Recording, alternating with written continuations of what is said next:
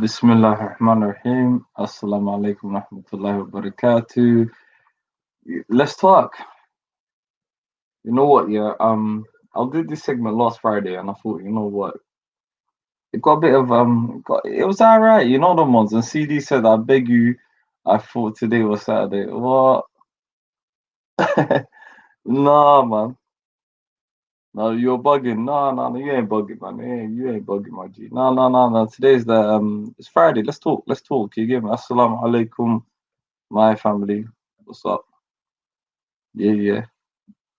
Um, yeah, no. Today's just let's talk, man. I'm gonna put out the link from early, and today I just thought, you know what? Boom, Frankie in the building,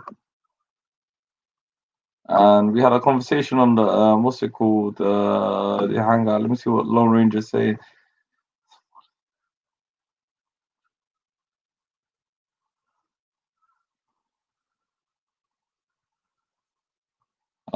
Yeah. Frankie, what's going on? Yeah, let me put out the link from early, man. I don't even know. Yo, open mic, Sundays, Fridays. Yo, Ghost. I'll call you Ghost, you know. Ghost, legend in the building. No. Do you know what it is? Yeah. You know what it is? We do topics on Wednesdays, open mic on Saturdays, and we do random. You know, random days. I just thought, you know what, today I ain't got nothing to do.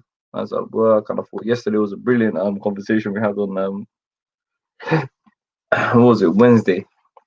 Sorry, I beg your pardon. Let me just put out the link from now. And I just thought, you know what, carry on, you know, keep the gas on the pedal. You know what they say. And that's about it. I just thought, you know what, carry on today. Let's talk. Whatever's on everyone's chest, let's get out there. And that's about it, really. And then on the hangout, we had a perfect conversation going on. I'm trying to get two videos that I wanted to play. But otherwise, wallahi, that's it, man. I just thought, you know what, carrying on the momentum. Let me see what's going on. Yeah, I see you. Ghost. Nah, Ghost in the building. Nah, big sis, man. She went ghost for a little bit, man. I rate that. Frankie in the building. Franco, my brethren, my bloodline, SS bloodline. What's going on? I'm good. How you, bro, man? How you been? How's your Yo, Friday? Frank. How's Gemma, man? Can you hear me? Yeah, can you hear me? Yeah, no, sorry. One second. Let me just do something. I think Carry my on. connection is better. 1 second. Let me just leave it. Something's going No, on. You carry on. I think it's me. Hey, Gemma with Naxon, bro. How's Gemma, man? What's happening, people? Lone Rage already starting. Walaikum salam, Gulad. Walaikum salam, upon the hack. Hey, people, jump on the panel, man. Let's talk.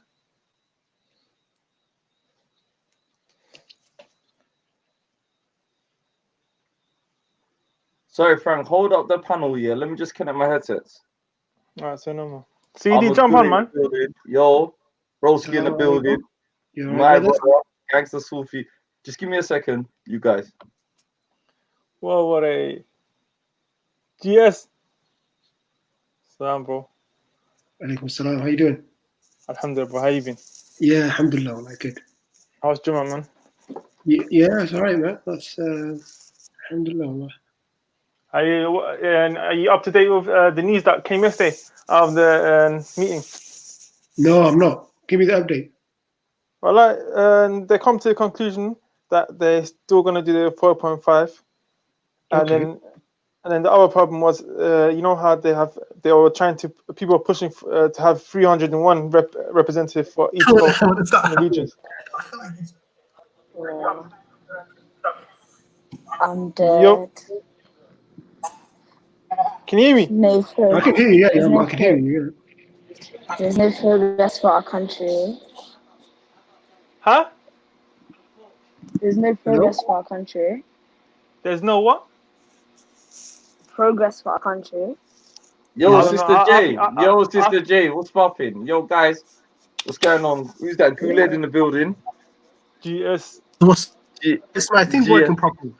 Yeah, I your can hear mic's you. working. Can you hear me clearly? Ahmed Guri. Yeah. My Yeah. headsets are working. Can you not hear me? Yeah, we can hear you. So I was unprepared, man. This was lastminute.com, my lads and sisters. Sister J. Spontaneous. Yeah, it was spontaneous. No, do you know what it was? We were on a hangout earlier, yeah, and we were just talking and we said, you know what, we might as well just do a little topic and Why see not? what's popping. Yo, Sister J, SS Return, Ghost. Uh, Yeah, you were. I've got like a life outside of like YouTube, you know. You're not the only one. You're not the only one, Walalo. I've said this before. You're not the only one. But show like Walalo. But She's a superstar, man. She's a superstar, man. VIP. I don't know what. How should we do that? Let's pull out the red carpet for her, man. The red carpet, I'm yeah? on the train right now, you know. Can you Alright hear then. that? So if you're on the, yeah, I can hear the train, man. I hear the train. I'll call you. I'll hop in later, yeah? I'll hop in later, sister. Hi. Say no. Yeah. Upon the hat. What's he under here? Somali speakers. Yeah. What? You tell me. There's nothing to clarify, man. What's this? I'm just baffed, man. I don't know what he wants to hear from. Nah, there's a lot of people like this, man. They heard something. Listen, stop this hearsay, man. Stop the hearsay, man. No, it's just, you know, there's a lot of people against our channel for some strange reason, isn't it? Yeah, but it's not a Da'wah channel, though, It's the fanatics, man. I keep saying that, man. I said this from early. We're not a Da'wah channel. It's for everyone, you know? It's for everyone. It's for a Muslim channel. Did you watch the video that we posted yesterday? Like, you know, a bunch of people. Did you not watch the video? I love the last clip. The last clip was nice, man. The second half especially, man. Yeah. When there was a girl talking about the portal and stuff, you know? These people, yeah, I like that conversation. It was nice, yeah, man. But that's what we're trying to introduce in Somali speakers, isn't it? Yeah, Somali speakers. You stand the brothers and sisters donating money to. No, I know who this is. Man. Come on, man. I know who this is. You know you're cold, yeah. Yeah, no, it's just weird. It's, you know what it is, yeah. Remember I told you, my brothers and sisters, innit, yeah. There's this weird, you know, when I came on the scene, innit, yeah. I was doing the videos before, Guled and Ahmed Guri and Fawzi, innit, yeah. I jumped onto this, you know, the online stream and all of this, and I just see some vile bullshit and disgusting, and even our Somali brothers and sisters, they're caught up in this, innit. They are. Listen, and I'm thinking, bro, why do you care what people do in their channels? Man created something like growing bansimes. Furthermore, you know, African Budilla in yeah? Because mother Somali, but that can you good. Alright, in Europe, Somali, the mountain of Somali go and family, mother Somali, then our family, yeah. And then very good, you know, videos once eventually when I first came to the park, I knew hardly. All of a sudden, mention on Kusabu, and what that's Somali, but mother order you good. And this one I say, you know what, I do Banskuni. For some strange reason, innit? What about two line? It's the weirdest, you know. I'm just baffed with these people. I'm like, yo, and what does Somali Hansaqori in it? Like, what you watching? Melano Kele, and then at the end of the day, we mood in a Khalid beef and customer so we could get subscribers and shares, and it's pathetic, Ahmed Guri. And I look at these people and I tell them, instead of come at me, well, I'll tell them I'm Awuyo, and Umadan Skusmesona, I'm had that can calculate. Like, you're going on to, like, you know, Melan color you, and I think to myself, all right, cool. I know I'm going to Melan Galo because which Banlay here, obviously, that can Melan school Karisan, streams can work Karisan, well, I'm not back school in it, yeah. Because at the end of the day, you know what? It's one of my boy Dusty Foot told me the realest talk. He said, Khalid, if you would have did this outside speakers corner, and I was like, bro, speakers corner, one male, you know, it's a male. That's why I even say, let's talk. Tonight, let's talk about anything. Early on hangout Guled, we were talking about something that Oslo wanted to bring out. So I'm waiting for the SS Bloodline people. I'm gonna the links in the chat anyway, yeah. So I'm not there. They know what we wanted to talk about. I got a couple of videos. But it's the same thing. You see, that's why I have to block these people because I know where these people are coming from. It's like, but that's the thing though, because you know what? Ahmed, you know what it is, yeah. Said there was only about there's about one. I keep saying I'm after wala Somalia melan or ordiye ay mudan waxay been as well umada muslimiintana dadkan oo dhan yeah because umada ajnabiga oo dhan waxay ku leeyihiin dadka muslimiinta aana la dadka cunaha ku dhigay waayo waxay sameeyeen I'm like yo aniga ba dadka afka la gelgeliyaan yo filmaantan and I just keep thinking dadkan diinta kuwa Ahmed, do you think that diinta way ku waalan karayaan I'm Fawzi 100% go on, wallah. You know what it is? Is that, and that's the thing though, Khalid, that what you're trying to do is create a platform for Somali order, because they're not going anywhere. People have different opinions. You see what I'm saying, Khalid? Marka, in America, it's not like a spaceless CEO.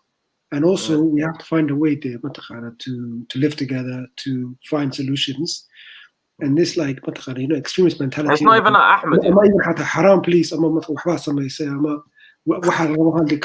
It's not. It's wrong. You know. I know the way what I see anyway. What you're doing, Khalid, is a good thing, wallah. And and it's been needed for a long time, because the problem is, like, these certain people, they just everything down. See, you know, is now that this is, you know, even the other day I was even trying to even speak to, you know, the Muslim channels. I was like, yo, that can kalam ha arigu YouTube do, because even if you check my channel, yeah, qolodan hatum ya yadakam ha modu banugo badud khod magalo. I know, you know, Omad Kale, or you know, even the last video I did, Ahmed, yeah, if you really watch it, this is what really Speaker's Corner is about. And it's called greetings, my brother from Holland. But at the same time, it's like, I look at the Muslimin ta, and it's not even the Muslimin ta done, yeah, Waqar Muslimin ta Abbey, and it's a little community. And you think to yourself, yeah, is your life around internet? You know how Sister Jess said, yeah, I've got a life outside YouTube. Yeah, of course. That's it's like 24/7. Speaker's Corner and YouTube is not nolal. Do you get where I'm coming from? It is not nolal. They're really insecure. Like, very insecure. Wallah, GH and fucking Ahmed. Wallah, I'm snowflakes. Khalid was snowflakes. Wallah, you know what it is? You have to, like, I think you said it before, and everyone should know.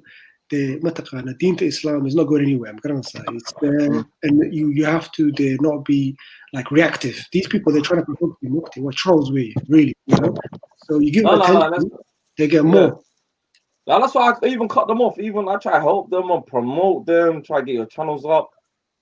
Wallah, I'm not even gonna lie to you. Do you know what is Guled here and Ahmed here, Wallah, and Fawzi? Even the worst thing is channel out Muslimin to you is because these guys were dim 10. Because Shakama Haistan, Buliman Mishma Haistan, Wahkalakaha Likarimayan is like, did you see what they said? And it's like, yo, switch off.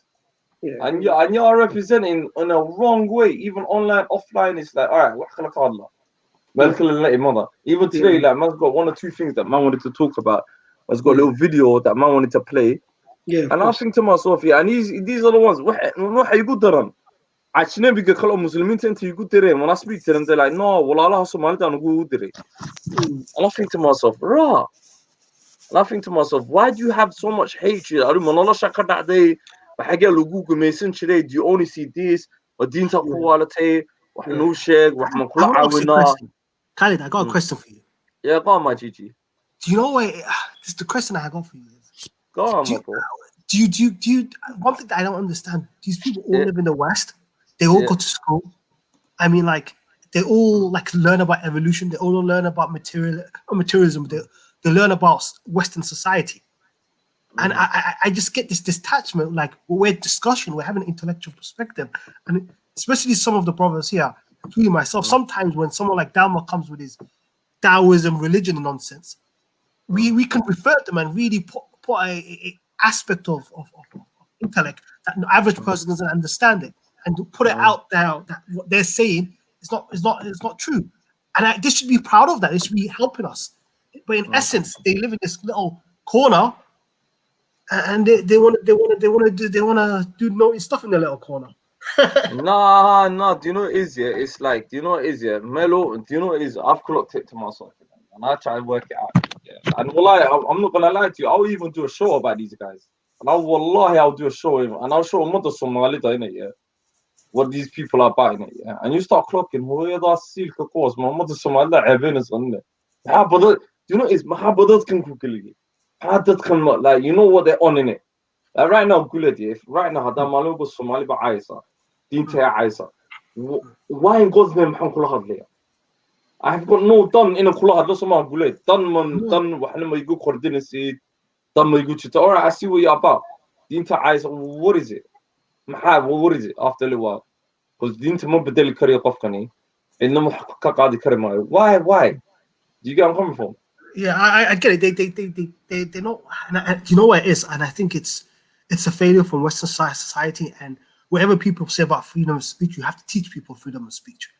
Yeah. And these people, because of the failures of Western education, these people, they don't value their ability to talk and have a discussion and understand that if someone says a viewpoint, it's just a theory. It doesn't mean it's true. Yeah, thank you, Guled. Thank you, Guled. I'm with you 100, my GG. And that is the problem, Khalid. What Guled said is that, like we can agree to disagree. It's not a problem. Let's kind of get past that, because we all got the same aim. When you like do a stream and you say, okay, we're trying to find ideas and solutions somehow. Instead of getting bogged down and getting sensitive for these people, then you just get stuck. You get stuck. No, but then again, do you think, like, I think to myself, people have like selective hearing, selective seeing, innit? Yeah, definitely. And what I blame about, and this might be me thinking outside the box, innit? Yeah, I blame a lot of these da'wah channels, innit? Because they're recording all these people, and then later on, you got these little kids, these little immature bastards, these some Looney Tunes, and they think like, and I started clocking, majority of them are Looney Tunes. There's certain brothers and sisters like, OJ, and brothers and sisters like Alonso, these guys, they gave me faith. I'm not gonna lie to you, OJ. I'm not gonna lie to you, Jumbo and them and they, But the other one, you watch them, and you be like, you got some cynical hating you. That's what, Holland, Baudi, this all right, no one, like, you live in the planet Earth, not everyone. And then I think to myself, not everyone's Muslim. This is what I think to myself. Of course. Someone says something about my Prophet Sallallahu Alaihi Wasallam. I'll look at that person. I'll be like, all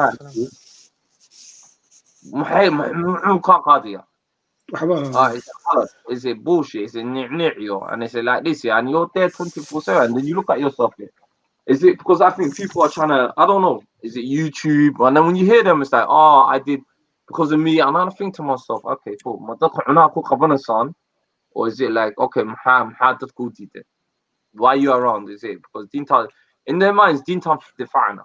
Dintan defa'ana. So and I'll be like, yo, that can do Muhammad, like, they're doing the opposite. They're giving people content. And what I could shake you know where I'm coming from? I agree with you 100%. Like, this is the same argument I have, because I come from a certain perspective, and one of the things that I always get within the No, go on, my Sufi brother. No, express yourself, man. Come on. It's not basically, if you disagree with them and don't interpret the text just the way they do, they just call you a K word, the kafir or whatever, or Shadeen, whatever silly name they want to put out there. And they don't understand, and they don't understand the history. They don't understand the context. They don't want to have a discussion. All they want is, you know what they are? In reality, I'll tell you what. They are a bunch of kids that have never done anything bad, that live in the West, and they've never done anything bad. So for them, they're so scared of them doing something, or do you know where I'm coming from? Because they haven't had an experience, haven't seen the real world. They live with their parents, they and it's just something I've seen even with the Somali drug dealers in London. A lot of them live with their parents. They don't have any bills to pay. They don't have any responsibility. Look, I live by myself. No life experience. No life experience. That's the word. No life experience. Yeah, and definitely. It causes this narrow-mindedness. Wallah, no, Guled, dude. Wallah, G-Star, yeah. I'm not gonna lie to you, yeah. You'll be back, man. It's not even that I have a life experience. What that was Wayne as well. What that was Wayne, and that kind of look at me. Anyway, that is dirty, and I think to myself, okay. And some of them, I look at myself, wallah, I could tell you're not living that righteous deen life. You know what, nice money, innit? Yeah. It's like, all right, cool. You're not about this real life, innit? Because the 24 hours online, do you think so? Yeah, on top of that, even Nabi Sallallahu Alaihi Wasallam said, "Murun khabaran wa haram." Yeah, debate. Yeah, that's very true. Also, go on. Come for you. No, I was just saying, that about the deen thing you were saying. It's true. Yeah. They say that really and truly take off deen tea it's just showing your character. Look, if you're claiming deen and then you are something's wrong with your deen. Thank you. I agree with you. Anyway, I've got a topic for us on Wednesday. Go ahead. Drop it. Somali dating. We need to talk topic about that. Just dating. I got a better topic. Dating.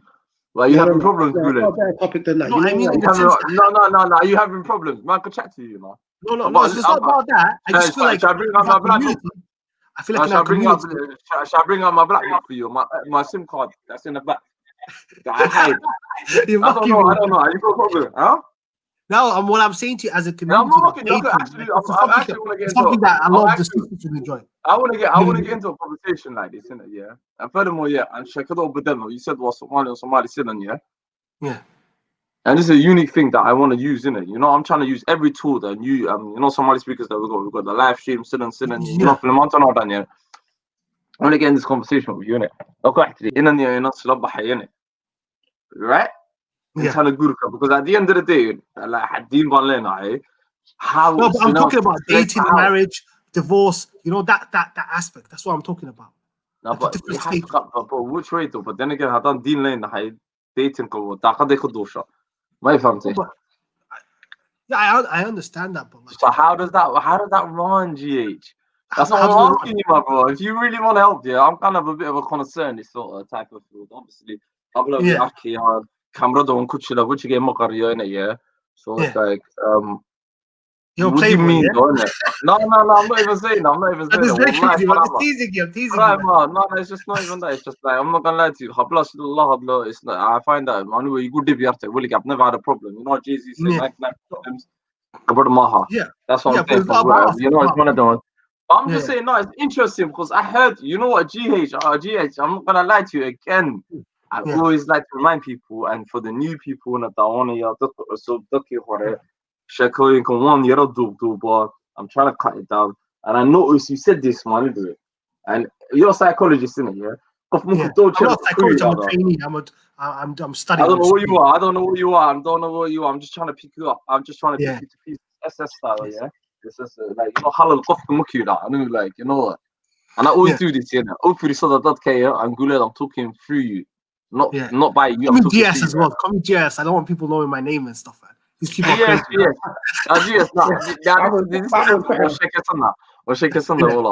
and you said this before on a stream, and I noticed this. I was like, all right, Lincoln, didn't. And a couple of men, even in the park, I'm not gonna lie to you, they come through. They're like, oh, Mesha, and I've seen this in it, yeah. And it's very interesting. I mid walalki we literally Somali app okale or Somali discuting madan alasame or okay. And I wanted to get into this conversation. And I am gonna be doing a video, part 3 gender stuff for that. But alhamdulillah. I'm gonna be doing part 3 gender war. Yeah. But I'm gonna be doing a different location with a couple of other people. They said they love part 1, part 2. So that's another, you know, I'm working outside the park as well. But this is what Shakira and Kehelena, yeah. And I wanted to talk about this, Frank, in it, yeah. You said this before. I'll tell you why. Lay out, my GG. First of all, there's a lot of like Western society. There's a lot of lies that are told to people. First of all, men in general are competing for the top 20% of women. No, women are competing for the top 20%. So women want a high value male. They want a man who's high value. They want a man who other men want to be like. They want a man who can provide for them. That's what they want. That's the pinnacle of women. Security, female, hypergamy, which is the Indian term because India have a caste system where they have different levels of you can't date beyond your caste system. Whilst in Somalia we're purely capitalistic. Anyone could date anyone as long as you got the stuff that you need. You know where I'm coming from? So high value male. So what's the high value male that you got your shit together? That from both from a financial perspective, from a physical perspective, and from a game perspective, the way you can interact with females, the way you can talk to people, your charisma. You know, like women seek that out, and that's the 3 stages, in my opinion, which is your physique, your basically your money sense, your economic sense, and then your game, the way you can talk to people, how you could pull your will towards yourself, how you could basically talk to people. Anyway, what about Din Tada? I was coming from a secular perspective, so the Dean's totally different. So one of the other guys come and talk to me about Dean. I'm talking from a secular psychological perspective. GS, so I was just telling you. I've got a question for you, GS. Would you marry a Salafi sister? Never. Okay. And why is that? I would never marry a Salafi sister because for me, a person who has a Salafi mindset, for me, it's on the autism scale. Okay. So basically, they see things literal. They can't see. So men tend to be more autistic. Stuff like, what do you mean autistic? Autistic is a حنون إلهي كان man. That's not. It's halum, but I'm talking about Asperger, which is you high can functioning off autism.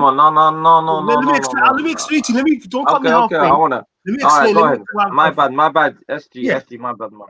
So basically, when you're on the autism scale, or when you're high functioning autism, which is like Asperger, which is now kind of separated, is basically you see things literally. You can't see the sub communications. You can't read what people are saying. The sub communication. For me, the Salafi doctrine, it's all about the literal interpretation. From a male to female perspective, it's all about seeing things as it is. But in reality, me and you know that there's stuff that's behind that. Even through communication, there's sub-communication. And when I told you about the Salafi and about few women that follow the ideology, they tend to, in my opinion, have a personality type in which they can't read the sub-communication. That was just my thing. Okay, that's fair enough. So I wasn't trying to offend autism people. I was just saying that's the reason why I wouldn't support them. You know, I disagree with that though, because I think Salafi, obviously, I'm not Salafi myself, but it's like a viewpoint.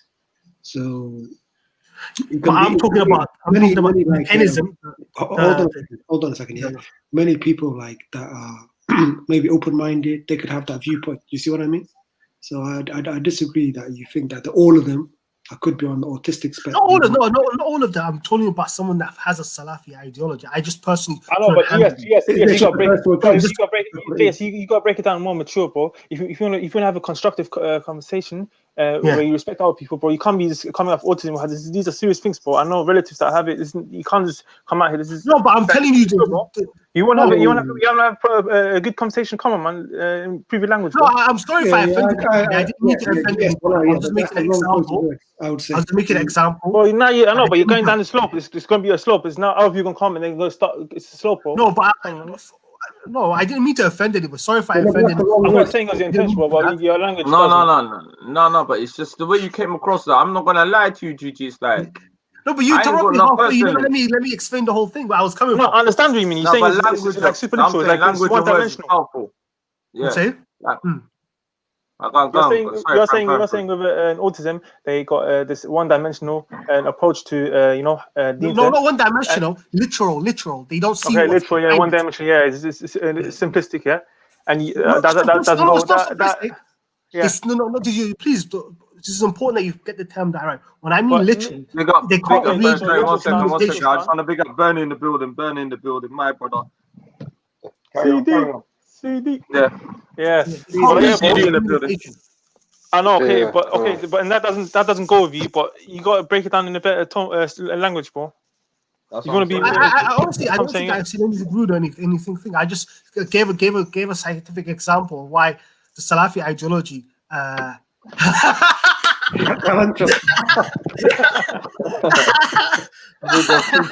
Key in the building. No, she dropped it.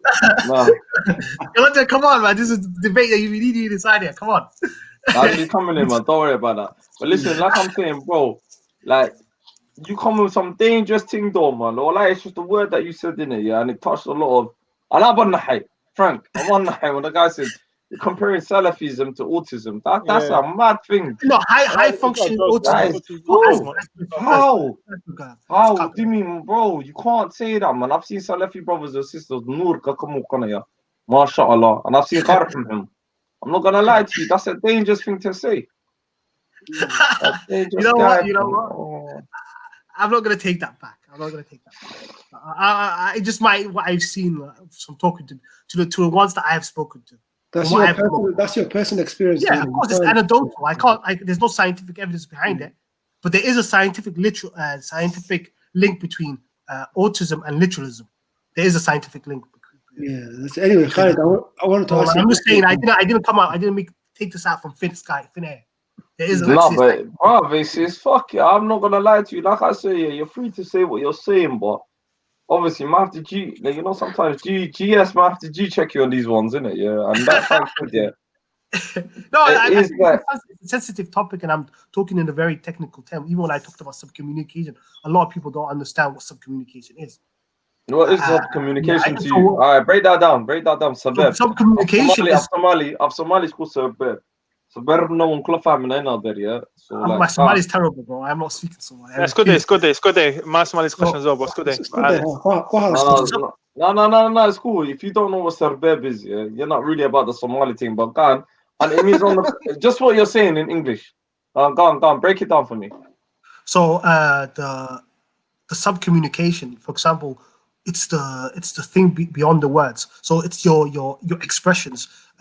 When, for example, when someone says a word to you, like for example, love, that you've got the smile, you've got the eyes, but there's something you could do it in a sarcastic way, and you might not be able to read it. That's the subcommunication. So it's what's beneath what someone says to you, the words beneath it.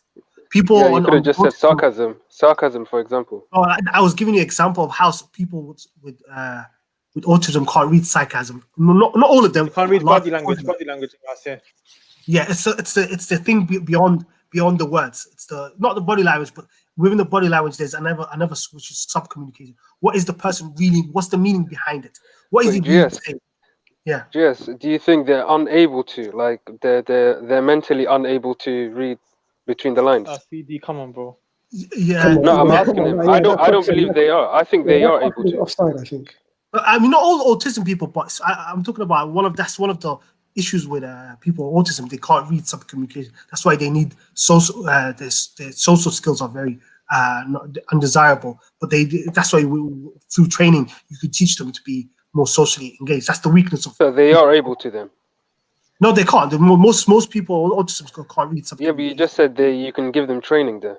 You could teach them, but the way for us it comes from innate. We're innately able to do that. For them, they have to this is how this person behaves. It's like a mechanic. Yeah, but isn't everything taught though? Isn't even your name? There was once upon a time you didn't know your name as a child. You were taught it. So not everything's innate though. Yeah, but that's totally different from subcommunication. So for me and you, if we were talking together, they couldn't read when I said something. They can't read what's behind what I'm saying. Do you know how you're saying their understanding is deficient? Isn't understanding a human trait? Like, isn't it something that we all have? But CD, what that's what GS said after it. He backtracked. He said, "Is his personal experience of Salafis." He didn't say it's all. I wasn't talking about Salafis now. I was talking about autism. You're talking about autism. Yeah, that was a bit mad. I'm not gonna lie. You linked it to autism and Salafism. That's crazy, man. No, He took it back. Yeah, he did. I was a mistake. What Ali? It's nothing big. It's no biggie, bro. I didn't take it back. I actually believe that. I think people that are more inclined to read the Quran. When they're reading the Quran, they're not able to read what's behind the hidden meaning behind the Quran. So there's like, well, that's funny. Still, I'm not. They So can't. You know, bro. What does that have to do with autism then?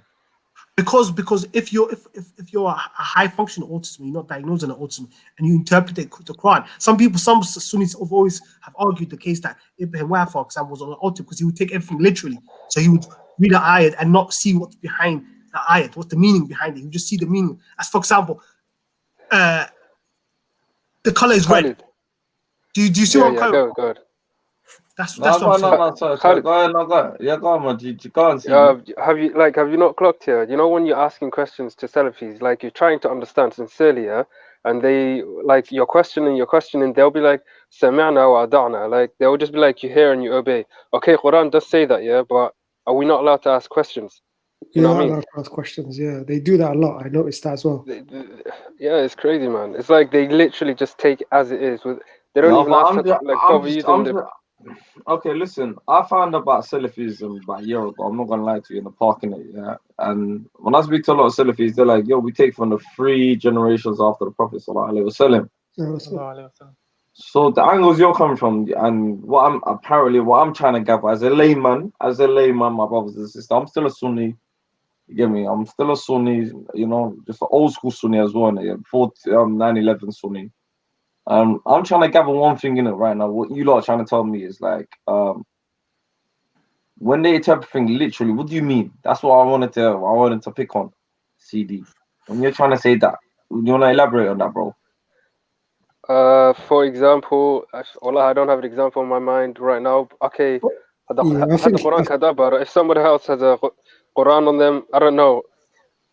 I don't know the Quran off by heart, innit? I can't just give you an example like that, but I've seen it. If you don't know the Quran off by heart, all right. So if you're not learning, is this what you're going? No, I'm not. I don't claim to be though. Wallahi, it's not even my interest though. But you're making claims and quotes in my broski, and I'm thinking. Yeah, of my observations. Can I tell you? Go on, GS.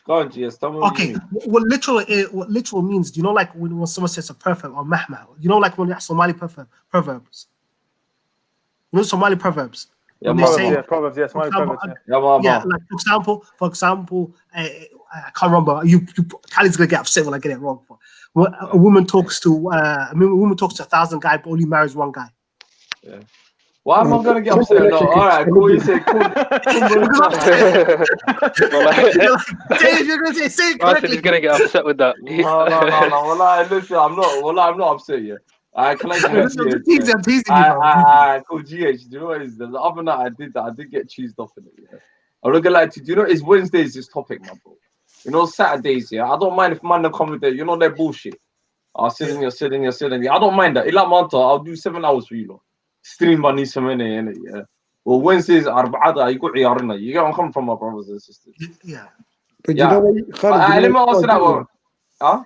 You know what you gotta do, I think on a Wednesday and when you got a topic, and people go off topic, you should just like basically either yourself or get one person just to bring them back each time. Or do it for half the stream and then just say the rest. You know, otherwise you notice after like so many they just go off onto other things. No.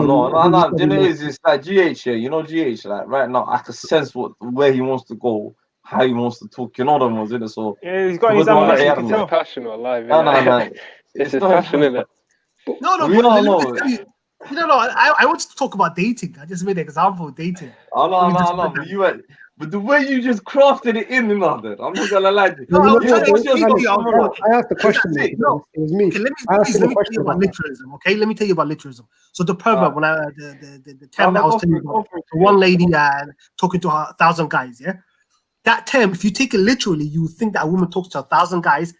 Do you get it? She just talks to 1,000 guys. Yeah, I understand. You think she's a dillo, okay? Yeah, that's how they take it. Like that saying, they can't put that into, they can't contemplate that. They can't put it into like a meaning that we can understand it. For them, it's literally, that person talks to 1,000 people. She marries one guy. That's how the process is. Do you get it? Yeah, I get it. Whereas that not exactly. That's what it means. Yeah. Literally, you took that. That's what when they're interpreting the Quran and the Sunnah. That's why when people say they're taking it literally, that's what they mean by it. Yeah. But yeah, anyway, go. So, what is it? What is your question about dating anyway? Like, what you got a proposal or? I feel like in our community, there's a lot of issues. Like, there's a lot of Somali parents and families don't want their daughters or sons to marry outside their cultural community. At the same time, these people, they don't interact with people. They don't see other Somali people, other people from their communities. So what's the solution? That's what we need to find out tonight. We need to figure out those solutions, man. I think Khalid's the solution, man. He needs to open up a new channel. Well, GS, are you signed up to News Match? Martin News Match. You can put your preference there. They got preferences. How do we say? But lads, you know, in the let's talk about that, lad. Yeah. What type of at the same time, you punching above your weight. All right, sweet, you know. How many of us? Shamba mesh kufar in it. Shamba mo orat Somali o kala duwan. Qabil wabaki imid mala kala duwan. What's your perspective on this one? For me, that's a myth. I heard people talking about it, but in practice, I have never seen a family member or a relative having a dispute due to someone's Qabila has. But I think that's all bullshit, bro. I've never witnessed that either. I disagree with that. I think in the building. Apart from the banter stuff, apart from the banter, I got to take it back. I got to take it back. Apart from banter, yeah, that's it. Sorry. Yeah, yo, Bernie B in the building. Word up, my brother. Yo, peace and love, family. For those who don't know, it's your boy, Brother Bernard Eastland Bay, Moorish American Muslim. All praise to the Most High. Goes by many names. You coming last time? Yeah, coming last time. Yo, Omar. Hey, you should recite 1736. Yeah. Yo, I got a new panelist here. Sorry, Bernie. Yo, Omar Muhammad. Well gone. Salam alaikum. Alaikum salam wa rahmatullah. Everybody, salam alaikum. Yeah, welcome, my brother. Umar Muhammad Hussein. Well gone. Salam alaikum. Alaikum salam wa rahmatullah. Thank you very much, everyone. Welcome to the panel. I'm new here, and I will be listening. Thank you. I'm very honored. Welcome, my brother. Welcome here today, and I'm new here, so I will be. Somali No, it's not Somali. Yeah, Somali. Bernie's not Somali. Umar, are you Somali? Are you Somalian? No, I'm Moorish. No, I'm not Bernie. You're American, man. Come on, man. I know you, Bernie. Yeah, Moroccan descent. American descent. We've been on bare panels together, my brother, man. This is a Quranista. Oh, my big friend.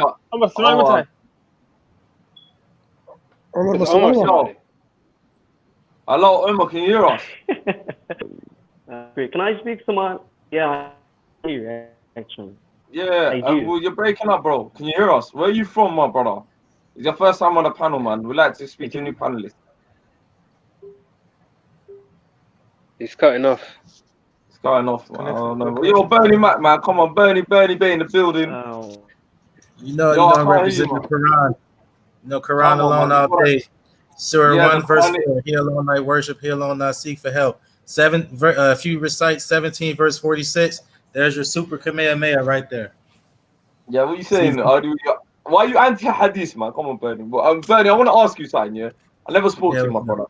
Like, were you born Muslim, or did you revert into Islam, or what gone with you? Tell me your story, man. So in brief, I started off Baptist Christian in Chicago, out here in America. Then got into the atheist thing in high school. Jumped back onto the whole spiritual thing through Hinduism in college. And then from that, easily led into Buddhism. I took that pretty serious. Actually helped me out with suicide issues. Then I joined Freemasonry from my uncle and discovered. I discovered that the secret. No, that's cool. And then discovered that the secret was Islam. So I made us Shahada 2012, and here I am now. Married, 3 kids, and I'm loving it. MashaAllah, the more I try to walk away from Islam, the more I run back to it. Yeah, but Bernie, what made you become a Quranista? What made you do? Why do you follow the Sunnah and the Hadith? Like, I wanted to get into that aspect with you. What made me become a Quranist? Yeah, but like, did you become a Sunni first? Like, were you actually full blown practicing, or was it? I started off as a Mason, as a Freemason, and then when I discovered from this documentary called Hidden Colors that the foundation of Freemasonry was based off of Moorish science, I looked into that organization, which taught about Islam of the African descent people in America who underwent slavery, the so-called Negroes and blacks and colored folks.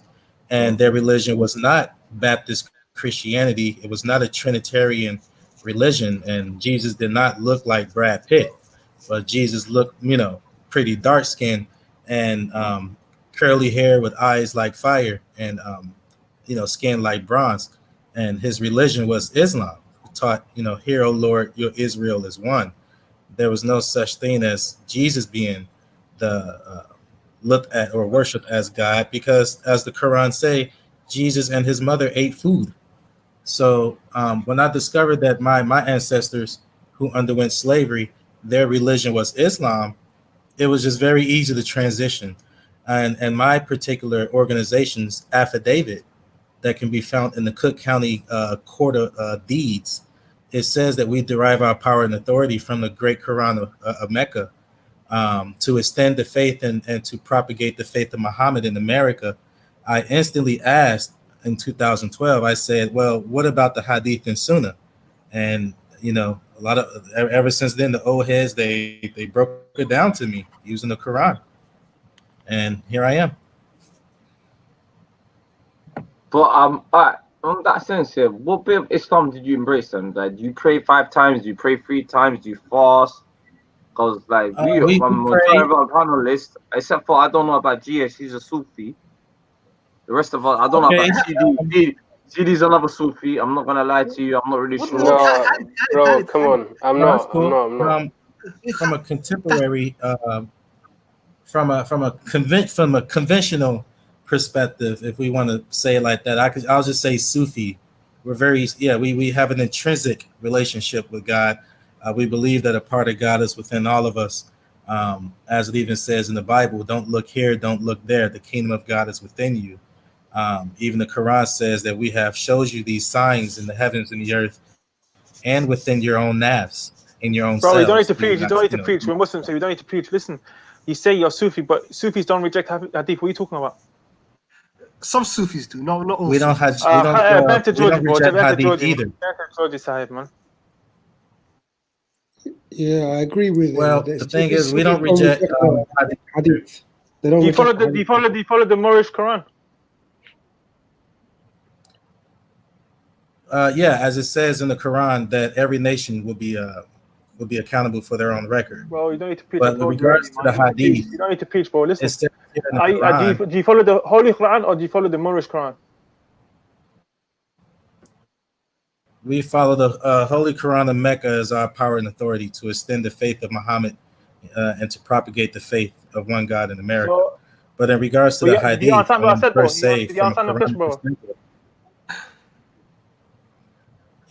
to answer your first question regarding hadith. So it says here in chapter 39, verse 23. You follow the Moorish Quran or the Holy Quran? You just asked me that. Okay, let's try. Let's try again. Yeah, we derive our power. It's not essay, bro. I told you don't need to preach him. We're all Muslim, all Somali here. Yeah, coming. I'm just asking a simple question, please. Can I ask what was the question? About faith, I didn't hear it right now. So in this case, we're on the eyes of God. So you being Somali don't really matter to me, respectfully. According to, I'm just indicating that you're the outside, and I'm asking you simple questions, please. We're in the question. Allah, we're all the same here. So according to chapter 39, verse 20. Bernie, I'm not gonna be lying. I'm not gonna lie to you. One thing, Bernie, no disrespect here. I like to. This is a Somali platform, and Bernie, I'm a respectful brother, but a lot of people don't realize it. We all want we're Sunni. We believe in the Sunnah and the Hadith. And when someone said I'm like you, we're gonna find that strange. I want to. That's what. And with me, I'm a different type of brother. Obviously, you see me in Speaker's Corner. I want to hear what you're saying, but some of my brothers and sisters are not going to be so hospitable. You get where I'm coming from? Hospital. I've been doing it since 2012, so he's not my first. I know it's not your first radio. It's not your first radio, but at the same time, my platform's there. Yo, bro, 1 second. Bro, Frank, 1 second, man. How do you go cook out your tea? Calm down, bro. I know, calm down, G, bro. You're like. No, I'm burning. Like I said, like I explained to a lot of people, it's like Frank has got a point. Like, we are fully Somali in this panel, and we do come from a sort of we're all one religion. We all Sunni, and we all believe in the Hadith and the Sunnah. So when someone comes up to me and says, "I'm a Muslim, but I don't do this, and I'm a Moorish, and I'm this and that," and my brother did. He asked you a clear-cut question: what Quran do you believe in? What is it? We honor all divine prophets, so any books that they have brought, we honor that also. Even the Quran speaks about the Torah as being one of the 2 best guidance. I forgot which surah it is, but it says, provide me a source of guidance other than these 2. So even the Quran itself speaks about more than just the Quran that can be used as a source of guidance. So Bernie, Bernie, can I ask you a question, brother? So what I'm getting your universal. You gave me 5 questions so far. Your universal question. Now we're gonna agree with you, man. Come on, Bernie, man. Like, there's no Maverick right now, innit? Yo, man, like, I've been on panels. I've seen you. I haven't personally spoken to you. So obviously, me and my brothers and my family also, we're gonna ask you a couple of questions, innit? It's not a grilling thing. It's like you're new to us. No, you're good. You get where I'm coming from.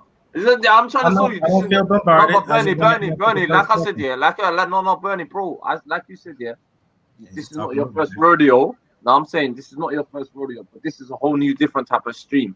You get where I'm coming from? So obviously, like I said, yo, Bernie, come through. Where you from? What's going on? Talk to us. Give us your perspective, and we're gonna see it from our different perspective. And majority of us think the same way. When you get where I'm coming from? I have no But like, we're gonna keep asking you questions. That's what it is. We're gonna keep asking you, and don't take it personally, my bro. Go on, carry on. Carry on. I just want to answer the first question out of the 5 questions he gave me regarding the hadith. It said we have no issue as a Quranist with the hadith. There's over 300 hadiths in the Quran itself. According to chapter 29, verse 23, it says that Allah has revealed the best hadith. Then moving on to chapter 39, verse 55, it says to follow the best of what is sent down to you from your sustainer. So logically, if A equals B and B equals C, therefore A equals C. And the Quran is telling me that this is the best hadith. And then another verse, it tells me that to follow the best of what is sent down to you from your sustainer. Was the Quran sent down as the best of what was sent from the sustainer, or the Quran and the hadith and sunnahs of Bukhari? Bernie, do you know hadith just means narration? The Quran is the best hadith to follow. It was sent down from the sustainer. Doesn't hadith just mean narration, though? This is from other than Allah, that it will have in it many inconsistencies. If I'm not mistaken, there's over 300,000 hadiths, and some people accept 25,000, some people accept 250, some people only accept 2 pages.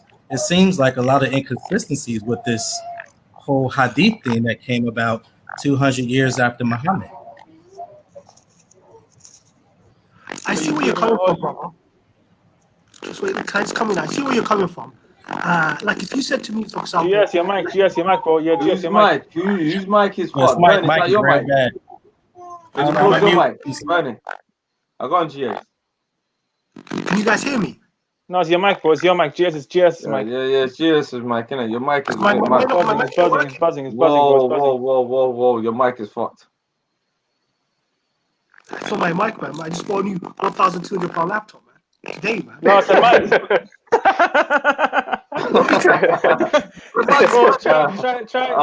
Try me and unmute. Yo, big up Sam in the building. Salam alaikum, my brother. Yo, your mic's fucked, man. Man, don't care about your free fuck. Your mic is fucked, man. Your headset's gonna be £5 now. What the hell, man? This is heartbreaking. Your mic is fucked. I said his laptop was free. Your mic is fucked. Yo, go on, carry on. Can someone speak? Yeah, I was gonna ask Bernie. Yeah, but no, man. Bernie can carry on speaking, bro. It's my man. Go on. Gia was gonna ask him questions. CD, go ahead. Does that satisfy your question regarding the hadiths? Because I can go in on the Sunnah also using Quran. Nah, man, it's cool, man. I don't really care about no one's religion. I just wanted to see your stance in it. Well, I'll tell you this. Well, that's not my stance, respectfully. It's just I'm just reciting from the Quran, so. No, it's the way you interpret it. It's the way you're seeing the Quran and thing, innit? Exactly. You're right. You don't follow the hadith. Have you ever heard of Lakum Dinukum Waliya Din? It's in the Quran. You know about that? You have yours, and I have mine. You gotta tell him in English.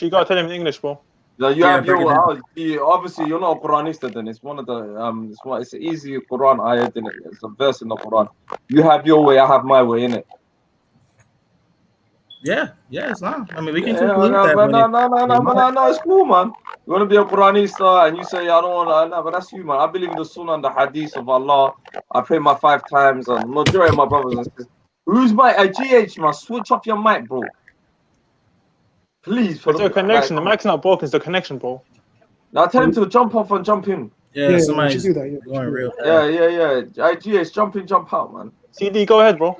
Yeah, I was gonna ask Bernie. You made the point that Allah said in the Quran, it's the best hadith, that He revealed the best hadith. Doesn't hadith just mean narration, though? Can't you accept other narrations, like from the Prophet?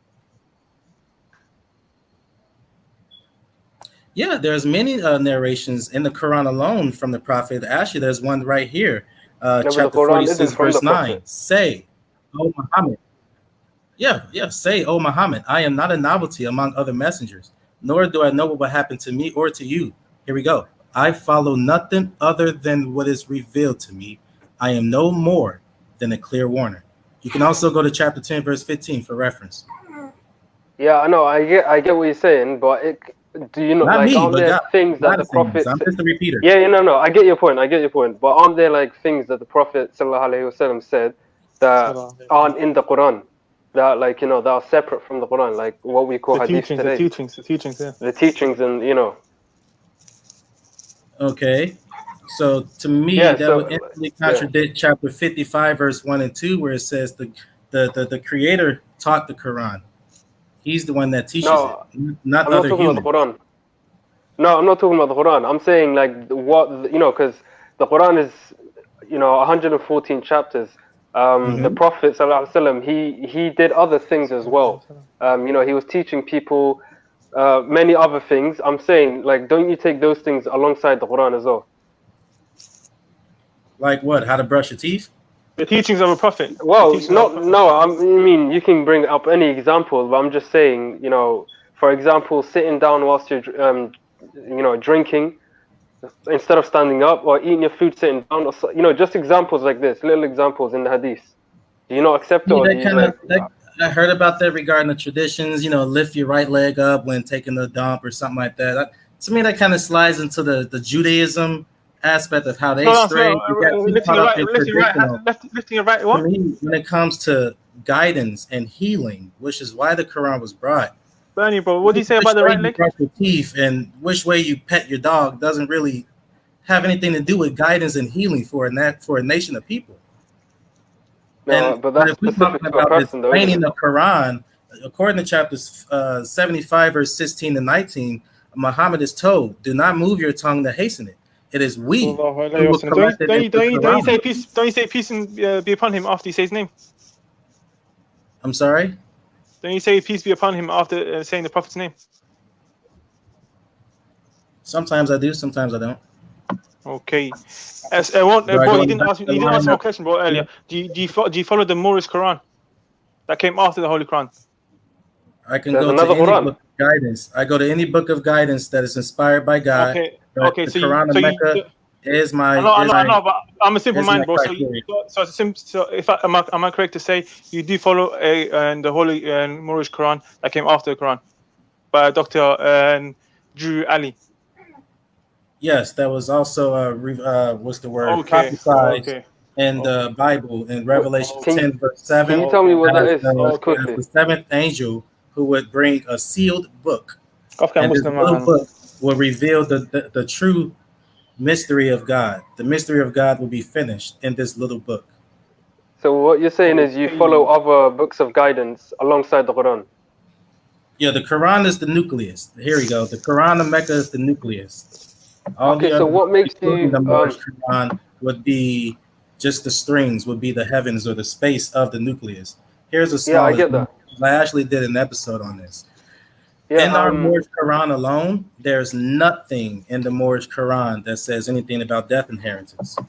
There's nothing in the Moorish Quran to even deal with dietary laws. There's nothing in the Moorish Quran that deals with, did I mention death inheritance? How to deal with divorce. All it says is to be married and to obey the ordinance of Allah. But what if we need to divorce? You know, the wife went crazy or the husband went crazy. You know, how do we deal with it? So the Moorish Quran. Why the Quran? Like, what made you accept the Quran? I kind of don't understand. Like, what, you know, convict. What made you convict? What's your conviction about the Quran?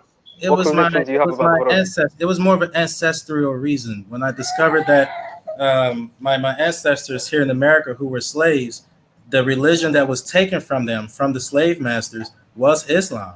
If you watch this movie called Roots. No, I watched it. Okay, so what's the guy? You know what? I had a conversation. Sorry, Bernie. Yeah, sorry to cut you. Yeah, Kinte. I had a conversation. Yeah, no, I had a conversation. Do you guys watch Speaker's Corner? A guy called Dan Juma. You don't know about Dan Juma in the Speaker's Corner? Professor Dan Juma, yeah. He was having a conversation. He told me a lot of slaves got taken to, you know, the Americas and the Caribbean were actually from Muslim descent. Do you guys know that? Yeah, I know that. Yeah, we know that. You'll be My shocked. great I'm not granddad gonna was a lie. Somali. My great granddad was a slave owner. Someone joined. Someone joined. Maroon in the building. Your mic, Sam. Your mic's fucked. It's always fucked. Allah. Speak up a bit loud, man. And guys, I'm coming back here. Can you hear me now, Sahib? Yeah, we can hear you perfect. Yeah, I'm gonna yeah. come back to you, my man. Today you got to say, I need to go to Cancun here. It's a London thing. Alright, give me 10 minutes. I'm gonna be in the back. If you guys need me, who's on the laptop? Yeah, me. I'm on my phone. Yeah, Frank, hold up the panel on it, yeah? Yeah? Alright, you man, hold up the panel. I'm gonna be coming back in 10 minutes, innit? I wanted to ask Bernie. Hi, alaikum. Bernie, you said so you accepted because of your ancestors. That was their original like way of life or religion. Is it Yes. when you're accepting a religion, isn't there meant to be something concrete that makes you believe it? If you know what I mean. Like, isn't there supposed to be like some evidences or logical make sense to you in some kind of way? I want to ask one question also. Like, what is a Moorish? Like, what was the like what was the one like hitter? What was the one thing that like? Yeah, exactly. Made me. Huh. It doesn't have to be one thing. It could be several things. Samuel, let CD ask the question first. Let CD ask the question first. It was like all of it, just like if you see this guy that's in my profile picture, he's an actual historical figure. Historical figure. His name is Duddy Bookman. Okay, and he was a Haitian revolutionist around the year of 1804. I think it was 1804 when the French and the Germans came over there in regards of trying to enslave those people over there. And he was one of the revolutionary leaders. He was born a Jamaican, but then he was adopted over in Haiti.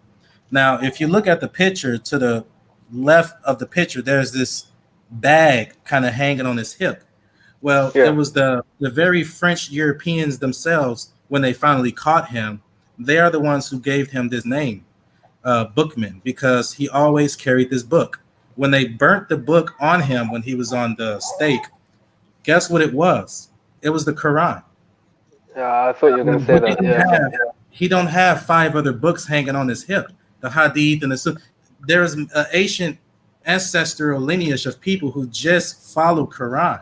And when I discovered that my they follow it for a reason.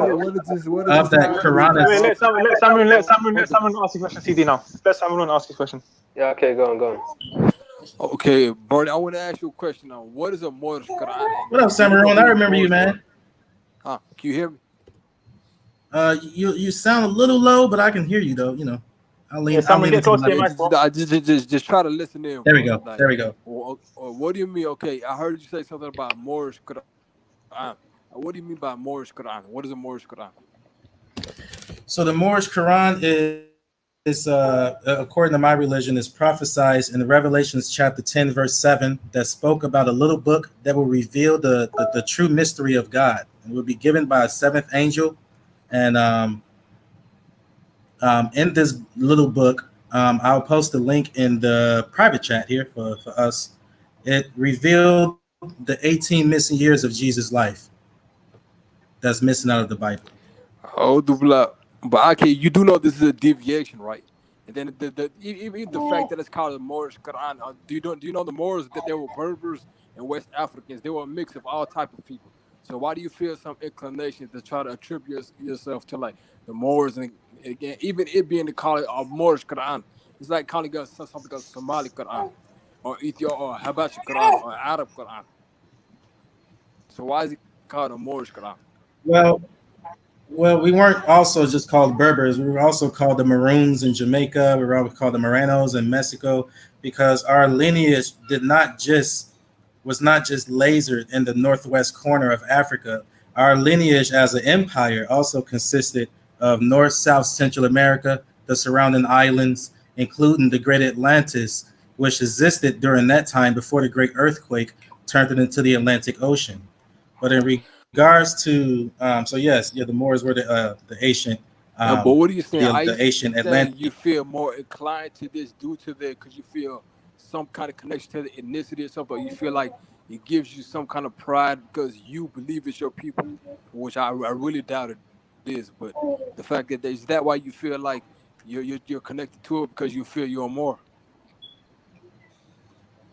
Well, the reason why I know I'm a Morabi is because of my habitation here in America, and during the time of slavery, those who were called black, Negro, Ethiopian, and colored, their nationality was taken away.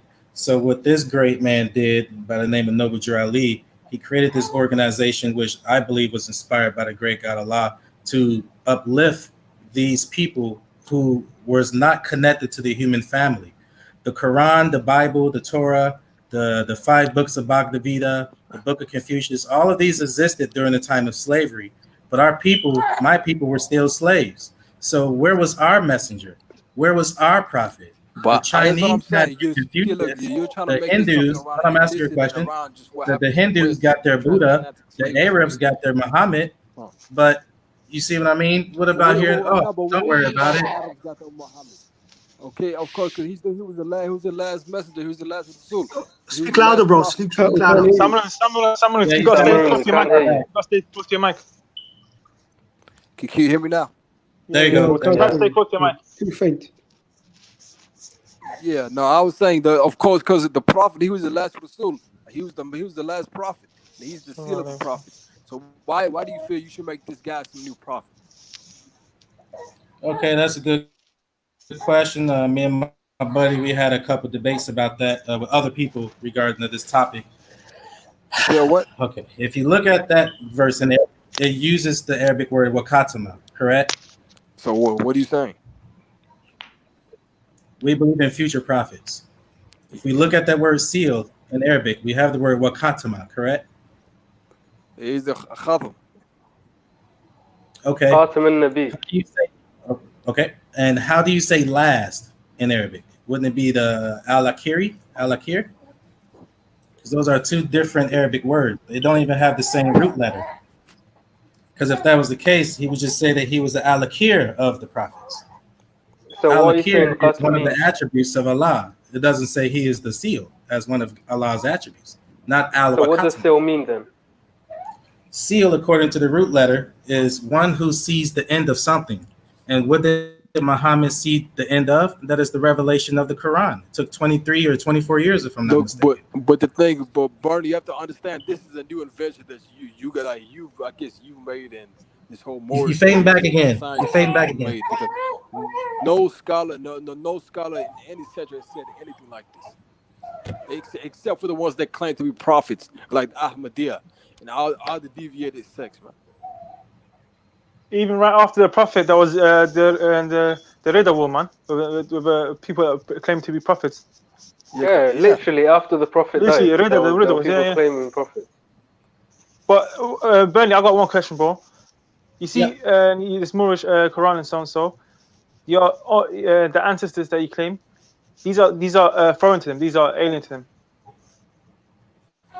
These are what? I'm sorry. These this Moorish and Quran by Drew Ali. It's alien to the people of the Moors in West Africa, or even this very man that you got as a DP fighting in the Haitian Revolution.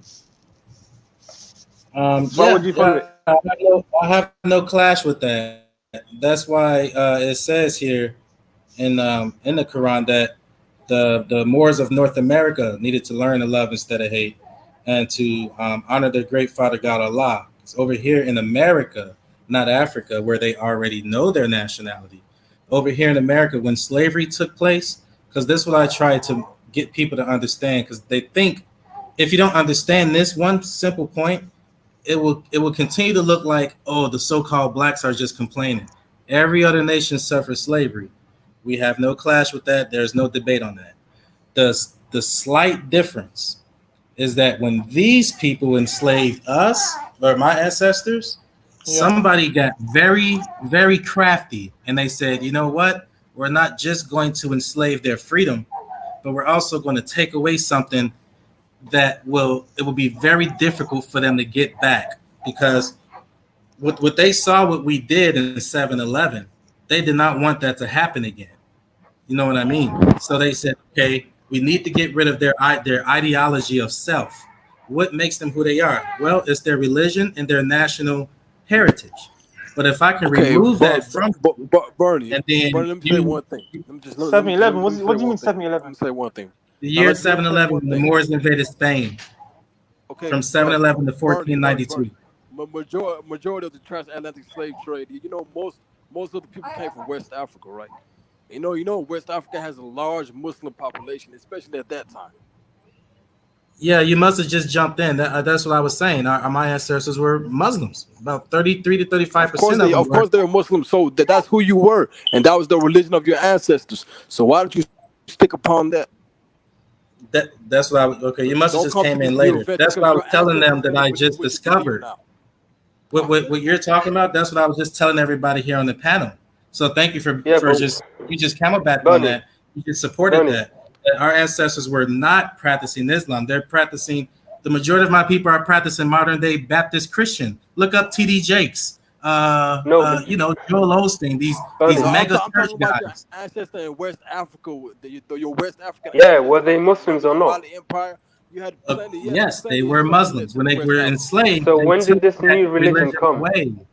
When they enslaved them, they stripped them. It's no different from what the Chinese did when they developed Tai Chi, or the people in Brazil. They developed capoeira. During the time of slavery, they just could not practice their religion in front of the slave master, because this one was a crafty person who knew, if I give them something like this and they maintain something like this religion and Quran, they are going to fight against me, because we know in the Quran it gives strength. It gives you death is greater than slavery. So he knew, I need to take that away from them, give them this Bible, and give them the wrong interpretation of the Bible. Look, which is what the Quran does. It sounds like you're playing victim, bro. I heard what he's saying. If you don't let me get to the point, it will sound like that I'm playing victim, which we're not. It was just unfortunately, it was a unique situation that happened. Your ancestors knew you believed in a new prophet. What would they say right now? All right, I'm trying to break it down to you, Samaroon. There was a unique situation that happened. You ever heard of the monkey experiment with the banana? When the monkey goes into the lab and he sees a thing of bananas hanging, and then when he goes to the bananas, he gets sprayed with water. And then another monkey comes in and he sees the bananas. And then when he goes towards the bananas, that monkey starts to beat up that monkey. And he don't know why, but then they take the first monkey out, right? They got sprayed with the water. And then they bring a new monkey in. He goes to the bananas. The other monkey just beats him up, and he don't even know why. He didn't even get sprayed, but that's all he just knows, is you just do not go to the bananas. And so that's simply the best example I can use on what happened with my people here in America. Like I said, from West Africa, I'm not skipping over that. They were brought. So it's a new religion then. Hold on, when did they stop? I'm on third base. Let me get home. I'm always getting cut off when I get to this point. That's why everybody thinks it's a victim thing. See, it's not.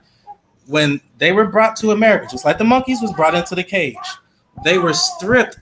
The first ones, the strong ones, the strong ones were killed, and they were made an example of, not to fight back. But when they slowly got rid of the nationality and they slowly got rid of the religion of Islam, a lot of the smart ones, they maintained the religion of Islam through folklore, through little stories. They will keep figs as an example in the braids of their hair. They won't talk about that, but I heard that from a lot of old heads. But they had to masquerade Islam through signs and little handshakes and songs. There's literally a song in church. I forgot who it was created by. I believe it was a slave. It says, "Give me that old time religion because it's good for me." They were talking about Islam, and in hopes that the children of the future and this generation would, look into those things. And when you have a new generation comes out of that slavery, they don't know what the old heads know. They don't know because they've been removed, they've been killed off. And so all this kid know is, hey, what am I? Oh, you're a nigger. Okay. You see what I mean? He don't know that his religion was Islam. He just knows Jesus is God, and he looks, European. He looks like Brad Pitt. And as you can see, the result, none of our people have gotten anywhere here in America. It's just gotten No, I worse. get that, Bernie. Can I come in now? Yeah. Yeah. So this is a new religion. When did it exactly start? Like the dates? Well, according to our teachings, this is an old time religion which goes all the way back to the first physical man. That's why we call it the Holy Quran of the Moorish Science Temple of America. Moorish science, which is what Okay, we the are. prophet then. How about the prophet? I'm sorry? When did the prophet come? He came, well, let's see, he came around 1913 is when the organization was created. And what was he like teaching? Was he saying he was sent by God, or like what was it? Yeah, he said he was inspired by Allah to help uplift the Moors here in North America. So inspired and sent. Which one? In what sense? Yeah, in what sense? I want to clarify that, brother. What kind of inspiration? Yeah, because anybody can be inspired. Anybody can say, yeah, God made me want to help my people or something like that. But like actual revelation, are you talking about in terms of revelation? What was his proof? Yeah, he brought revelation. I put the link in the back chat. Just click on it. No, but what was his proof? You know how every prophet came with a miracle as well. Based, man. It's like, the link is in the private chat. Can anybody hear me? What you're asking for, the answer is in the private chat. Okay, Fawzi, can you put that up? Hermetic.com /7 Quran. I see, Benny. Okay. What do you say? Let's do a screen share. Can you put that up, Fawzi? If you can. All right, one second. Yeah, it'd be an honor to talk about I want to ask Bernie, are you linking the Berber? Yeah, hello, how are you? Good? So I want to ask you a question about your ethnicity, okay? Are you linking the Moors to the Berbers?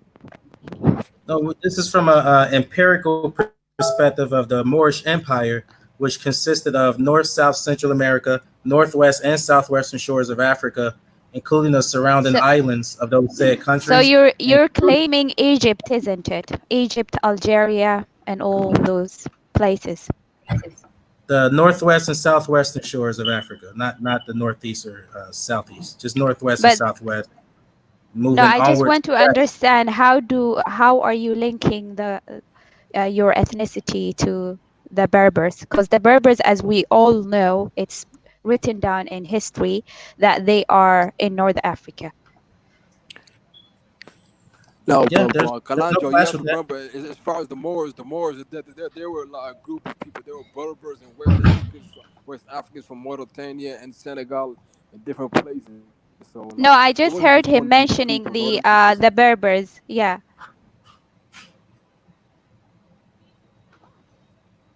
Yeah, there's no clash with that history. We went by many names. We also went by Moriscos. No, what makes you think you were linked to these people specifically? What makes you think, like, as far as your ancestry that is because goes, of the empirical jurisdiction.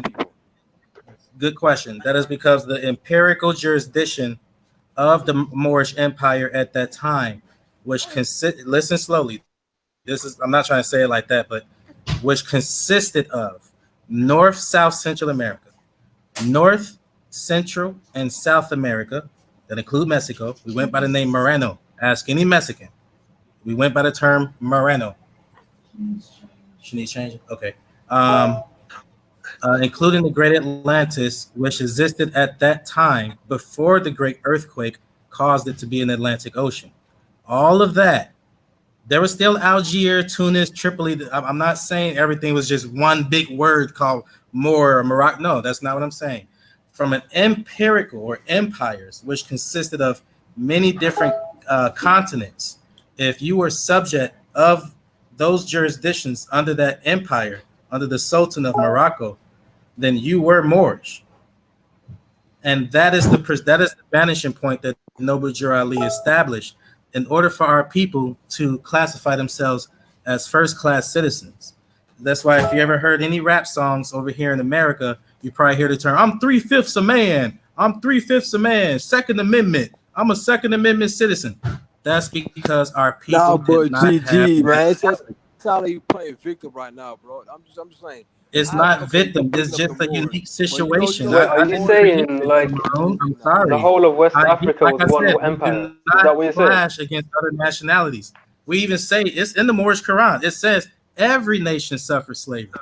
There wasn't a Moorish Quran in the time of the Moors, bro. There wasn't no Moorish Quran, man. All right, now I'm putting off. There wasn't a Moorish Quran at the time of the Moors. They were reading the Quran as it is and as it always was. That Samaroon, So you're on the wrong. You're looking at the wrong vanishing point. What I'm saying is, don't worry about no other continent right now. We're just going to look at North America. Everything else is water, okay? When the Moors was over here on this land, remember, Samaroon, everything else is just water. But there is no history written in America. The Muslims arrived under the name, the Americans at that time, they called them the Mohammedans. So I don't even know where you got this notion of Moor. It's not even written in the history of America, in Northern America. Yeah. About Moors? Oh, you'll be amazed. Bernie, I've got some problems with what you're saying. There's George a lot of stuff Washington knows about the Moors and the Shriners. Bro, just give me a second. There's a few things that I have a problem. I have all the people on this panel. I'm the most open, so when I criticize you, you're a bit on the top. The first point that you made when I did my research, you say that you guys are using the lost Quran. That there's parts of the Quran that were lost and that you've added it to it. I vigorously disagree with that point. The second point I want to make, which is very, very important, is if you haven't even talked about your own spiritual reasons of why you converted, spiritual aspects, not. Please correct my first point about the loss of the Quran, because I don't agree with that. That's like basically that's for me, that's crazy talk. I'm not trying to be. Nobody can say that. Nobody can say it's lost. Even he would say it's not lost. I didn't hear you. What you say was the crazy? people lost it. The lost tribes? No, the Quran. You say the say Quran lost was tribes? lost. Crazy or what's No, the Quran. The Quran. No, he can say it, but how is the he Quran going was to Bernie, you can say that the Quran, you can argue that the Quran was lost, but how are you going to explain saying as lost part of the Muslim? Quran. No. How is he going to conjecture. there is a verse in the Quran which says that Allah will protect the Quran. So how are you going to explain that? I'll take care of it. Well, first, I want to claim objection. There was a conjecture. I never said anything about a lost Quran. I said there was the lost 18 years of Jesus' life missing out of the Bible. Yeah, because I was reading you. Can you address the second point? What do we have to do with the Bible? It was the second point. Can you answer Jesus' second point? Because I've done research on your stuff, and one of the concepts is. Bernie, can you answer Jesus' second point? Which one? I've been ambushed with 3 questions. So which one? No, that's why I'm going in order. So. He said the how you believe spiritually, how you came to the conclusion. You still haven't answered that. The conclusion of what? Of why you believe. Like, is there any concrete evidence as to why anyone should believe in this religion? Concrete evidence. Concrete evidence anyone should believe.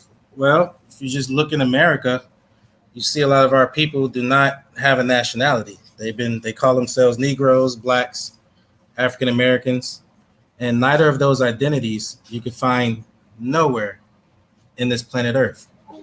Every other nation has a flag. Even you, the Somalians, you guys have a flag. You have a landmass. But where can you show me where the land black is? No, I agree with you on that. But I'm talking about the religion. That's the biggest. See, that's the biggest point that everybody misses.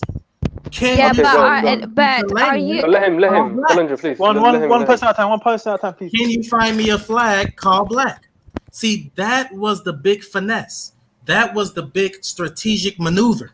Bernie, we have empathy. Bernie, we have empathy. The masterminds or the slave masters at that time.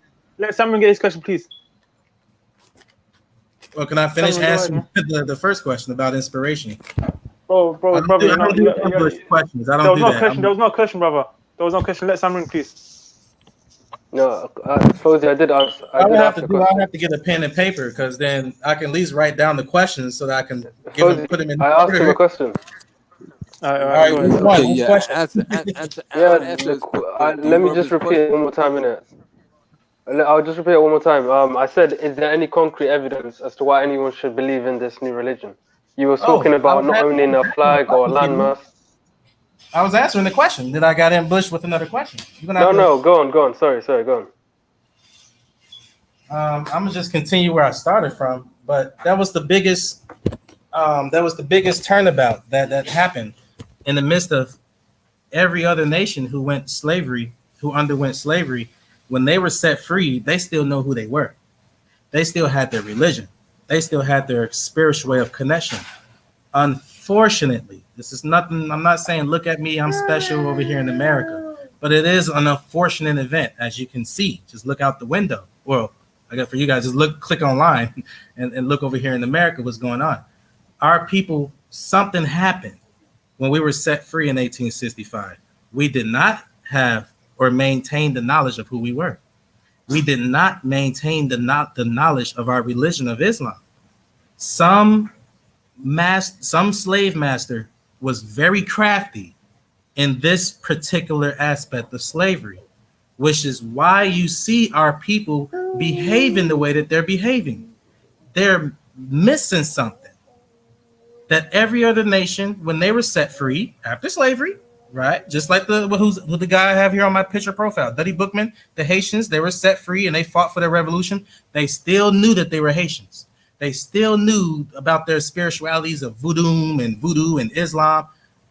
Our people here in the North America did not have that opportunity because they drowned it out over the generations during the 300, 400 periods of slavery. It's like me taking, CD, Ahmed, Samaroon, Fauzi, Kalanjo, and JS. I enslave all 1, 2, 3, 4, 5. I enslave all 6 of you. When I force you guys to have children, I remove their last names. Whatever your last name is, I remove it. Right? All they have. Don't CD, please let me finish. I'm not going to cut you off. Hey, I'm enslaved, and who am I? Oh, you just have your first name. Your name is CD Jr. Your name is Ahmed Jr., Samaroon Jr., whatever. What about my last name? You don't have a last name. Your last name is Bubblegum Head. And that's all they know for the next 300, 400 years. Now they're set free, right? Okay, your ancestors were set free, but they weren't given back their last name. They weren't given back their knowledge of their religion. And so, unfortunately, since you guys are Somali, you don't know this as an American. But according to I'm on third base. Let me take it home. I'm on third base. I'm going to take it home and I'll mute. And over here in America, I can't speak for Somali, but according to the United States Constitution, if you do not have a nationality, you are not recognized as a first-class citizen. I did not create the Constitution, but that is what it is. And the masterminds, the slave masters of that time, they made a powerful chess move. They said, when we set these people free, they will not know who they are. They will not know their historical heritage. They don't know what their flag is. That's why Marcus Garvey had to create a banner in the first place, because it was a symbol of the fact that our people did not have a flag. That's why Marcus Garvey created the flag in the first place. So it's a matter of identity. Does that kind of make sense a little bit more? Don't just ask me another question like that. I got everything you said. But the only problem, you have to understand that part I just said. Yeah, let Samaroon talk actually. Yeah, go on. Okay, please address what I said though. Don't ask me another question. Barney, I just want to ask you one question about your. He has another question. Can you address anything I just said though, to show me that you at least retain? I agree with everything you said. I don't want to just be wasting my chakra, you know. Can you address what I said? Okay. I'm very passionate about what I just said previously. I'm going to address something. Okay, and this is something you brought up. I want to ask you this question. Okay, I'm going to ask you this and be sincere. Is your reason for following and believing what you believe is because it gave you some sense of identity? That's the reason you believe what you believe? That's because partial. It gave you some sort of belong. It gave you some feeling of belonging to something, or some right. Sort it of put me on the same equal footing as everyone else with the nationality and with the flag. Yes.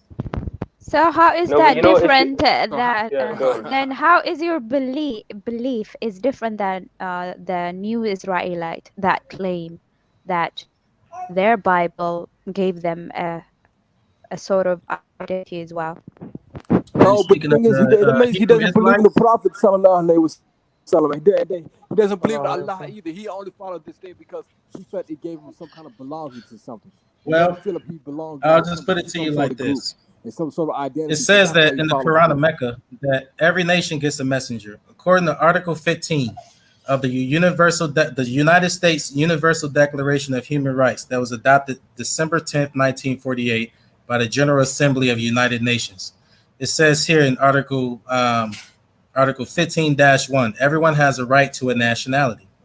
And it also says in Article 15-2 that no one shall be arbitrarily deprived of his nationality, nor denied the right to change his nationality, which the respect for all cultures as members of one universal humanity. What does that have to do with you? These are laws. What that has to do with me? Because around the year, ever since I was born, I'm back. What's going on? What's going on, my people? You good? Because ever since I was born. Yeah, sorry. So you ever heard of what's the thing when a person looks in the mirror and they believe they still like they're fat but they're not? Is that anorexia? Anorexia. That's condition. Okay, the eating disorder. What's your point? So you know those people, that's a psychological illness, was you correct? So if a lady or a man look in the mirror and he's obviously skin and bones, but he or she sees that they are fat, that doesn't, it doesn't make sense. It doesn't add up with reality. Well, I had the same issue when I looked in the mirror and I'm looking at the color of my skin and I say, my skin is brown. Why am I calling myself black? I am not black. My eyebrows is black. My hair is black. The pupil in my eye. Where did this word black? What is? And Noble Ali answered that question. This was a political, psychological attack. Bernie. I am repeatedly trying to answer your questions. You gotta stop cutting me off, man. Let me flip that, yeah. Bernie, I had this interesting conversation, and the guy in the chat, yeah, you know this guy, man, Dello Jacob, innit, yeah, GOG. I got a little bone to pick with him the other day, innit, yeah. He tried to join me out, yeah. Yeah, I know BOG. Yeah. He's an OG that I like, innit, yeah. I hate him, but I like him. You get me? Big up GOG, man. It's all bad. But you said something interesting there, innit? And I had this conversation with GOG, Dello Jacob, yeah, and I actually made a whole video on content over everything, and it's the African American identity. Like us Somalis, yeah, I'm not gonna lie to you. Let me just because I'm bored of the religion conversation. It's just getting nowhere in it, yeah. And you're on something interesting, and it's identity right now. I want to speak about identity from an African American perspective, yeah. And I want to know how you see identity, how we see identity. I want to compare both of them. So how do you see identity? Like you're saying, I looked at the mirror, I see a brown person, and you didn't get this black thing. That's how I came into the conversation. I just want to flip it up a little bit.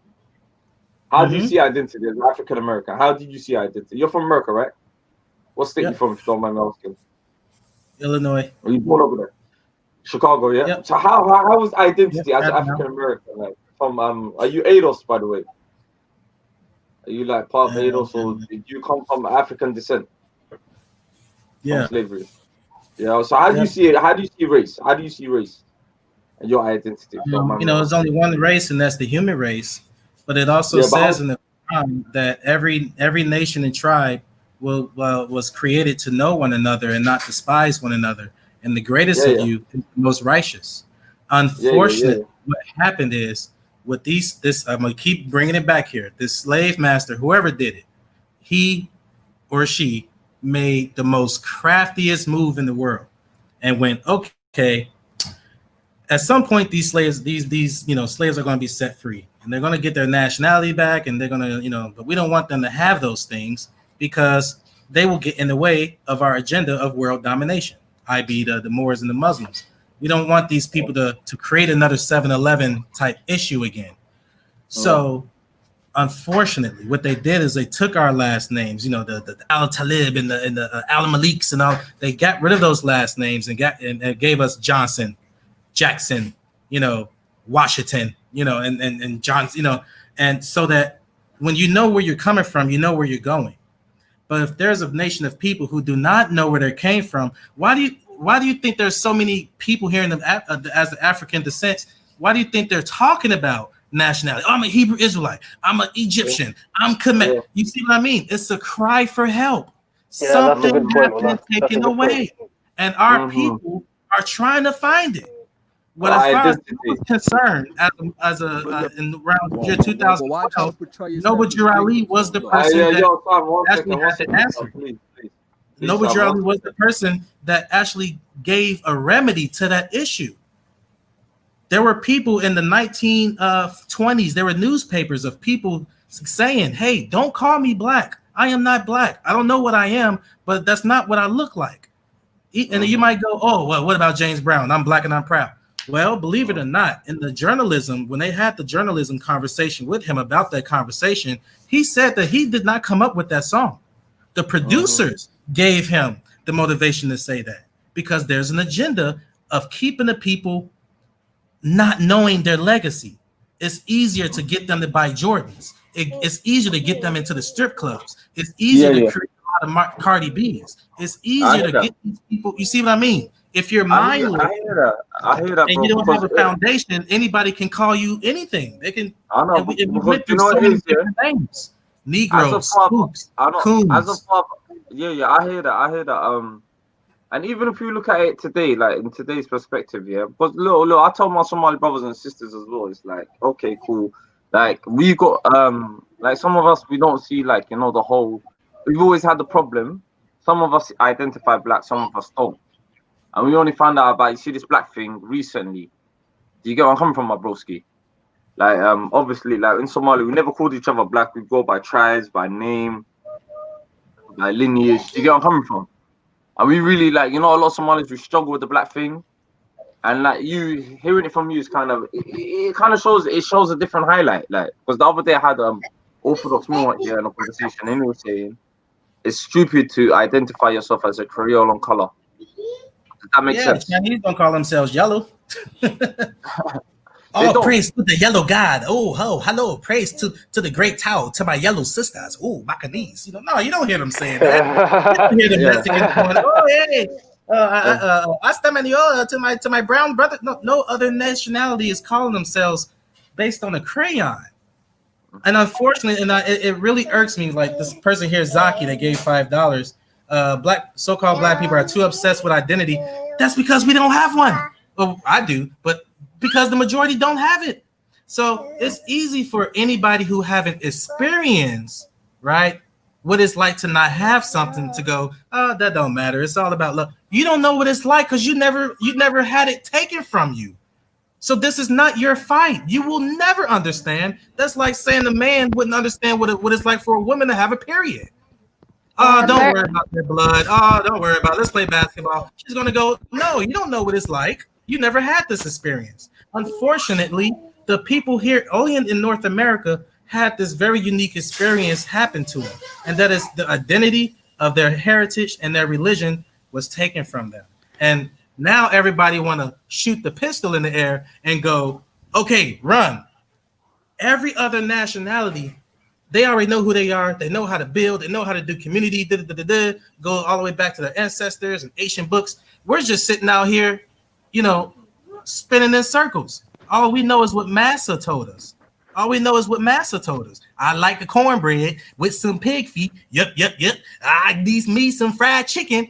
We didn't talk like that. We were very elegant. We had a very proud history. And Noble Ali brought that type of information. Let me say one thing. Nobody talks like that. Nobody even cares about shit like that, man. You say you live in Chicago, right? Yep. Huh? Okay, you know what BDK is, right? Yep. All right, you know what GDK, you know all that, right? Niggas not talking about it. Niggas don't care about that moral shit, man. People that come in the real Islam, man. Like, where are you coming from, bro? I never heard Chicago niggas talk like you, man. I mean, the headquarters is in Chicago, but I mean, hey, everybody's different. There's a lot of people that don't care about Islam, but Allah allows people like that to exist to test the believers. No, but bro, so that's a lot of brothers in Chicago come to real Islam. They're not talking about this moral talk. So where are you coming from? The majority always went after what is easy, and some people, unfortunately, purposely, knowingly keeping the identity of black, knowing it is not going to save our people, to be on the same equal footing as everyone else that has the nationality. See, you seem to know a little bit about America. Have you ever heard about second-class citizen? A second-class citizen? Yeah, that's a big issue. That is a big issue. You know why it's a big issue? Because a big amount of population of African descent people call themselves black. You need to have a nationality to move up to the first-class citizenship. Noah Ali has brought that opportunity for Bernie, it sounds like you're gonna keep playing this victim thing, and it's gonna keep going. No, but it's true though, Samaron. It's true. You keep going to the victim thing. I didn't create this system. I'm not descendant of this mastermind who said, you know what? With this group of people, I'm gonna take their identity away from them, and I'm gonna give them a German identity called blood, which relates to a crayon box. And then when these people start complaining, everybody just goes, you're complaining. That's exactly what he wants you to do, Samaroon. Okay, Bernie, what do you? That's how genius this is. You don't even see it, Samaroon. You don't even. Bernie, what do you think the idea of Ghana, the West African countries, they already opened the doors to the people who face enslavement to come back and trace back their ancestors. What do you think about that idea? A lot of them actually got back to their ancestors. It's kind of funny to me because as far as according to my research, the reason why they're doing that is because it's the way of redeeming themselves for being a part of the African slave trade. No, you can't say that, man. No, it's not. I mean, I don't get it. One minute you're saying that we're second-class citizen, and the other minute you're just. I mean, do you plan on staying in America, Bernie? There was already infighting in Africa before the colonizers got there. Come on now. There was already infighting. Yeah, but do you as an individual plan on staying in America? Let's maintain that attitude. When the Europeans came over there and they seen that there was infighting, well, somebody over here I think asked me about Sun Tzu, the art of war. The enemy of my enemy becomes my friend. So now this is what the European do. He claps his hand together. He's rubbing them together. Oh yeah, okay. I'm gonna go to these group of Africans. They don't like those group of Africans, and I'm gonna put them against each other. Yeah, what's that? Masmed Kabdi Zasan. That's true. Okay, yeah. See, some people know what I'm talking about. And if I'm not mistaken, Libya, they got some enslavement going on now. No, that's not enslavement. That is a transaction. Okay. It's not enslavement, really. Because even Africans, let me give you an example. An African will sell the African and take money. That's not enslavement. They're taking money. And the Africans themselves are using one another. I agree. Bernie, that is not enslavement. Do you see the message from Zaki?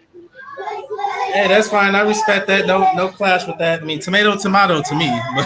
But they call it servants. Like, okay, that's fine. But no, Bernie, I'm talking about. I don't want to sway to another point. But Bernie, I'm talking about the point from Zaki, bro. Hey. Chill. I'm sorry, what's that? The message from Zaki, can you read it? You see it? It kind of rolled up. It says, I'm born in the US, so is generations of my family. I'm ADOS. I'm same as you. I just don't care. Worry about fixing our community, not identity as much. Yeah, I don't expect everyone to understand. It's, as you know, as I say in the Quran, there's no compulsion. As we always say, my way to me, your way to you. I just appreciate the opportunity to express myself and to talk about it. But I don't expect everybody to understand. I'm the only one in my family that is more. Everyone else is Christian still, and they call themselves black, and they're proud of it. So if my own family won't accept, others don't really, and I'm not going to shed a tear. Respectfully. Bernie, can I ask you a question? Do you know where your ancestors came from? I know I'm partially in regards to DNA. In this case, we're talking about DNA, not political status. I am partially Nigerian and Blackfoot. So yeah, I'm more American than American Pie. So you are not black, you're African then? Sure, yeah, partially African, partially American, via the Blackfoot tribe. Oh, thank you. What do you mean by black? Blackfoot is a Native American tribe, like Cherokee, Chippewa, the Dene, like in America. A lot of you brothers, why do you always attribute yourself to Native Americans, man? You just say you have Blackfoot and half what you said half Nigerian, yeah? Yeah, from a genetic vanishing point, yes. But in this case, I've been speaking politically the whole time. A lot of you seem to do this. My political allegiance is Moorish. Say you have Indian, and why don't you just claim you're Somali? Yeah, Blackfoot is the actual Native American tribe. Somali, it literally is. Just everybody just hear about Washita and Chippewa and Cherokee, but Blackfoot literally is this. I heard it's Blackfoot, bro, but I'm saying, why do you think you come from these modern day Mississippi? And now you're saying Nigerian, and now you're saying Blackfoot. What are you, man? No, he said not in the political spectrum. He said like. Thank you, CD. You caught that. Thank you. He said in DNA, in terms of DNA. Yeah, but the fact if you no, just like there's Jamaicans over there in London. Bernie, no, can I ask him one more question, Bernie? No, Yeah, let me ask you one more question. Do you know your whole argument? You were just saying that your ancestors were Muslims, isn't it? Yeah, they practiced the religion of Islam before Baptist Christianity. Yes. So they came from Africa. They were based in Africa. Yes, West Africa. West Africa. Then you know where you came from. Then why are you still labeling yourself now black? I do, because of Noble Drew Ali. Like we always say, because of miracles, right? What we say? Jesus walked on water. Moses split the water. Yes. Muhammad brought the Quran. Noble Drew Ali taught me who I was. Okay. That once again, just look on YouTube. You see these side netters and these polites. What are they doing? Oh, I'm Kemet. I'm Hebrew. It's obviously a cry for help. Our people do not. It shows. It's no different from someone who's adopted. They eventually want to know who their parents are. You know, some Nigerians do that. Like people that know they're Nigerian. It's a fitra that you will not understand because it has never been taken from you. That's all I can. No, but there are some people. You don't understand something that's never been taken from you. So to you, it sounds like I'm complaining. I'm not complaining no more. I know who I am, but it sounds like our people are complaining with this identity because it's never been taken from you. You know you're Somali. You know your language. You know what your flag looks like. Our people does not have that same shared. Bro, it sounds like you're playing victim right now. It's not a victim thing because this is why it's a political thing. When they removed our nationality, it made it so that politically that are Nigerian that still call themselves these group of people would get sloppy seconds of any type of political or economic or social type of benefits, home loans, financial benefits, and schooling. We always got the second, we always got sloppy seconds because we did not have nationality. Do you plan on staying in America then? Look at the Dred Scott case. Do you plan on staying in America? Huh? Do you plan on staying, like living in America or moving back to West Africa? I have my little childhood fantasies. I always thought about moving to Japan, but I'm most likely gonna. Oh yeah, Dragon Ball Z, man. It really got me into like Japanese culture and stuff. So go Dragon Ball Z for life. But you're gonna be a second-class citizen there as well. Dragon Ball Z, Goku finally goes Ultra Instinct. He completes Ultra Instinct. Okay. Yeah, but you mentioned about being a second-class citizen. If you go to Japan, same thing's gonna happen. Why? Yeah. So like, do you plan on moving back to West Africa or? I thought about that's a personal choice. That's a personal choice, man. I see it on him. But hey, what do you call it? I go there. I have a nationality, and I have old heads and people who've actually traveled to other countries with this information. And other people, they don't have an issue about what we're saying. Some people even, in a very shockingly way, some people even bow down to us. Like, wow, the Moors are back. The Moors are back. They're going to rule the world again. Old people from Africa. I've spoken to many Africans who knows what I'm talking about, and they have no issue. I rock the red fez. I now know what my religion and my nationality is. and I just teach others who call themselves Negroes, Black, and Colored. I talk to them. I don't talk to you guys because you already know who you are. I talk to those who don't know who they were. Going back to that monkey experiment, they don't know. And Bernie, so when Bernie, you know the organization, has there been any pilgrimage back to Morocco or Algeria since the creation, since 1823, whatever? Say it again. Do they have any what? You know the organization, the Moorish Science Temple of Science. Has there been like migration to Morocco since the creation? Has there been any migration into Morocco? Like, is there a temple in Morocco? Like a temple? Yeah, this group of people are going back. I don't believe so. I know there's one in Cuba. That's the only country I know that is like outside of North America that Noble Ali established another temple.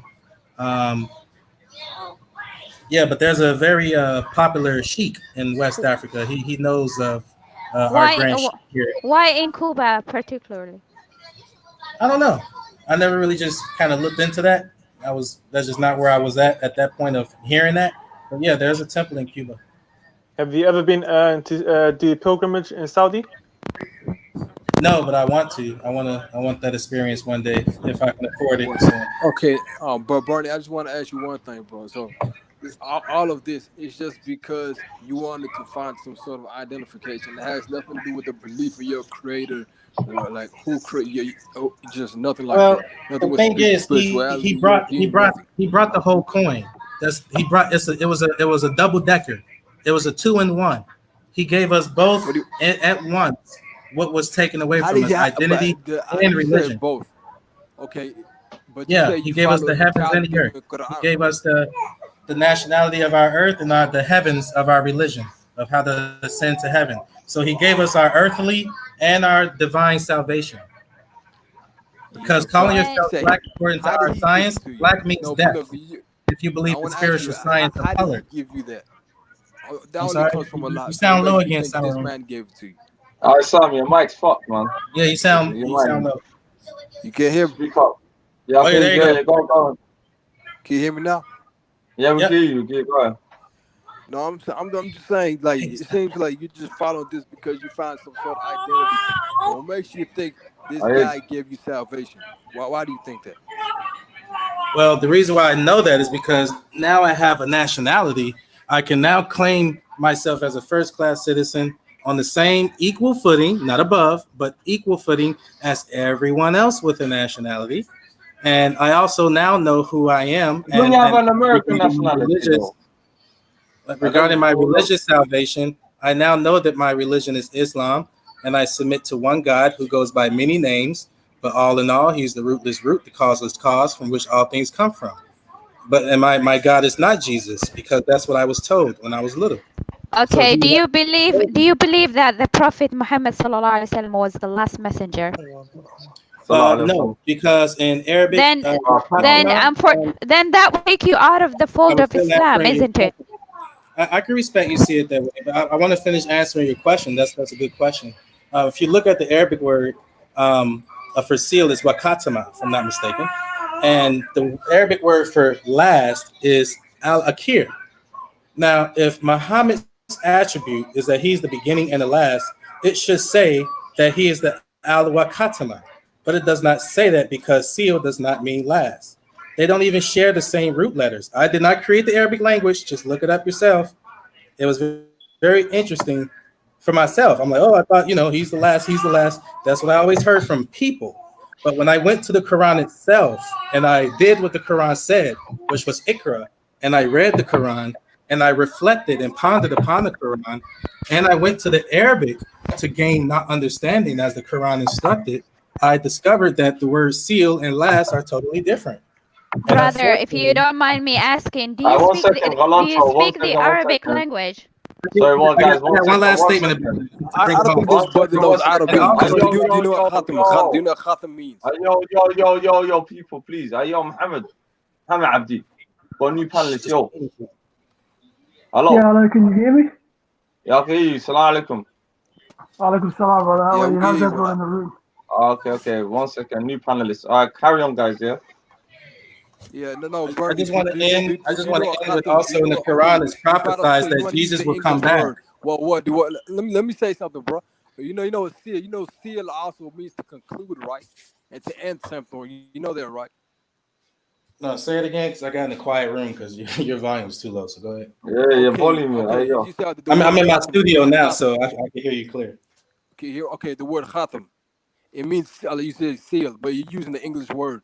Okay, but you know what seal also means? It means to conclude, and it means to end something. You know that, right? Exactly. In Arabic, that's what it means. That's why I asked you, did you study the Arabic language? That's not the last. It just says the end. No, have you studied the Arabic language? How did you read the? Something.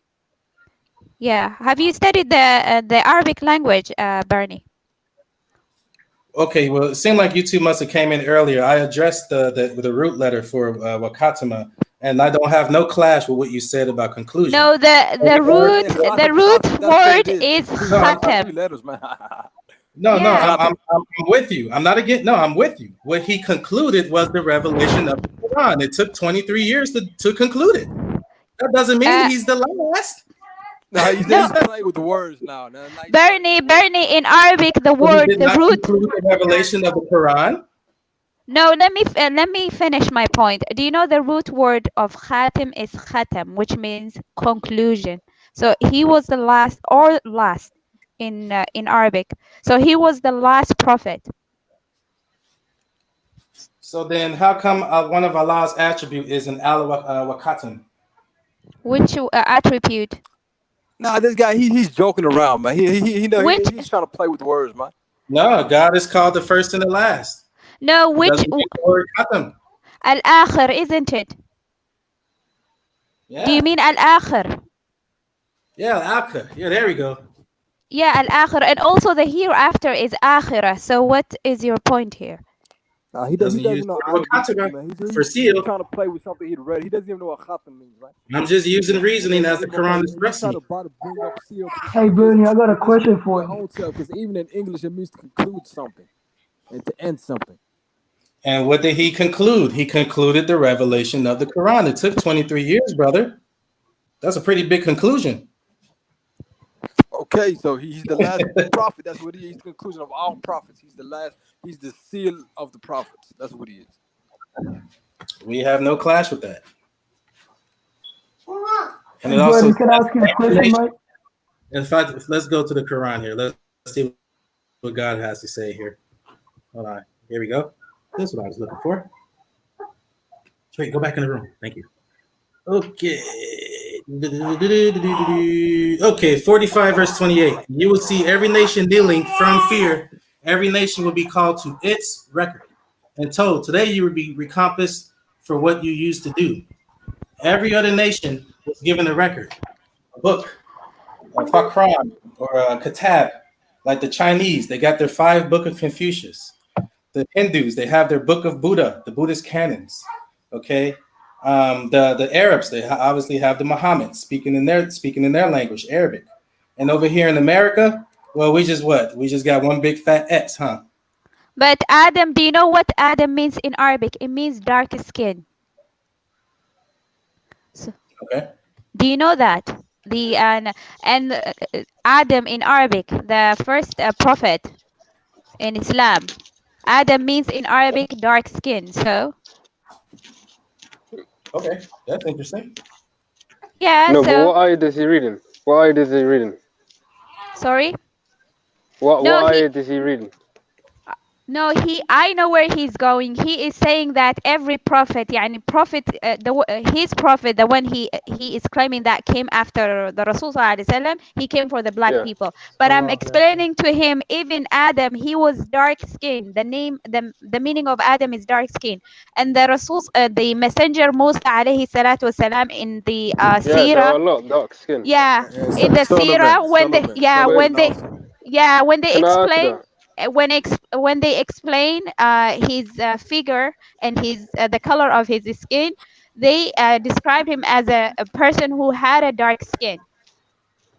Yeah, I want to add to that quickly. Regardless. Just look into that. Wait, Bernie, 1 second. I can't agree or disagree. I just have to look into that. 1 second. But even if that's the case, regards to the foundational FOB person that had the text on the bottom, I believe I know what school of thought you're coming from. So let me ask you this: when people say, "Oh, more just means black," more just means black. Well, that actually came from the Greeks that called us burnt face. No nationality ever disrespects their own selves. Oh, what does Chinese mean? Oh, it means slant-eyed people. No, nobody talks about themselves like that. That was an underhand attack as a psychological move against our people to build up to the agenda of what you see now. Just a group of people who don't know who they are and trying to find it. Because if more meant black, then you would have to define the word blackamoor. Now, if that was to translate into black, then you see what I'm saying? No. No, can I say something quickly? Just quickly. No, it's people here in America, some foundational, some FBA person out here. Oh, don't worry about that. Just worry about getting money. And I think I know what thought that person's coming from. Bernie, you know, regardless of how you interpret it, Bernie, you're nothing. More means black. Well, define blackamoor. Yeah, Bernie, regardless of how you interpret the verse you brought up, yeah? 1 second. You know, regardless of how you interpret the verse you brought up about the Prophet being the last, you still have to, we asked you a question earlier about how you have concrete proof or belief of why you believe the Quran or any of the books that you believe in is true. Because of Noble Ali. That's the long story short of it. That's a shorter answer. No, but it's not concrete. It's not concrete evidence. You need concrete evidence. Maybe for you, but that's all I have for you. And you know, thanks for hearing me out. So how was okay? I thought we were supposed to do a screen share and look at the circle 7. So how did he? Hey, does it work? Hey, can you?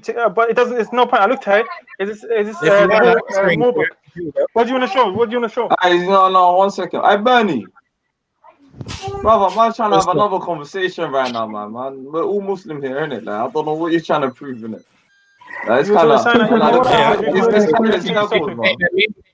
yeah, man. I wanted to talk Quran alone, and then everybody threw in the Moorish thing. So I'm like, hey, let's talk about it. Let's change topic, man. I would love to get that to Quran alone. I'm gonna come back in 10 minutes. 17 verse 46. Bernie, you know why I brought that up? Because smack somebody with that 17 verse 46.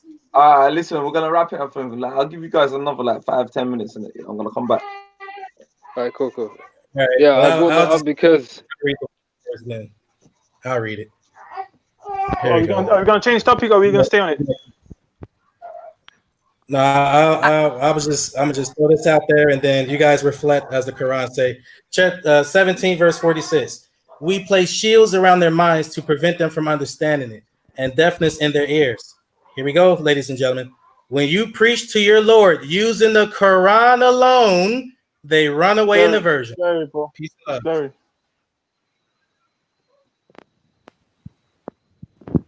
So, Bernie. So when you're the prophet that you're claiming, your prophet, when he received the message, the Quran, in what language did he receive? English. But there are slaveries in Latin America, isn't it? Did you say Latin America? Yeah, there are slaves. Yeah. So if it was for black, then I don't know. That's a good question. I don't know. I'm not too big on history. When it comes to Islam, I put more emphasis on psychology and metaphysics.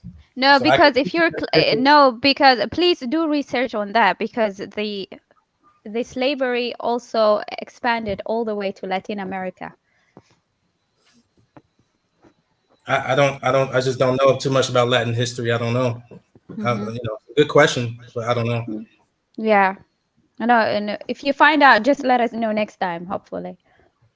Yeah, inshallah. Yeah. But about that 1746 though, what do you guys think? Where was he when he received the message? How was his state of mind? Chicago. Let's see. I know he was born in North Carolina in 1886, I believe. I think he went to Egypt when he was given the inspiration, after he underwent the initiation, and he made it from inside and out, inside the pyramid of Giza and out under the foot of the Sphinx, which is a very hard task to do while blindfolded. And this is all recorded in our archives. What exactly? He underwent an initiation ritual in Egypt. In Egypt. Yes. And who done it to him? Who gave him the rituals? I have to go through my archives. We do have the name. I just don't remember. I don't talk. Who were they? Where were they from? Let me see. If I can. I'm gonna have to. It's gonna take me a couple of minutes or two. I have another. Yeah, and who gave them from the same temple? Yeah, and who elected them to give the rituals? Also, we would like to know, and gave them the power. All of that, if you don't mind. All of that, I just did not look into as thorough as you are asking. Those are some good questions, though. Yeah, no, take your time. Whenever you get the answers, please come back to us. Yeah, jump on. I have Hangouts. However way you want to communicate. I have an email. That way, I can give it to you directly whenever as soon as I find it, you can get it. How's that sound? Those are some good questions just to look into. I mean, for me, my inspiration was based on that. It was based on the information I already had from my Freemasonic journey. But people are different. I mean, some people would love to have a clear evidence. Yeah. Oh yeah, we got some people who look into who's like all about vegetarianism in the Quran. We got some people who No, I don't mean that. I don't mean that. People would like to know how the message came to exist. Oh yeah, I got you. Put my email on the private chat for you guys. So as soon as I get it, just say hi or something. I'm the sister. No, you can come back to the SS. You can come back to the SS and share it with us. Okay. All right, inshallah. Yeah, definitely. Yeah. Like I said, my emphasis is more on psychology and metaphysics. I can teach those two topics using Quran. And, no, that's good. But our main focus is on the last prophet that you're claiming he came after the Rasul Sallallahu Alaihi Wasallam. Believe me, Kalanda, we don't even consider him to be the last prophet. We consider that God will always send prophets as long as, excuse my Latin, but as long as humans fuck up, God is going to continue to send prophets. As he have done in Bernie, I remember talking to you a long time ago, bro. Like, you guys, man, you believe some crazy, like some mad stuff, man. I don't even know where it comes from, man. Well, aren't prophets supposed to provide miracles, though? Like, the Quran has many miracles in it. Like, there's some things in the Quran the prophet could not know. What about the Quran that you follow? That's to Bernie. It had Jesus teach it or something like that. Like, it came out the Bible. No, it's not. Teachings are not enough, bro. You have to have miracles to prove it's from God. You heard him, Bernie. Bernie. He's gonna research on that. That seems like he went to Google real quick. Huh? I'm just playing.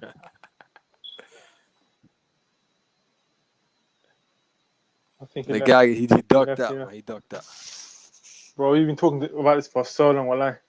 Well, now YG, no. But the thing is, how could you say you're Muslim and say just connect yourself to Islam? But the only reason you joined a specific, but you believe something is because you feel it gave you some kind of connection to ethnicity. No, he's not Muslim. Huh. He's not Muslim because all modern scholars, they already agreed that anyone who rejected the Rasul Sallallahu Alaihi Wasallam as the last messenger, he's out of the fold of Islam. Now, of course, even the Moors, he connects himself to. They believe that. Berber. Right? The Berbers, the Mauritanians, the same. Lakin, I think we would have asked him. It's like all of the Moors, know what I mean? But Samaron, I'm still wondering how is. هو بحث بسم الله He left his email in the private chat, man. if anyone wants to contact يا لا شكل ونمكن ومفرق صاحب كيستنا ممكن نجي لا ليصير. Allah, we were questioning him for 2 hours, bro. He took over the show, fam. Nah, it's cool, man. Now sometimes you know it's easier. That color was good against you. Like you know, you know me, man, and that you know, I'm not claim on the strikers store. No, the other day, Samaron, I think I was talking with Samaron on the other channel. waxaa jira kuwa Israeliyiin claim garaya to a point that Palestine and Egypt is theirs. dadka so Allah, they it's sad. I even saw one claiming to be from Hawaii. No, but listen, imagine. But what do you think that is, man? As you know, I'm Afghan and queer shakes and karna dad weynaya. Yeah. You know, it's like dad ka kala محملين صان. anigu waxaan u malaynayaa hoda you know cadaanku way caqli badan yihiin kolba buug yar ay usoo sameeyaan way ku mashquulayaan. This is how I see it. So mid cusub aan u saafalay Maxamed wasna Maxamed Ali Abdi Xasan. Maxamed Abdi Xasanow. Ma la maqlaysaa? Yeah, brother, sleetay. Waa sida ii waran Muqdisho ka soo hadlaysaa. Waxa ka soo hadlaya Melbourne, Australia. You're from Australia? All right. Well, we're getting international. Fuck, you know. Well, we from Melbourne, Sydney, Perth. Melbourne.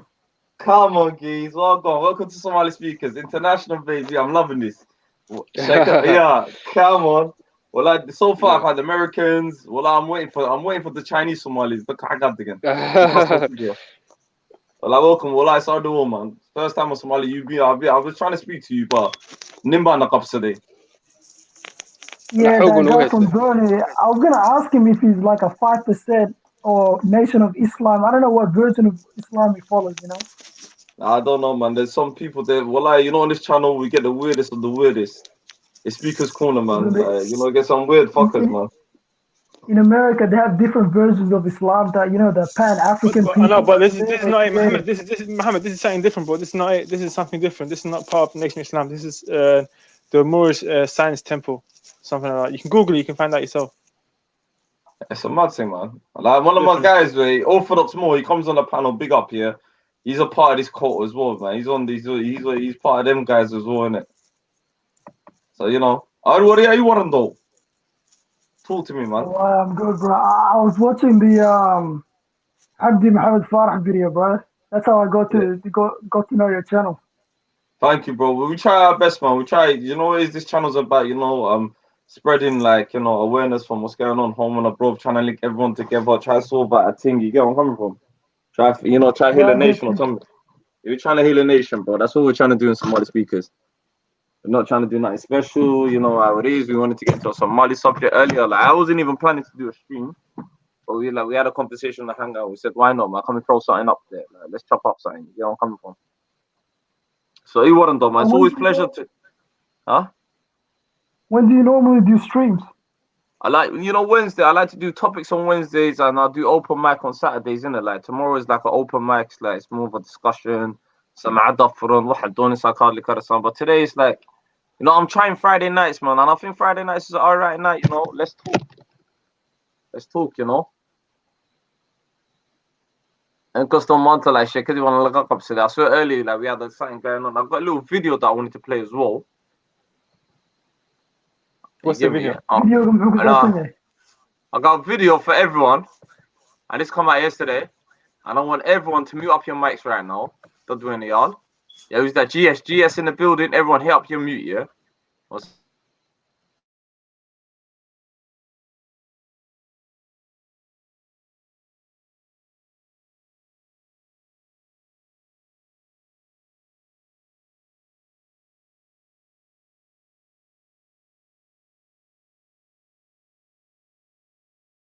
أنا Somali Christian. laakiin in laga saaro muslimka ayaa soo jeedinaya mana diidani hadii lagu daraayo 7 sano ka hor waxa ay sheegtay inay qaadatay diinta Kirishtanka hase yeeshee ugu dambeyn 2020 waxa ay ka tirsan tahay baarlamaanka Soomaaliya iyadoona u ololeynayso in dadka Kirishtaanka ah ay xil ka qaban karaan Soomaaliya sharcigan ayayna hor keentay baarlamaanka haddaba daawadayaal maxaad kala socotaa shakhsiyadda dhabta ah ee Maryan Haruun oo ka tirsan baarlamaanka Soomaaliya inta aanan kula wadaagin xogaha iyo sidoo kale muuqaalada ku aadan islaantan iyo dhagarta ay damacsan tahay fadlan marka hore muuqaalka leegaray maxaa yeelay leegtu waxay noo tahay dhiirigelin iyo dardar iyo in aynu maalin walba idiin soo samayno muuqaal cusub kuwaas oo aan bulshada Soomaaliyeed uga digayno wax walba oo dhibaato ku ah sidoo kale nagu soo biir oo ka mid noqo asxaabta sida maalinlaha ay noogu xiran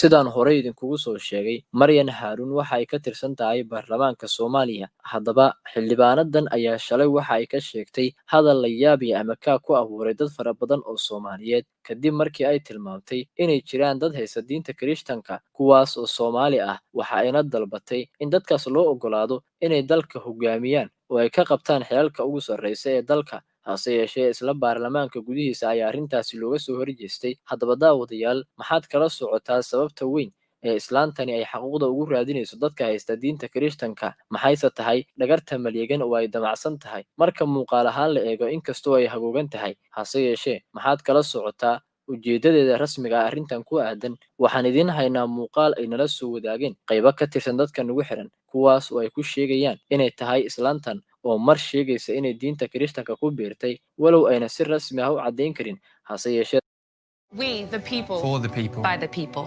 are the people. we the people stay on course. Becoming a force. taageerayaasheena nagu xiran ayaynu arrintan boqolkiiba boqol caddeynteeda ka sugaynaa haddaba daawadayaal muuqaalkaas ayaan idinla wadaagi doonaa hase yeeshee inta aanan muuqaalkaas idinla wadaagin waxaad ila daawataan muuqaalka marka hore ay ku sheegayso in dadka Kirishtanka ah loo ogolaado inay dalka hogaamin karaan sharuudaha magacaabista cidda loo magacaabayo agaasimaha guud iyo ku-xigeenada hay-adda waa inay buuxiyaan sharuudaha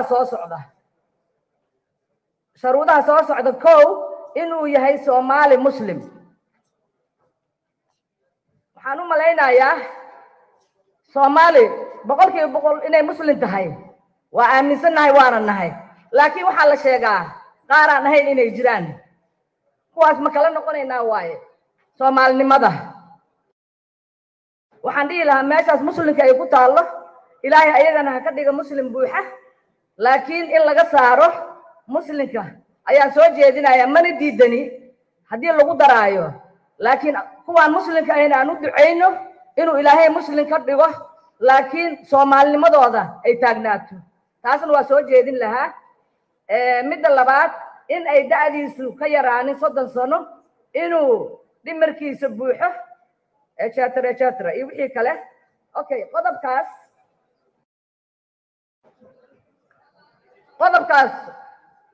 wuxuu ka hor imaanayaa qodobka 14aad okay qodobka 14aad haddaad ila fiirsan wuxuu leeyahay muddada xilhaynta agaasimaha guud iyo ku-xigeenadiisa agaasimaha guud iyo ku-xigeenadiisu waxay xilka haynayaan muddo 5 sano ah okay waxaa laga buuxiyey wax allaale iyo wixii laga buuxin lahaa dadka abalay garaynaya shaqooyinka caadiga ah waa hadal ama kaag iyo naxdin leh inkastoo qof kasta oo muslim ah oo Soomaaliya arrintan uu ka carooday maadaama dastuurkeenu uusan dhigayn arrintaas sidoo kale diinteena islaamkuna aysan qabin in qof gaal ah uu hogaamiyo qof muslim ah haddaba daawadayaal waxaan idinla wadaagayaa muuqaalka noola soo gudbiyey kaas oo dadka Soomaaliyeed nooga dalbadeen in arrintan xaqiijin lagu soo sameeyo bal waa kan ee la daawo markan muuqaalkan أنا هاي سومالي كريستيان waxaan rabiga qaatay 14 sano ka hor waxaan deganahay wadanka Norway masiixi waa badbaadada waa nolosha waa iftiinka wadada kaliya oo nolosha weligeed ka heli kartid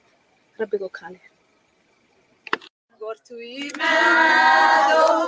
yimaado inuu qaado dalkiisa kuwa quudsan oo nadiifsan oo lagu mayray dhiigiisa sida xidig way nuurayaan waa warkiisa jannada farxad badan buna siiyey nolol daa'imista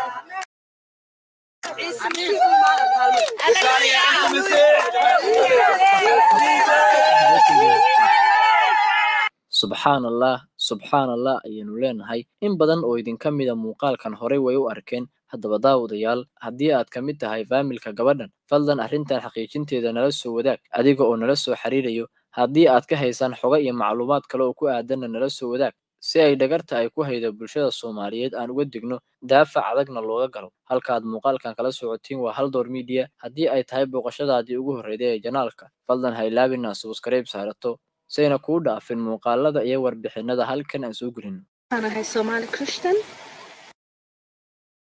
sharuudaha magacaabista cidda loo magacaabayo agaasimaha guud iyo ku-xigeenada hay-adda waa inay buuxiyaan sharuudaha soo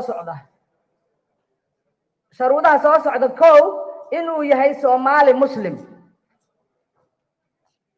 waxaan u malaynayaa Soomaali boqolkiiba boqol inay Muslim tahay waa aaminsanahay waana nahay laakiin waxaa la sheegaa qaar aan ahayn inay jiraan kuwaas ma kala noqonaynaa waaye Soomaalinimada waxaan dhihi lahaa meeshaas muslimka ay ku taallo ilaahay ayagana ha ka dhiga muslim buuxa laakiin in laga saaro muslimka ayaa soo jeedinaya mana diidani haddii lagu daraayo laakiin kuwaan muslimka ahayna aan u ducayno inuu ilaahay muslim ka dhigo laakiin Soomaalinimadooda ay taagnaato taasna waa soo jeedin lahaa midda labaad in ay da'diisu ka yaraanin 30 sano inuu dhimirkiisa buuxo etc iyo wixii kale okay qodobkaas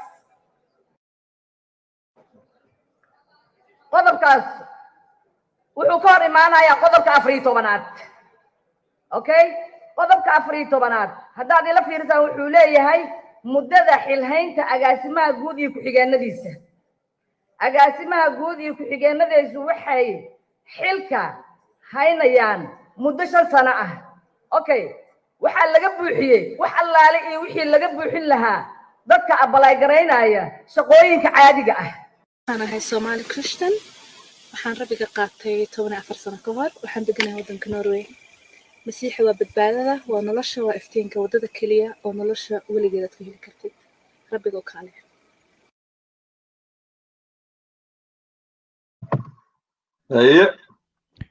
Do you know what surprises me really? Iyaga, even if you round them like 0.1 Igarian, Samaha, and they want to rule a whole 99%. Does that really even make sense? Yeah, but we all suffer on there. No, it's just an attempt. I know. Do you know what baffles me all over? Yeah, is in the Adega. Oh, the Dolodano Kuchuran. I don't know. You know, this is what I say: subjective hearing, subjective seeing. Yeah, that's all. What baffles you? I know what confuses me. Aniga, I'm even surprised who elected them. The society that gave them the chance. Samaha, they through society Imadan. Yeah, but scale of which organ already. Not which organ. ماشي تاجن تاوي حاجة كساجة شيء إنت وحنا قال إنت العقل بس يو واحد دع عملو كنا that aspect قلنا don't get twisted I respect you where you're coming from and ملكنا كأجيا that's the thing I want to hear everyone CD I want to hear Mohammed's point of view Fawzi like I want to hear everyone in the chat like what is going on you know who's funding them who's giving them the money it's a big business you know what's going on there Sufi how do you shake there can you hear me? Yeah, we can hear you. Can you guys hear me? Yeah. So basically, what I'm trying to say, is that some people are. It's $1 billion industry. Like there's 3 billion people, 3 billion churches, a lot of churches, a lot of evangelical churches that want to fund them and give them money and opportunities in return for their betrayal. That's my point. Oh, and of Somalian ku hadlaya. Do you know aniga halkan there was a documentary Iraniyiinta iyo Kurdishka ma aragteen wadanka UK how they go to church to get citizenship as well. So I still suspect wallahi Somalida qaarkood inay ba gaala yihiin. No, I've seen stuff like this in our community once or twice. So it's not because of that, but I feel like what happens is, and this is going to be quite controversial. I feel like these people, I feel like we've reached such a level where even someone like me, who's like a traditional Al-Ghazali, is like a heretic, and I think it's kind of pushing people away, in my opinion. We need to start being open to people and start showing love. That's how our ancestors kept a country nearly 100% Muslim. Well, we are already showing love. Like in Anigo, if we're 7 of us Muslim and 1 is Christian, they can't rule us, walalo. No, they can't. They waxaasay kula yimaadeen imikee. I never said they can. What I was talking about was where I was coming from. I was saying that to stop, because the reason Somali people are 99%. I know, but GS, you're going to the same thing, but stay to the topic, man. No. I'm telling you, we have to keep our culture and keep our. No. Adiga, have you seen a Somali? A lot of visitors at Taga. Do you know NGO workers? Of course, forget about terrorists that attack. People welcome them nicely, wala. And even we have them imika. I know what my neighbors, Malintino, Soqal Qara'in, and all that. Somali, they know naturally, and also because of Muslim, we treat them nicely. Yeah, that's what we have to continue, man. That's what we have to continue. Yeah, it's just you have to stop painting us like in an shekakala nahai. Walalo, we have people that call me kafir and whatever silly names to come up with. Come on, man, let's be silly. I don't want to get if you show the actions of kafirka, then I understand where they're coming from. You're just an extremist, Walalo. Like that's too much. You just silly, bro. You just come up with unnecessary stuff. No. Extreme. Aniga, and I don't find it bad the word extremism because I know you are extremist to certain things, so I don't see it as a problem. So maybe you see it as a problem. I don't see it as a problem. That's your opinion, man. One thing. GS, you're very passionate and emotional. Boy, you need to stop. Don't be sensitive about these statements, man. If you're certain about what you believe in, stick with it, man. Last Shakadina Skawata, innit? Yeah, but let's Islam 1 to 3. This is what we do in speakers, innit? Shakadina Skawata, innit? Barney Aniso Galaya Ilmihisi. Welcome him. Yes. How you doing, Bernie? Didn't know his mic was on. His mic's not on. His camera. He didn't know his camera was on. Sorry, we got a new, what's it called? Who's this guy? We got a new panelist. No, he was there with us last stream. No, there's a new one. No, there's a new guy. There's a new. Yo, Jan. Is that Jonis? Hello. Yes, bro. Yes, Momo. Are you what? I'm fine, bro. ما Somali baa Yeah, bro. Okay, soo ma shakad wala socotay. waan la socday. Islaanta. Is the lady the same as the young woman in Norway? I don't know another. Like, I'll tell you the truth, innit, yeah? It's just what Sheikh Assad Bahdin, man. It's crazy, fam. Who's that? Was that new Nomad? Big up, my brother. Jazakallah, G. Jazakallah, man. That's what. Nah, do you know what it is, yeah? I don't know, Ax. It's been circulating this thing, yeah, and it's like, we don't know who these are, what their agendas they were on, where they're coming from. You get where I'm coming from? So what's your thoughts? Hello. Yo, yeah. My fault. I mean, it's like what Valentra said. They're a minority. I don't know who would elect them.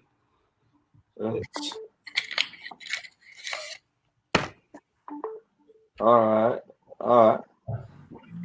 That's what I'm saying. Okay. Take a look at the link Nin Ullis posted in the chat.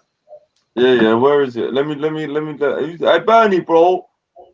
Sorry, bro. I gotta like I gotta keep sorry, man. Let's go for Sahno. What's going on? Yeah, go on. So what? Any thoughts on that, man? I've got a really good point. I think for this to happen, for it to reach a stage where something like this could happen, I think it's the same problem that we have. It's people. There's outside influences that are funding these type of people.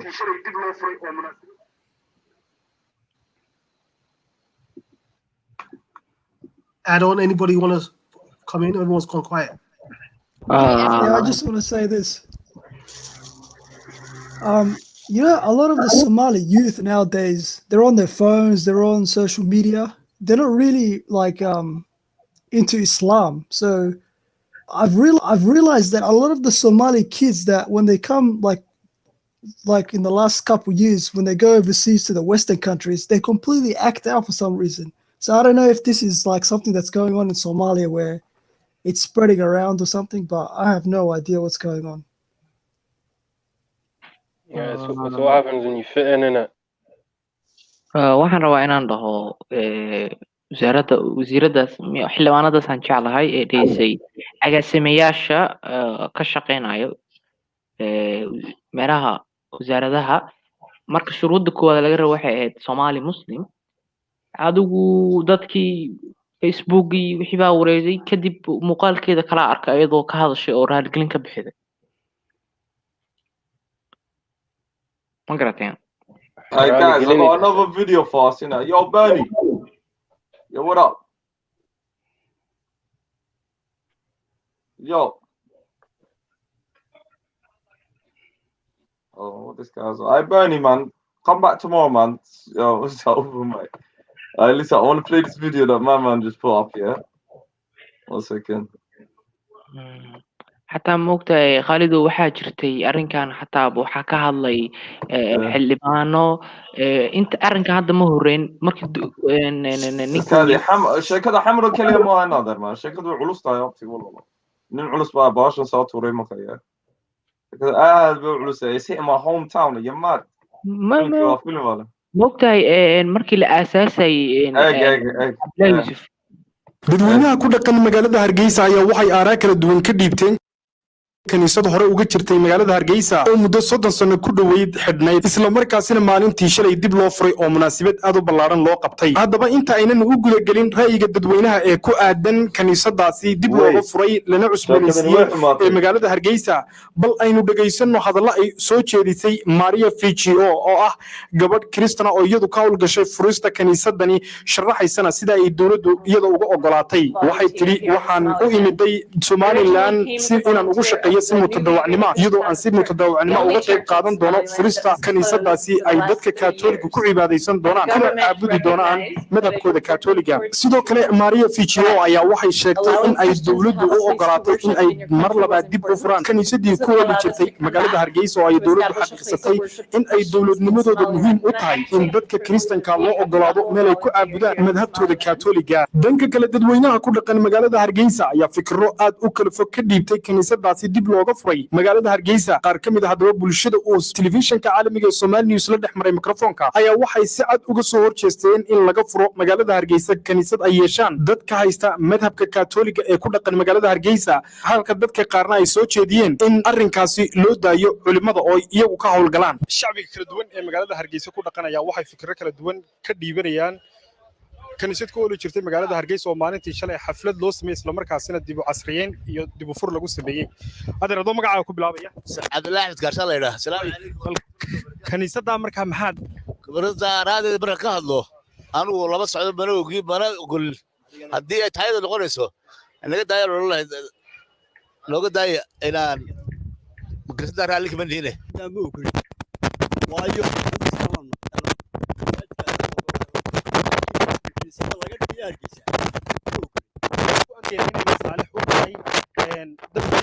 joogay masaajidadeena ka dhisan dhulka gaalada sidaas ay sheegayaan kaniisad baa iyo mataqaanaa sanam baa inoo ah waxaynu ah siday sheegayaan waa basana baynu caabidnaa baar ma ogolin baanu ku nidhi ma ogolin kaniisad baa Hargeysa laga dhisayaa waar kaniisada anagu dad islaamaanu ma ogolin yaana la fudnayn yaana la gaalayn waar hanal ka joojiya baasha kaniisada la leeyahay anagu dad islaamaanu nahay wassalaamu calaykum tadeerto kaniisad ma nihin anagu marka u horeysa balaa berigii dhaweyd oo qoladii damagaranaysa magaalada ribada abaabulaya imika mar labaad xagga kaniisada naga soo baxay anagu ma nihin dad magaranaysa kaniisadaha iyo arrimahooda shaqo ku leh anagu meel eedaag is weydaarto baanu nahay Allah ma homsi ma biga dare Hargeysa dadka uu aan ducoonaya magaranaysa masaajido masaajidada Yurub ku yaaliya kaniisada Hargeysa ku yaal xabays kama dhinne anagu ma nihin magaranaysa dad kaniisad soo dhaweynaya adaanu nahay anagu dadka islaamka ee ku nool mandaqada geeska Afrika gaar ahaan Somaliland ma ogolin mana taageerayno kuma jirno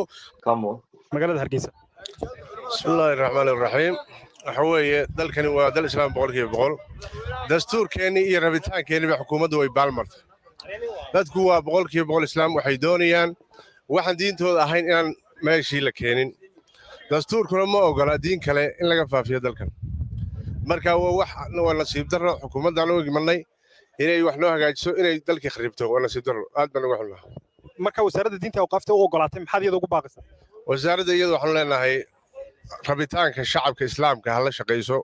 بسم الله الرحمن الرحيم الحمد لله رب العالمين والصلاة والسلام على رسول الله إلهي سبحانه وتعالى بانو مهدنقنا دمانتين إنه بيري أفريكا إلهي سبحانه وتعالى إنه دورتي دين الإسلام إنه waxa muhiima qodobkan hadda laga hadlayay ka warrama ra'yigiina horta diintu ra'yi ma gasho oo culimay leedahay culimadeennii baynu weydiinaynaa waa in culimada la weydiiyo oo culimadu ka hadlaan waxa ay diintu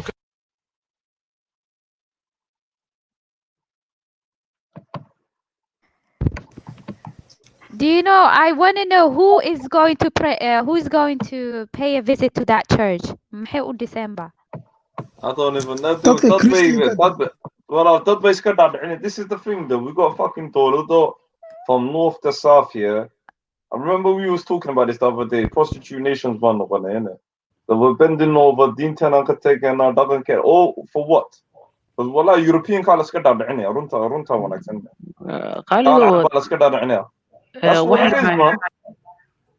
waxaan rabay inaan kuu sheego arrinkan hadda aad ka hadlayso markii dowladdii la dhisay xildhibaanaha ka hadlay dowladdii markii la dhisayay ninkan Puntland ka imaanaya Ethiopianka uu tambaashay imaanaya muxuu ahaa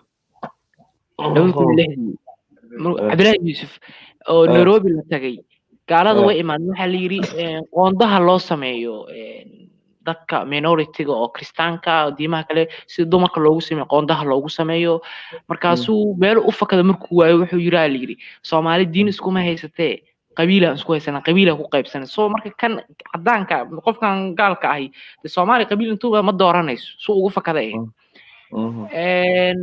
mar labaadka xataa waa lagu dayay xashe oo la yiri qoondaha loo sameeyo ayaga bis kaligood ay ku tartamaan kaligood ay galaan waxa la yiri qabiil waaye marka altiiba horta laga fakanayo waxa qabiil baa loogu mashquulsanaa oo qabiilka ma soo aadi karaan ilaa ma iman karaan hadda laakiin arinku hadda uu ka sii daray aad baa way kulaatay hatta moogta sharcigan hadda la diiday looma soo bandhigin dadka ilaa hadda qof akhriya ma jirto aan dowladda ahayn waa la qarinaya ilaa hadda lama soo bandhigin ma aqaan marka wasiiradiina inay video hormaat way diiday ilaa hadda ma soo hormaan ma soo baxo ma hadlin waxa la qarinayo maxay tahay marka inuu naagti imika videogii ka sheekeynaysa ma naagti wasiiradii baa tiimka Soomaaliya casad gashnay tan xildhibaanad weeye wasiiradu ilaa hadda lama arkanba iyo markay soo socotay ilaa hadda videoda xataa ma hadasho marka hadda arrinka la keenay allegationada markii la sameeyay maysa iman oo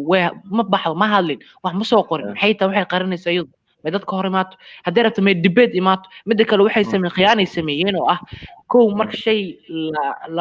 markii shay soo gudbo baarlamaanka la keenay oo sharci laga dhigayo waxaa la geeyaa diinta loo fiiriyaa waa la qaadaa guddiga la geeyaa oo guddiga diinta markuu qaado asaa soo tafaftira kadib uu soo celiyaa soo waxay sameeyeen ku sheego guddi laba xabbe waay waa laba xabbo isku mid ah koobiyay sameeyeen xabad bay waxay u dhiibeen kan diinta kii diinta uu soo hagaajiyay kii ay soo hagaajiyeen hoosay dhigeen kii kale qaaday baarlamaanka u gudbiyeen soo waxay rabaan inay dhahaan baarlamaankii kii la soo hagaajiyeen way qariyeen koodii saxda ay gudbisay waxay rabaan baarlamaankii dhahaan ayadoo been ay tahay kan waay kii ma aragtay ay culimada soo fiirisay mana ahay way soo bedeleen culimada way ka hadashay ninkii saacali wajiis maale wuxuu yiri ma aha ka aniga soo sameeyna ma ahu waa la soo bedelay macna labada baarlamaankii guddiga culimada laga dhex shaqeeyay oo loo xabo been loo kala dhiibay Yeah, but okay, even kan waxaan la ansaxayo yo ilan qoliga walaal 1 2 3 qof baa ka dambeeya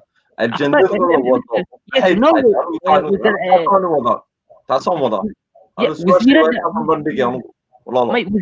waxay xataa waa la sheegay wasiiradda Norway xataa waa raadin kartiin video baa jira yiri baarlamaankooda ka hor leedahay waa 3 sano kadib oo ku guuleysanayna ay tiri ayana cadaysay waxa sheegay niman baa sheegay wasiiraddaas videogeeda in la raadiyaan jeclahay sorry 1 2 3 waxna fahamsiinaa dadii naagtan wasiiradda imka waxaan Soomaaliya dawladdan ka asaxday waxa taagan tahay baarlamaanka Norway bay joogtay kule waxaan ma ku guuleysanaa ma halkaas la timid maya wasiiradda maaha waa baarlamaanka wasiirad miya mise ra'iisul wasaaraha ma aqaan wasiiradan jeclahay inay tahay oo Norway u dhalatay ma aha tan Soomaaliya baarlamaankooda ka hor leedahay arrinkan qarash baan gelinay aad baan ugu dadaalnay culays baan ku saareynaa ay leedahay xataa moogta sharcigan saan jeclahay stateska waa la soo mariyey federaalka bisaa dhiman dastuur xoog baan ku saareynaa ay tiraahday waan qabanaynaa adigu investment badan financial ay dhiibeen 3 sano metri aad baan ugu maaragtay ayadaa waxaan dhanna Norway gacanta soo wado Scandinavian-ka wana caawinayaan ay tiray ku Oh, do you think that's why ay noo ogolaadeen passportka Soomaalida visada? Yes, حتى ما ogtahay khayr waa loo geeyay markuu waxa ka hadlayo muday aan jeclahay ninka haysta gudoomiyaha baarlamaanka wuxuu yiri waa u geynay waa qaadnay khayr waa u geyn khayr waxaan ka waran baa yiri wuxuu yiri anigu kuma qasbi karo ayaga soo gudbiyeen khayr wasiirada soo gudbiyay ko sharci markuu qonayo waxa soo bandhigayso wasaaradda horumarinta iyo xuquuqul insaanka xas ba soo hormariya wasaaradda waxa la keenaa wasiirada soo ansixiyaan wasiirada markay soo ansixiyaan waxa loo soo dhiibaa aqalka hoose shacabka markii la keeno aqalka shacabku wuxuu la wadaagaa wuxuu la wadaagaa awqaaftii diinta way soo tafaftiraan kadib ay ka doodaan 3 mar way ansixiyaan haday ansixiyaan aqalka sare 3 mar asagana ka dooda akhrina kadib madaxweynaha loo celiyo madaxweynaha markuu soo dastuuriye noqdaa soo khayr uu soo mariyay khayr Norway inuu asaga ka yimaado meeshaas horta si la hadal leeyahay meeshaas markii loo geeyay uu diiday Anyways حتى هدي federaalka I don't think society da siday u qabanayaan because haday ka raali ahayn then diba dhicisa waxa wadu fiiri waa marka because Soomaalideena walaalo way adag tahay ina wax la nagu qasbo isn't it may mid baan ku sheego waa freedomku hadaysan ka hor imaanin haday ka hor imaato danta cadaanku ma shaqeyso freedom waxa weeye markay danta hadda danta Soomaali ma aha waxan laakiin waa danta cadaanka haday taana waa ama diid ama hayeelin madaxdaada la soo marsiin wax ma la dhihi karo because dantooda waay so hadii laakiin freedomkaagu ka hor imaado dantooda ma aha legitimate ma aha taas weey waan gartay kaas laakiin anaku as a Somali obviously ma u malaynayo inaan yeelina waxaas oo kale wax ma la nagu qasbi karo looking at history it is very hard ina wax la nagu qasbo walaalo kan xataa wuu roon yahay kan ilaa muddo 5 sano la soo wadaa dhowr mar baa la soo xataa waxaa jiray midkii ugu horeeyay maxaa la yiraahdaa offensive appeal ma la oran jiray Soomaali xataa ma soo diyaarin kaas UN Westernka soo diyaariyay waa la diiday kaas aad buu u waalnaa mar kale la badbedelay wax laga badbedelay kan waa mid xogaa la soo maaragtay la soo rifay maaragtay wiliikii saxda ma dad baa u doodaya kii hore in la keeno haddaad ka hadashan fiir browniga la dheelay waxa weeye hadda aragto waxa weeye haddaad tiraahdo waa sun kor malab ka marsan yahay oo suntaas korka malabka ka marsan yahay waana ku dhahay hoo malabka cun markaas ay tiraahday may malabka ma cuni karo suna ku dhex jirto ma aragtid miya markaas waxaan ku leeyahay dadka ma u jeedin malabka siinayo u diiday so dadka reaction-ka iyo xataa malabka u diiday dadka lama tusay so hadda dadka culimada ka hadashay dadkii ka hadashay waxa la leeyahay waa u jeedin kufsiga in wax la sameeyo diidaya ma u jeedin kufsigii dadka in kufsiga sii socdo rabaa because dadka reflection-ka la tusay waxay tahay kufsiga taageeraya ma aha wax ku jira meesha reflection dadka la tusay taas weey ma aha wax ku jiro that's why loo soo bandhigi laay marka ma kan wala adigu hadda markii waaleen oo xildhibaanaa wado gudoomiyuhu ka hal qodob baa la sheegay hadda halkaas qodob wuxuu yiri mar labaad hadda soo hadashiin uu yiri hadda waan maada gudoomiyaha dhageystay wuxuu leeyahay waa ka xishoonaa inaan ka hor akhriyo dadka hortooda afkayga ma qabanayo laakiin waa igu qasabteen uu leeyahay so hadda way aamuseen oo hadda ma qalqaylina inkastoo hadda ay maybe face nimanka cadaanka ay ka raadinayaan waraaq inay soo saaraan bulshadii hadda waa la wareerinaya hadda ogtiin hadii kalaba been kufsiga waxaa loogu soo saari lahay I don't know even xataa waxaa jiray xildhibaan ka hadlay oo yiraahdo waxaan macquul ma aha uu yiri waxaan macquul ma aha waxaa jira case ahaa nin wuxuu u dhacay muqdisho ka dhacday meel refugee ah uu dhacay dad baa galay markuu u dhacay maamada waxay haystay wiil iyo gabar maamadii wiil gabar haystay maamadii waxay istiri gabadhu iyo adiga yuusu ku fuulin wiil gabadh iyo la qabsato way ka baxday waa tuug wiilkii uu aaday wiilkii yariiska ah uu aaday what's bond wiilku u aaday xataa waxyaalaha la isku haysta ka mid ah waxa maskaxda gali laaway xataa waxa intaysa dhicin lama maqlan had fiiri kufsi naag wax lama maqli jiro xataa nin ilmo xataa nin ma waa ilmo waa ilmaha loo bursanaa waa kan iyo kan isku soo aadiyay dadku waxa su'aalaha isweydiinayaan waxa weey aad lama garanayo ma garatay wixiina hadda crisis camal buu wadanka galay haddaaba ka hadasho aad raawo taas waa hadda dadkii ka hadli loo haysto oo le maxaa uga hadashay wadanka crisis buu ku jiraa ma aragtid miya waxa dhacay hareeraha ka dhacay qofka ma hadli kara ma dhihi karo waxbaa ku jira laftu way quran tahay ama hadda waxa la wada waxa weeye miro duduub baa loo liqaa wey ilaahay khayr ha ka dhigo garamayo wallahi Inshallah, inshallah. But do you think the Christians should be able to run though, even if there's like they exist or don't? No, fiiri bal ha imaadaan bal muqdisho ha imaadaane codkiyaa dhiibay horta Nobody, but they should be able to run, right? Fiiri sheeka ku haya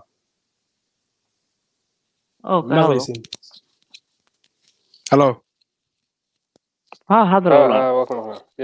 idinka Christian ka baqaysin dadkan Christian maaha way ku dhuumanayaan they atheists they're Western Christians believe in God sahib dadkan waa gaalo they're not Christians they're using it as an excuse that's how it starts first waxay ka bilaabeen they said women can 30% quota C and then Norway's got all of these diaspora females in the government that's pushing these agendas they're all young women under 40 and they all work for foreign countries if you pay attention and men so it's not about Christianity.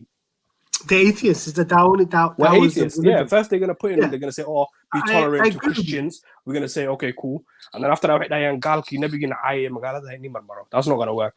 waxay dhahayaan ku shaga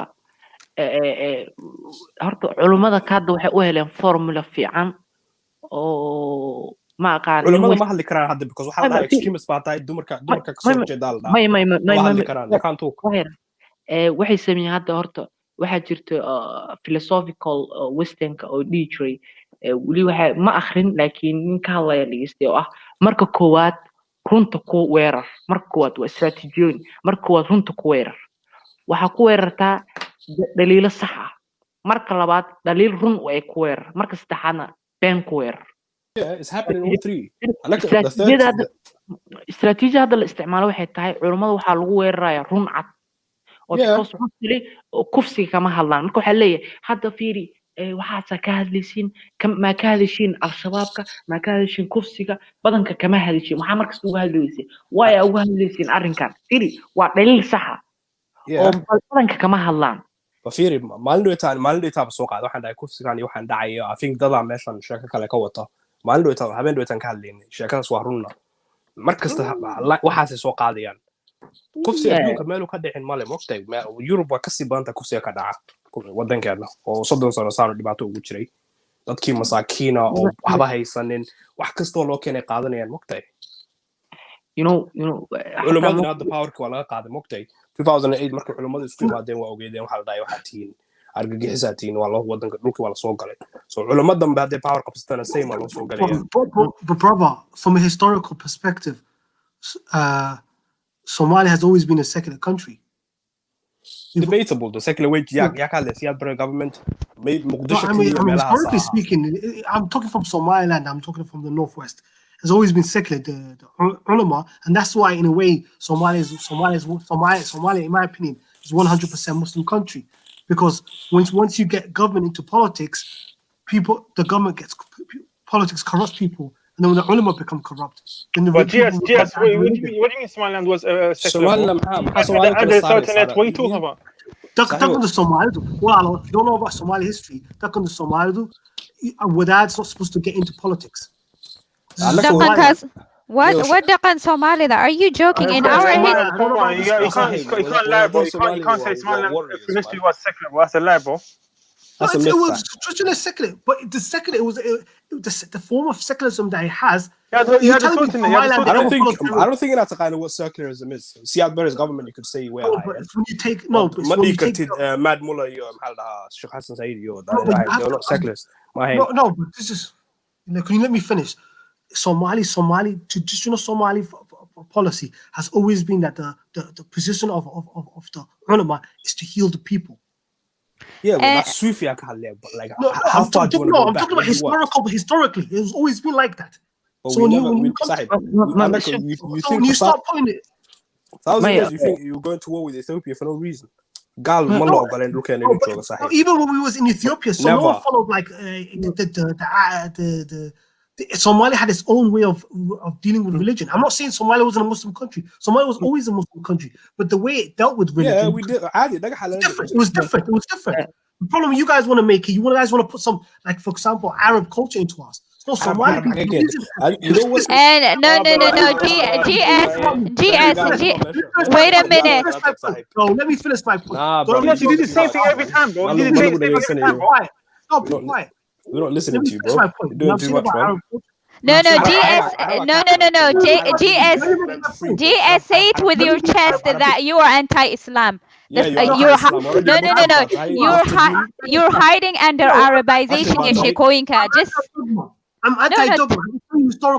No. Tell the truth. Anti-Islam attack. You're against it. We're not with you. Keep your shit to yourself, Makas. No, can I make my point? GSO haddii okiyaalaha you want Adan democracy, but GSO haddii hadda okiyaalaha cadaanka aniga waa aan gashto wax yar baan rabaa hadda okiyaalahaas aan gashto cadaanka ahi standard bay leeyihiin democracy standard bay leedahay so aniga marka waxaan dhex galayaa dhaqanka Soomaalida waa fiirin standard gooniye leedahay. Democracy don't exist, man. It's a myth. Okiyaalaha cadaanka haddaan gashto wax kasta waxaan dhihi karaa hebel iyo hebel waay laakiin okiyaalaha horta iska siibo waxaad tiradaa sida perspective-ka ka fiirisa ku xiran tahay haddaad ka fiirisa dhaqan Soomaaliyeed waa Soomaali magaca Carabta ugu yeer aniga haddaan rabo waxaan ugu yeeri karaa dictatorship adigu secularism maxaa micno ma eray laakiin dhaqanka inaan ku qanacdo wey waayo adigu classification iyo okiyaalaha No, but I'm trying to explain to these people who are very illiterate and have no understanding. I've come across people like you. Yeah, man. I was over September, yeah, man. GS يا كنت المامسة illiterate ولا. You don't know what illiterate means. Who?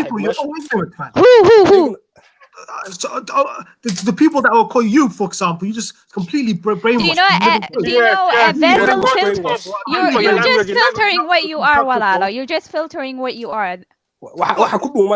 You're using Adan talking points. You're using no, I'm not talking about Adan. You're literally using the same talking points. No, back when I know GS after 5 minutes, Salafism was so dahgelin dona. Just wait for him. Yeah, you guys want to mock me? That's it. That's your ignorance. We're not mocking. We're just telling you. You're insulting us. You're insulting our intelligence.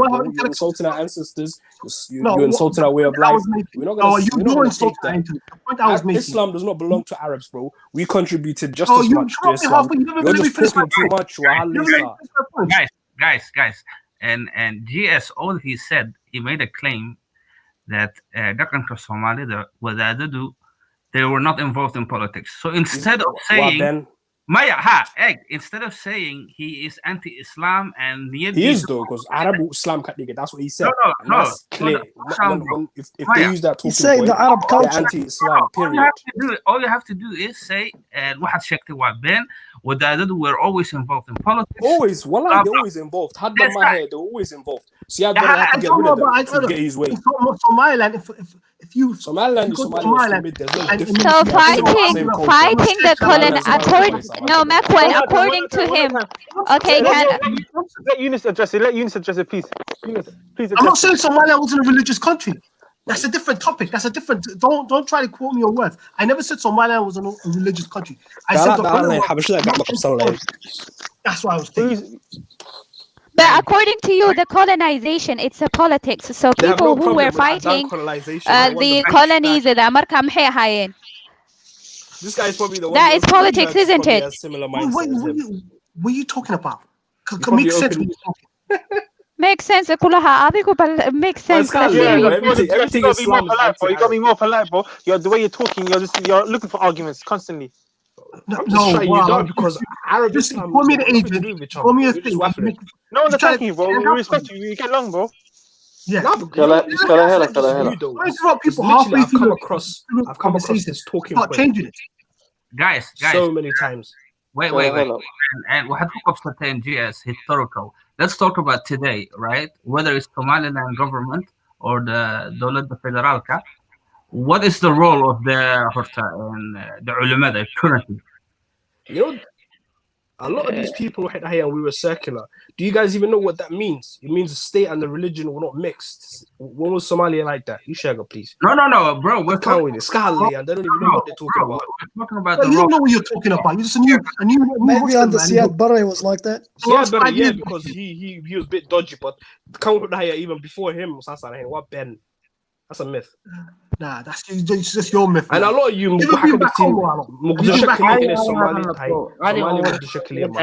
hadda ninkaas Yunus Tug baa su'aal soo bandhigay ma garatay taa aan ka wada hadalno taa culture-ka marka aan ka wada hadlay waa taariikh dheer qofku markuu waxaas ka hadlay inuu wuxuu u baahan yahay taariikhda iyo habdhaqanka dadku inuu evidence kan hadda xaadirka ah aan ka wada hadalno Yunus adiguna su'aashaada Prince Grey. Oh yeah, my question is, forget the historical. Today, what role do the ulama play in the Dawlad Federaalka and Dawlad Somaliland? Yeah. haddii su-aashaas aan isku dayo saaxiib ma hadda aan ii sheego maybe ina adinku la yaabtiin laakiin 90% ama ka badan dadku meesha ku jira hadda Soomaaliya anigu koonfurtan ka hadlaya waa diin waa rudiimo madaxweynihii kii ka horreeyay damul jadid islaax ikhwaan muslimiin kan hadda ra'iisul wasaaraha ikhwaan muslimiin waa damul jadid xisbi qarankii waxa hadda arag inta waxaan ogahay oo kaliya Cabdiraxmaan Cashukur inuu ka mid yahay ma ogi asaga laakiin mostly waa diin هذا تقانين دم الجديد وأحد الشيخ ما قاعد الشيخ شريف وياه maybe عمرك عن كذا هذا ما حد أنا حس بجدي ميسم ما كذا هذا مس علماء عن قانون هذا ده جوكتا مساجد ده لو رأيته سكوا سياسة ده كل ولا ليال I have to go. It was nice discussion إن شاء الله. السلام عليكم. عليكم السلام. Alexander Falanto. Hi. Why is everyone so quiet all of a sudden, man?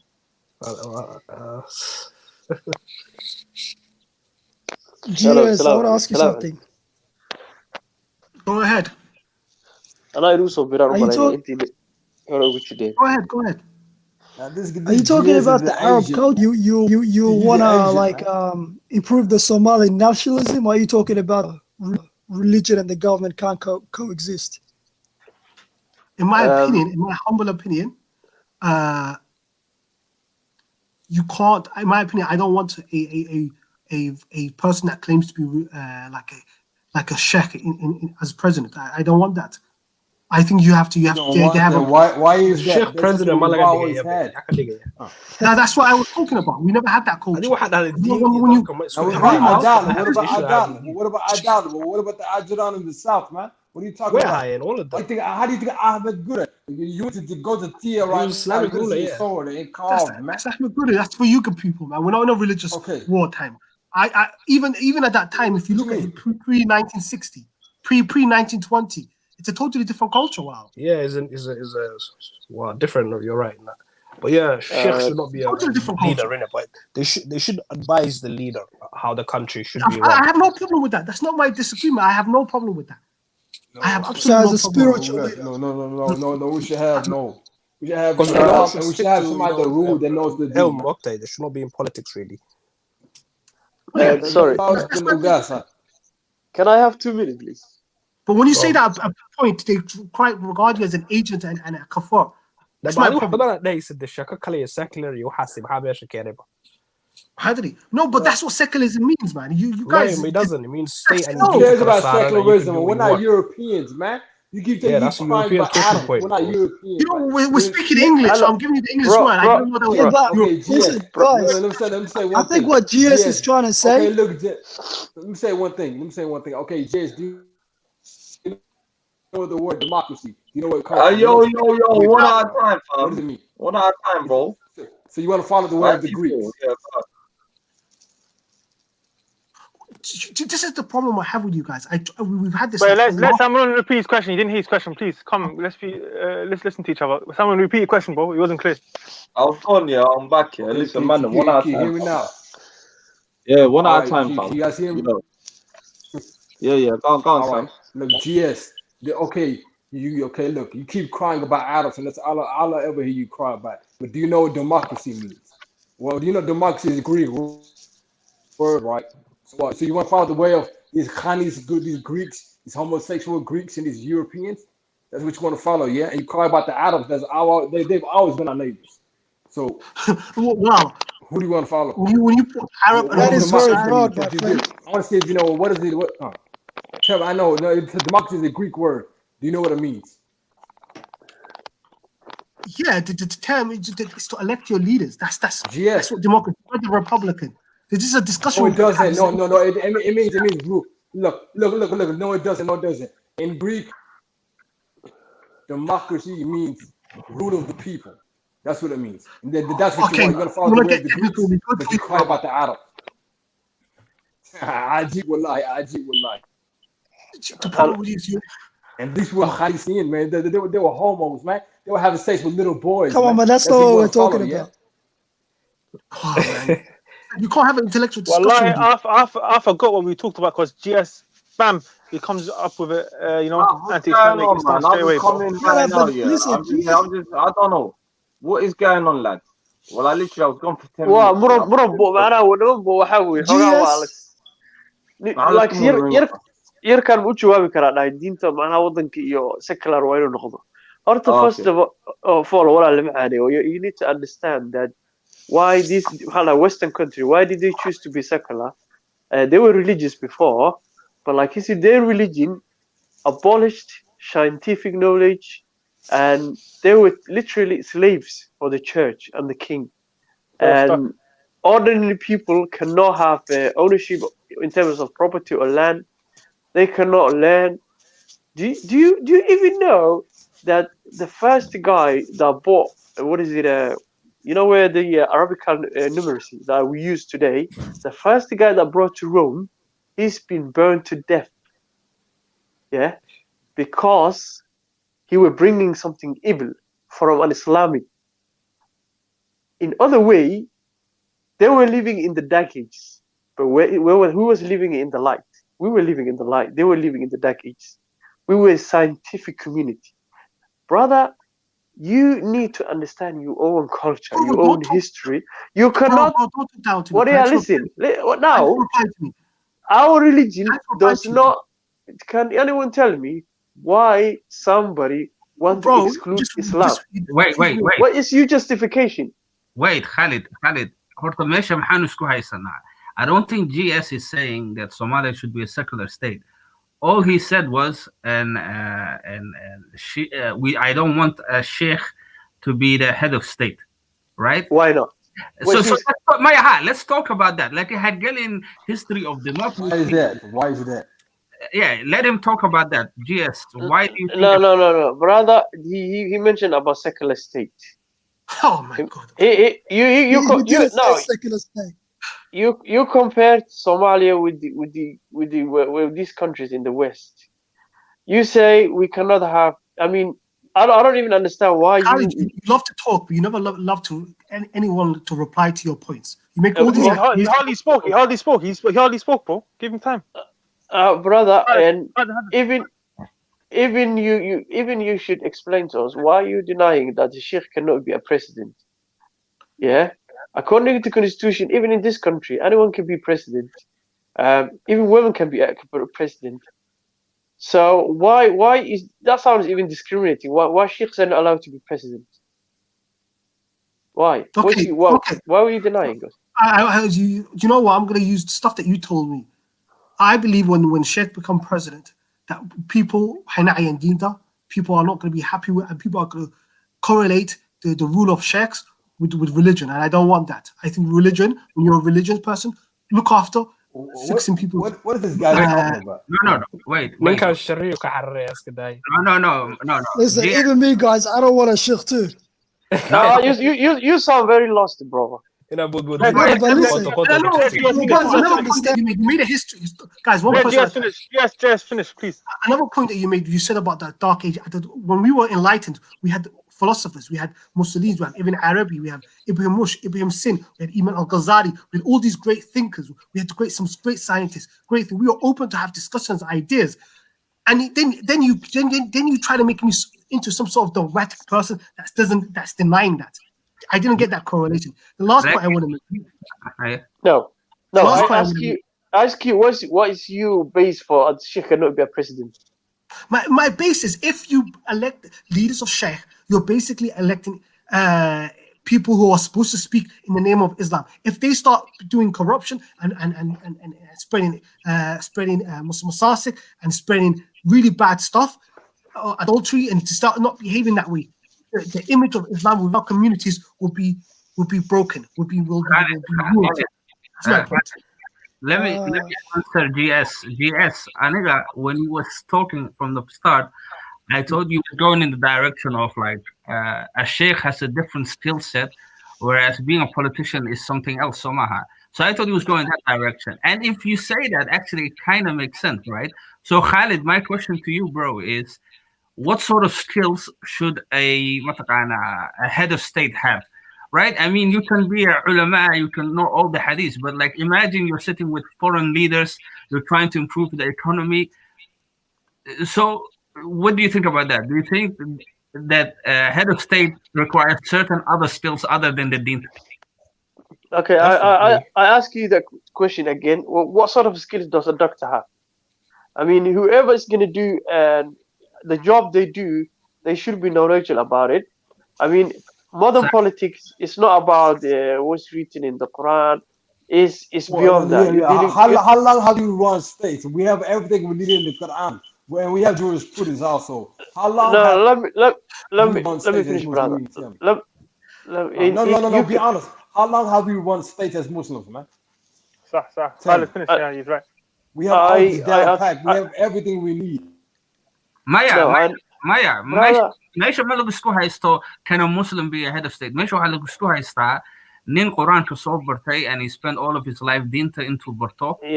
Is he the most qualified person to be like a president? That's all. Yani, don't overthink it, guys. I mean, if he can do his job, if he can manage it, if he can deal with outside politics, if he can be the inside politics, if he understands how modern things work, such as economy, if he knows about how to prepare the country, improve the economy in terms of education. I mean, if the guy is familiar with all sort of these things, and he could do his job, why not? What stops it? I mean, I don't understand why do we have to use this criteria that a sheikh cannot be a president? I mean, what stops a sheikh not to be a president? I mean, think about Hitler. He didn't even pass a single exam, and he's one of the greatest leaders. One of the greatest leaders. They were even not educated. They had charisma. They're not even educated. So I don't understand what was your base. I will vote for you for president of Somalia, Sahib. This is social. Let's be honest. Will a sheikh put Somalia first, or will he put the deen first? Depends, because we live in a time where it's all about united.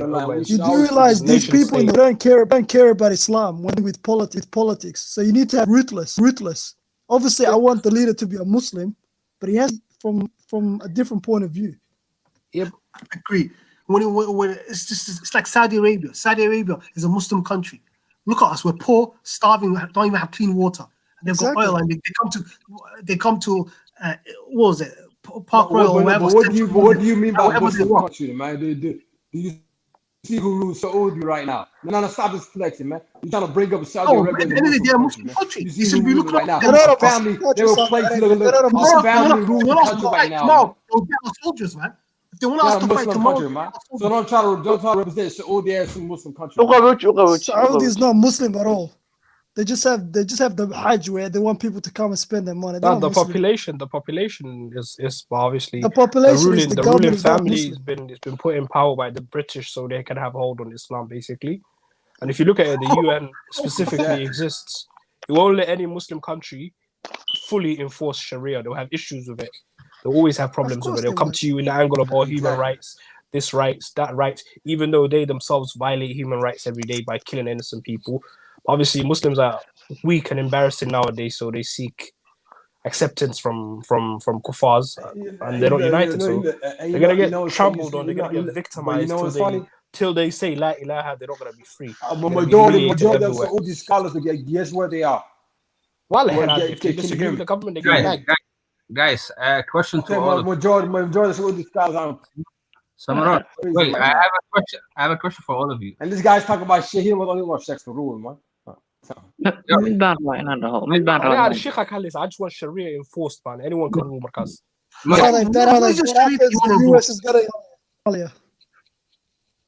waxaan rabaa inaan mid dhaho gs uu yiri qof culumaa ma noqon karo dadkan qof culumaa anigu horta ma diidina hadduu xaq buu leeyahay aniga hadda ma kulli sheekh baan ahay laakiin dee xaq baan u leeyahay inaan noqo isagana xaq buu leeyahay kow mid labaad waxay tahay wadanku waxaa lagu xukumaa islaam weeye wadanku hadduu islaam yahay waxaa lagu xukumaaya in bayska dastuurku uu yahay islaam loo fiirinayo sida ku qoran islaam ay tahay waa ay ugu diiday marka inuu qof sheekh uu noqdo maadaama sheekhnimadu anigu ma kuma lihi sheekh kasta ha iska koro skills baa jira qofku waa inay wax u raacaan waa inuu leeyahay yaqaanaa siyaasadda aftahanimada codkar uu yahay diintiisuna uu yaqaanaa sheekh adigu ma sheekha maxaa u taqaanaa ama diinta bis in la akriyo aniga hadda diinta hadda wax ma ku dari karaa waxaa dhacday walaal No, can I answer your question because you replied to me? So, answer. So my first thing is, when I'm talking about sheikh, I'm talking about people who say I am a sheikh and that's why you should elect me. If he knows hadith and the Quran, that's good. But if he puts the term and says, "Oh, I am a sheikh, that's why you should elect me," that's a different aspect. Do you see where I'm coming from? Yeah, I agree. You should not elect someone blindly. They have to meet criteria. That's your criteria. They have to be qualified. I mean, you want us to put random. يعني waxaan rabaa fiiri waxaa jiro adigu waxaa ka dagaalamaysa waa ogoho waxa weeye titleka uu sheeganayo that's because dad badan ba ugu codayn doona titlekaas waxa taas waa fahmay I don't want the title to be disrespected. What yeah fiiri he does corruption tomorrow. Sheikhs are humans, bro. We're not Christians. We don't put sheikhs on pedestals, man. Sheikhs are human. Sheikhs are human. What you want to do, man? What you want to do? My issue. Is this not the guy talking, man? My issue, fiiri. Adigu hadda ma wax dhici doonaa ka hadlayso hadda ku leeyahay shaqeeyo corrupted baa jira hadda corrupted baa jira dadku hadda miya u maleeyaan shaqadooda inay corrupted yihiin waa may kuwa hadda okay, you need to waxa bedelaysa you're changing the social contract. had social contract way ba jirtaa hadda yaa hogaamiye hadda wait GS, I have a question for you, bro. You're not making sense because I think what leedahay sheikh shouldn't become a politician because he might do corruption. Then you could say that about anything. Sheikh shouldn't be a businessman because he might be corrupted. Yani sheikh is a human being, right? So just it doesn't mean it's not Yunus. Well, you've got him. You know what my point is? My point is when you start putting sheikh as religion,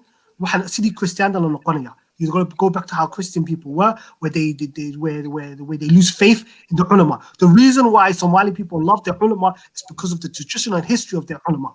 That's why. That's my point. Okay. anaka oo Soomaali waxaan sheegnaa inaan wada muslim nahay laakiin haddii runta la fiiriyo islaam ku dhaqanaa si loogu dhaqmo waxaan rabaa because fiir hadda we have systems that Islam ka soo horjeedo for example xeer baa dhiganaa maaragtay qof haddii qof dilo qofa waxa Islam uu ka soo horjeedaa anaka waa ka hadalnaa waxaan dhahaynaa oo adi midaa noo dishay marka waa inii tirinaynaa ama geelani waxaan qaato all of these things Islamic ma moogtay we believe which are cultural Somali practices moogtay yes waxaan rabaa inaan ku sheego maadaama GSO culture-ka aad tagtay waxaa tiri taariikhda aad tagtay let's go to the taariikhda ayadaba ma ogtahay in ninka suldaanka qabiilka hogaamiya lagu doorto inuu diinta yaqaano xikmad yahay gabyaa yahay cadaalad yahay hadda fiir walaal sultaanayaasha hadii la wada fiiriyo if you pay attention to history kuwa khaniisyaal jiray bro khaniisyaal sultaanayaal waxaa jira dojiya jira hadda fiir midka India haystay والله I don't know if you guys Sultan anigu waxaan ku yiri Sultan waxa you can't put them on pedestal man. Some were good but not all of them what's the soo dhex gali kara sorry niyo qofka humanka do not ever take as a holy qof humanku asaga wax walba yaqaana wallahi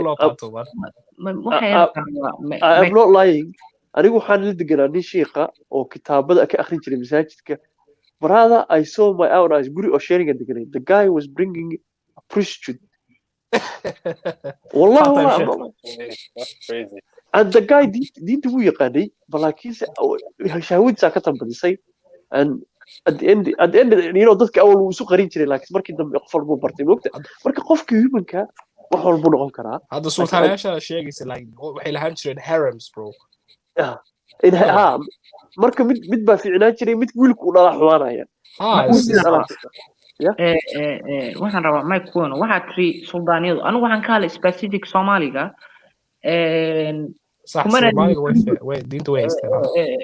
kuma lihi gebigoodu way xumaanayaan iyo wanaagsanaan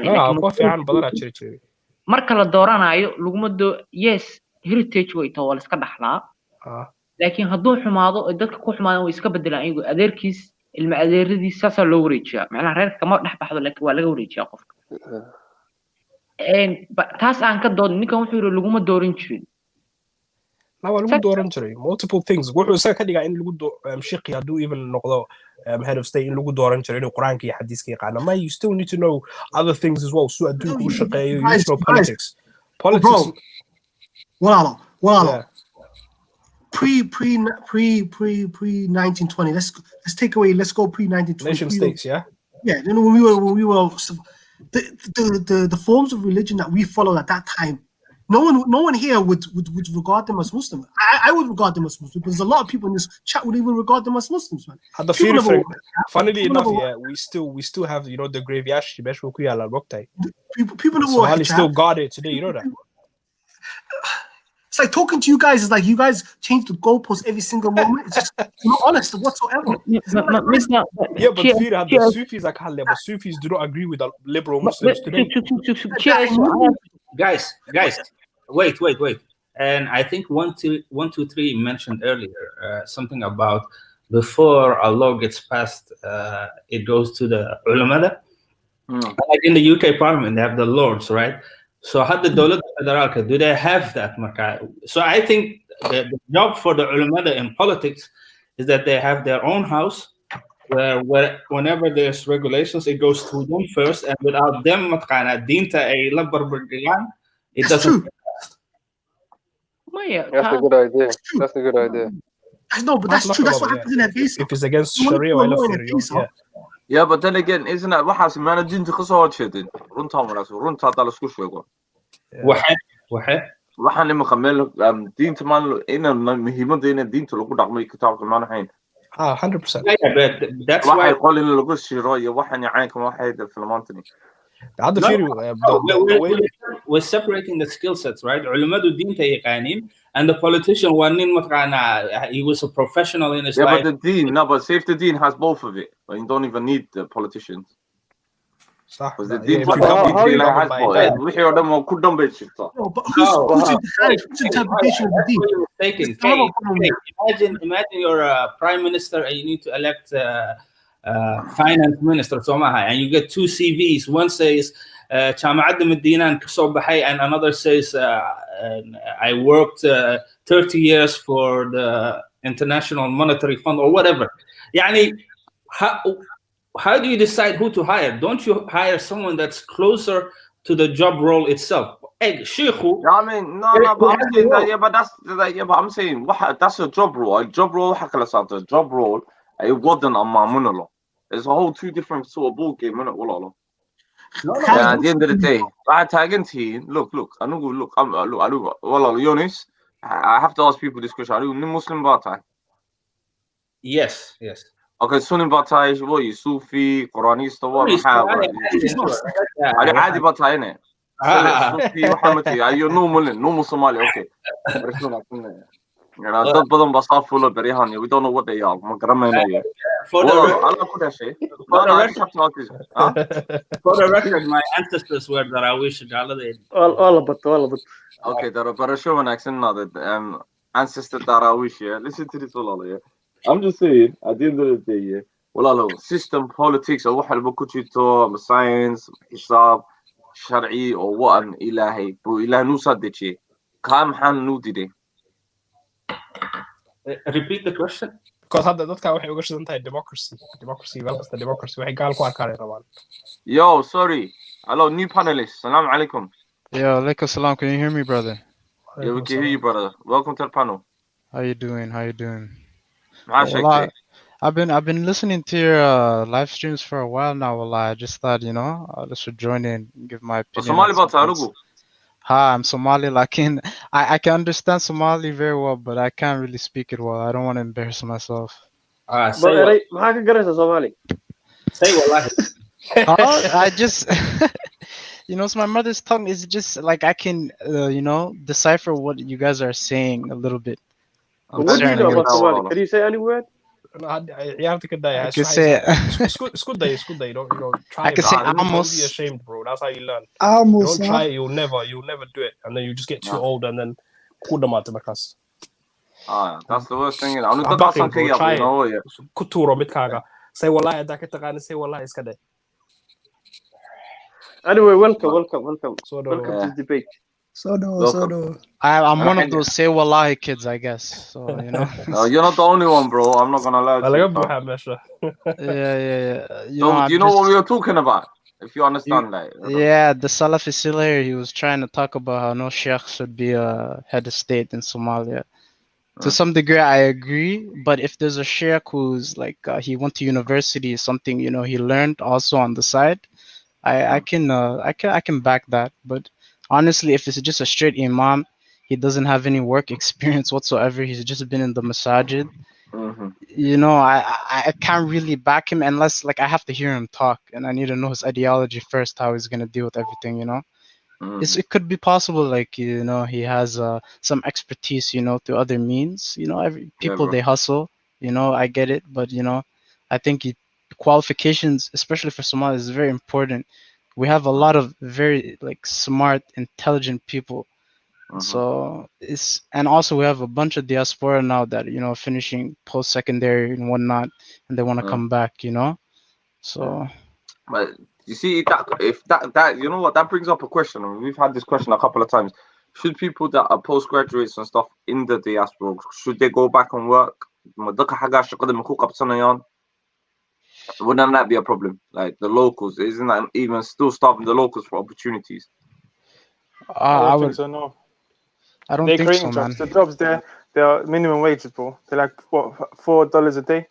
No, but what jobs? I don't see a lot of jobs being created. That's the thing. We don't have a job market that's creating jobs. What in Kenya as well? Exactly. So already, people that do go back, they are creating jobs. Not really. I'm not gonna lie to you. In what way? Break it down for me. Because the field that he's talking about, say in حاجة ودك شو قاعد يحكوا بارتين شغال اللي جوك بصنيع.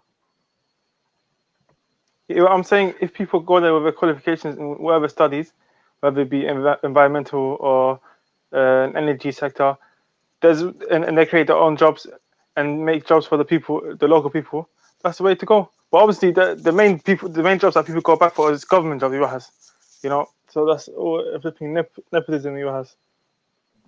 The thing is, the people that are going back to Somalia, they have degrees and stuff. they have to go back and like teach the people there what they learnt. That way they can, more opportunities can happen. You can't go there and open up a business and just employ someone that doesn't know anything. You know what I mean? And it's also if we have like skill shortage, like for example, you're a psychologist in Hargeisa or Somalia. I mean, you have an unbelievable amount of opportunity. So it's about the skills. If what you qualify, what you studied, if it's something that's needed back home.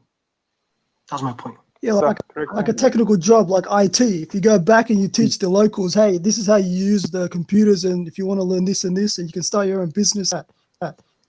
Yeah. Exactly. Well, it's about providing the facilities. A lot of people back home, they have the capabilities, even when they go to school with us. But at home, they don't have these access to computers or these other, facilities that are needed to, do these jobs. Guys, controversial question.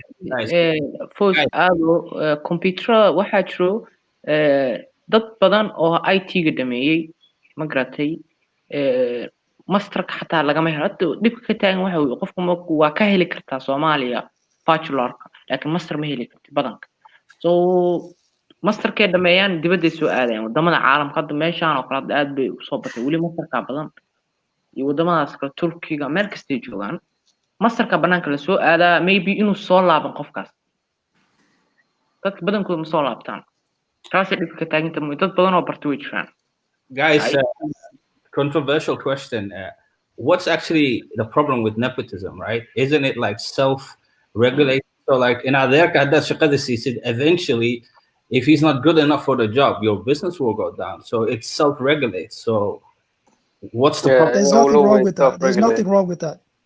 Okay. For me, myself, I'm going to be honest with you guys.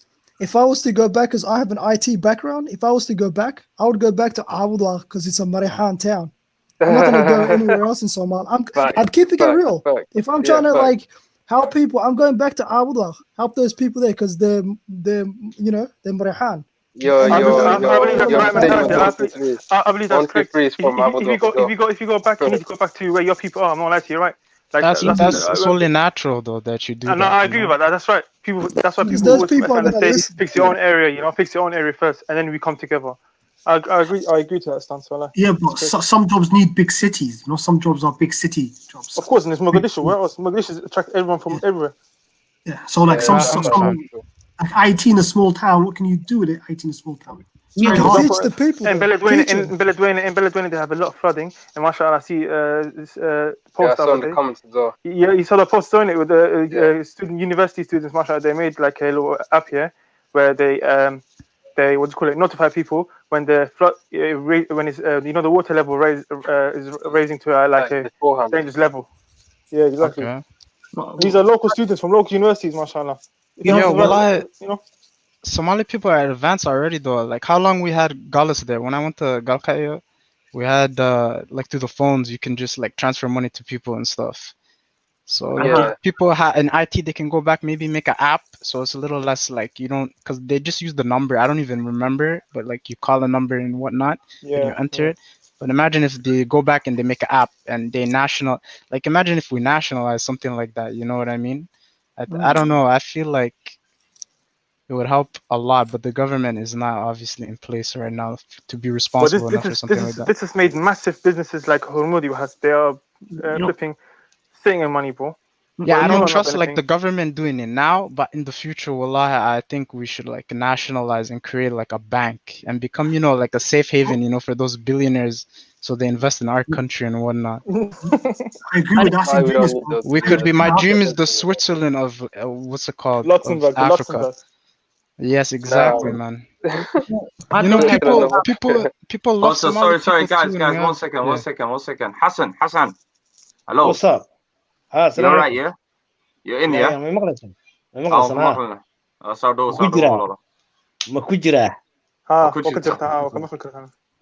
Raali noqdo dee oday weyn oo idin soo galaan howaan idin dhegeysanaya maanta dhan he took me a time to come in.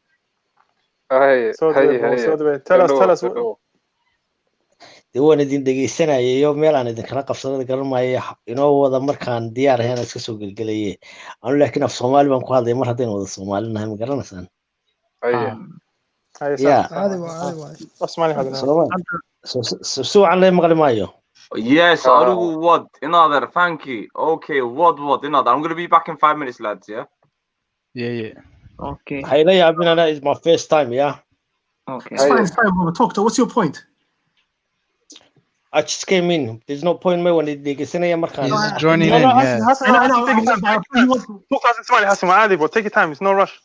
No rush. Yeah, just taking it slowly. Yeah, GS is looking to slay some Salafis, wallah. Whoa. No, let's not go back to that. We're just talking about the government. I'm just joking, bro. I'm joking, bro. Brothers, let Hassan talk, please.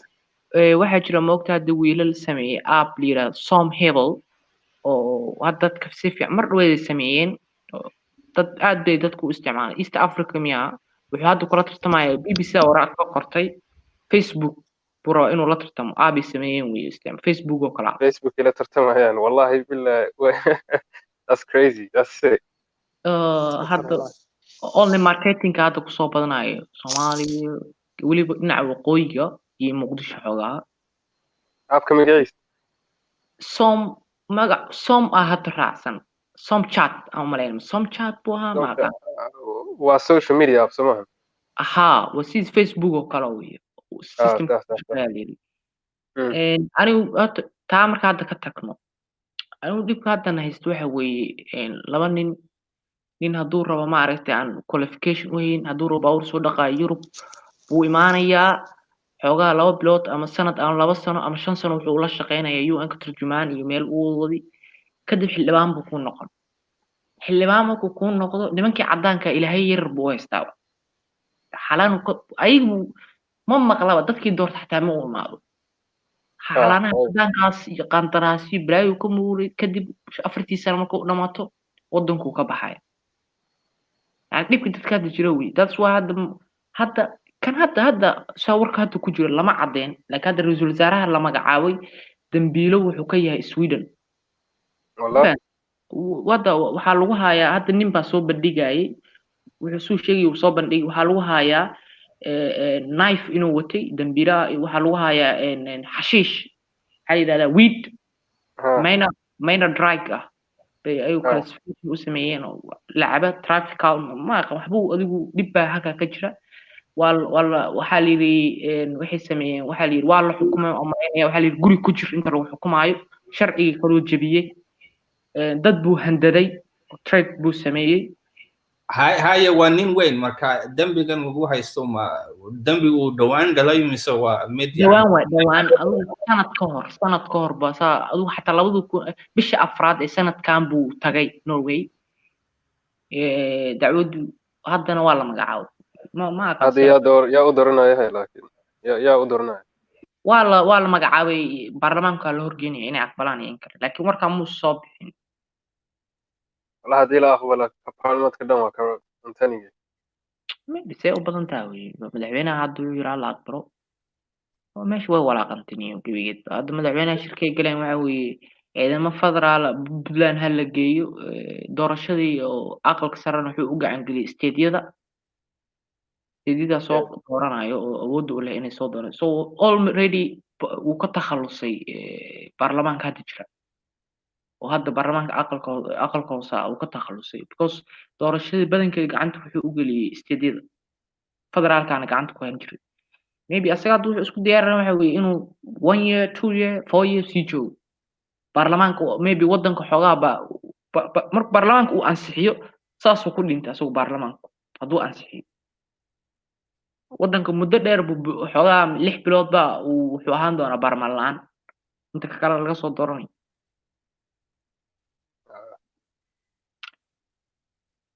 marka aniga dib waxaan ku qabnaa waa diasporada some oo say wallahi oo nin waxaan la yaabanaa waxa weeye xildhibaankii dadka la moogtahay hadda anigu ku soo doorto waa inay afkeena ku hadashaa dadkaaga waxay aaminsan yihiin kuma hadli kartid dadkaaga waxay diidan yihiin uma ololeyn kartid because dadkaaga diidan ninkan ilaahay yar cadaana meel baa u jooga ma aqaan waa sida buudiga way caabudaan baa umaleynaya cadaan wuxuu ku leeyahay confession hebel iyo UN waxay tiraahday hay'adan waxay tiraahday bis bay ku hadlayaan af kale ma leh ma dhahay dadka xataa waxa jira xildhibaanada qaar la doortay dadkii soo doortay ee mitalay ma u tagaan aw marka dhibka jira waxa weeye haddii maanta badanka dadka wadanka jooga ee la doortay ma baxo baasaboorka wadan kale ma wato dadkiisu la joogaa hadduu baxaayo dadkiisu la jooga laakiin ninkan dadkiisana bahalo u arkaa xalanu ku dhex jiraa I don't know that corruption kaasa meesha ka jiranayo دولة ضعيفة. That's how can if you talk about a strong government, what makes a government strong? That's what I want to know. A question I have for the panel. Loyalty to the actual people, man. That's the problem. The Italians, they rubbed off too much on Somalis. Wallahi. Do you think it's only loyalty? That's what I say all the time. They just want to body people 24/7 and dump people. It's like it's wild, you know. Like that's how they deal with their problems. And then on the other hand, they're gonna say, "Oh, why that Islam? Why, you know?" It's like no, but don't you think like money is important as well? Like how would this like even like possibly this government ever become a wealthy government? Oh how my was God, it ever? Listen, the amount of natural resources Somalia has that has not been exploited, and we are actually lucky that we didn't have people like from foreign entities come and take the oil or whatever. Okay, so you think we should get the natural resources out now? We need to stabilize the country to the point where we can safely extract these things without blowing up our entire country. You know what I mean? That's in the future. You're right. Yeah. Yeah, this is gonna happen, inshallah, in our lifetime, maybe 30 years if we're still alive. But yeah, you know I'm worried because like like everything you want to do we call and so on. So if you want to do something, you have to do something else. Like you know how I asked you how would the government gain wealth? You say stability. How would you get stability if there's no money? I absolutely understand, but there are certain things that you can do for the people in your country to gain their support, to gain peace. You know, there's first of all, like we have the 4.5 system, no? Did we change to No, you're right. It's still federalist. 4.5. It's still 4.5, sir. I think I'm 0.5. You know, my tribe, you know, they don't get nothing much, to be honest. It's like we need I thought you said you're from Galkayo. Yeah, no, I'm from Gak. My mom is from Galkayo. I never been to where my pops My pops from Harar. Oh, Harar, Ethiopia. Yeah, but he's Shehal. That's not 0.5. That's not 0.5. They're not 0.5. Oh, so wallahi, are they actually a part of the Hawil side? Yeah, man. What the hell? Oh, jeez. I didn't even know that, wallah. Asmani, one second. I beg you, please. Let Hassan Arab talk, man. We haven't heard from him, man. Okay. Hassan. No, waan idin dhegeysanayaa. Okay, si wacan baad u wadataan, waan iska sheekaysanaysaan, waan idin dhegeysanayaa. Anu kolley dee ka hadli maayo xamar iyo sheekooyinkooda ana ama landar. Marka hawshiina dee iska wata. Soomaali markaad leedihiin dee dhinacun baad ka hadlaysaan, soo ma? Cusmaano shaqaal laba weeye. Midda Soomaaliya degta hawiya lagu tiriyaa, midda kalena hawiye mid waxay ku qaadataa qaybta hawiye ku qaadataa, midna 0.5 ku qaadataa. Yeah, I think I'm the 0.5 because I'm not low bogey. How does that work though? How does that make sense if they're one? Because ma degna qaybtooda ma degna Soomaalidan hadda xorta sida loo yaqaano waxay u badan yihiin Ethiopia, laakiin qaybtan kale koonfurta degta u badan tahay. Yeah, like xagee aaday tanna ayaga hadda Chinese weyn u tahay because dhinacan hal dhinac haday raaci lahayn waxa ma helin, like laba dhinac hadda ka dilayaan. Yeah, I don't want to get too deep into it, but like I know like my family, like they live all throughout Somalia and like a lot in Ethiopia too. So like Ogaden region even. So it's like, you know. Isman, stop this. You know, you're like self-identifying as 0.5. Yeah, we don't see us. Yeah, I'm sorry. I was trying to, you know, make a point, but you're right. Osman, you're right, bro. You express how you want it, man. I don't know. I'm not gonna lie to you. I don't know anything about like the 0.5 system. I never talked to my parents really about Somali politics. In all honesty, I tried to look for it myself, and they didn't really even teach me Khabil. I had to like figure it out myself, and you know. Yeah, same. Yeah. Can I make a point from a Somaliland perspective? Because in Somaliland, we've got peace in Somaliland, you know? Like we've got peace, we've got stability. The problem we have is we don't have recognition, you know? And we've got corrupt leaders. Add that bit. I don't like the Bro, leaders. but listen, the budget of Somaliland, Niggas, man. All of them. it's All like of them. no, but hear me out. The budget of Somaliland is like something. It's like nothing to Somalia. It's literally nothing. So you have to put It doesn't matter, man. We still got corrupt motherfuckers. Like someone's mic is on, man. Whose mic is making that noise? The £5,000 thing, laptop, man. Yes, again. Yes, for psychologist, nin business لا no سمعت أنا قاعد على شفتي ساعة مو صوتها أنا عباني. We got Somaliland out here. We got a fucked up mic. I don't read that. Really messed up. Come on. I rate you, GS. I rate you. I rate the stability and things like that. But then again, yeah, if we're gonna speak about the whole collective, we have to speak about the whole collective. Yeah, but they were talking about their plan, and then they put like the idea that stability of another 30 years of instability, and I'm like, guys, come on, man, you can't wait 30 years for stability. Stability could be done in 6 months. We could stabilize the country. Yeah, so but that's the question, though, isn't it? How do you stabilize a country's government? You have a case study in Somaliland. Follow what Somaliland did. Wait, what did they do? What are they doing? They came together and they said, "Yo, wallah for the greater good." That's what they did. Beautiful. Yeah, thank you. That's what it is, bro. Wallah, do you see that happening for the collective?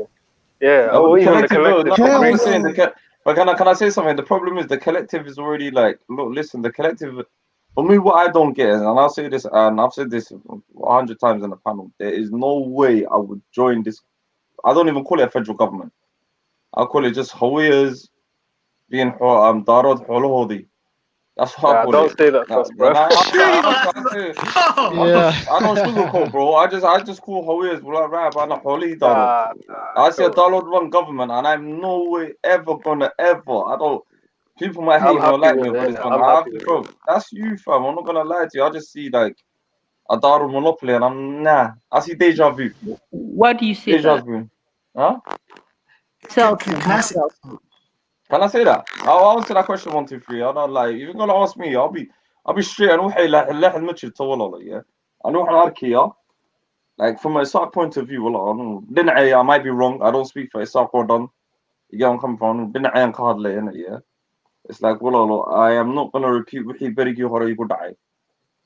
I'm never gonna. That's not gonna happen. And it looks like that. For me, it doesn't look like a federal government, and plus, do you know what it is? I don't understand. If it's a federal government, how comes only the Hawiyah areas only pay tax for this whole government? I don't know. I'm just saying. For me, I would love for something else. That's what I'm saying. I'm with Somali Nimo. I'm not down for Somali win ever again. That's not gonna happen on my watch. We need to stop this like Puntland Banadir shit, and we need to just make a north and south. Like I don't know. I don't really think so. I just keep you know what it is? I just keep it like 100, innit? Yeah. Everyone run your own place. Yeah, but we need to have some sort of semblance of like government though. If everybody just does their own thing, it's like I don't even know how to explain it. I don't know what kind of system that would be. Maybe why are we scared of that though? Why are we scared to separate to build back up again? I'm do its own thing. Everyone does their own thing, and we sit down on a table together. If it comes to a national, I don't know, we could protect each other in different ways, like a unity, like Europe or Calais, where everyone just does its own thing, and we compete with each other. Also, we trade with each other. I agree with that. Like business wise, starting our own businesses, of course. Yeah, I get that, but like we need to have some sort of, we need to secure safety for the people. We need to unite the military. No, not all of us, but there's certain areas are safe though. Look, if certain areas are safe, I understand that. Yeah, I understand. Like why should other people care? Like, look, we can sit here all day and say, sing kumbaya and I wish and it should be this way and it should be that way. That's not gonna happen. Like, I'm not gonna lie to you. Let's be realistic right now, yeah. Like if I'm already set up nicely, I don't like I'm just gonna be straight with you. I'm not gonna give no sugar coats. It's for me as a native Hargeysawi.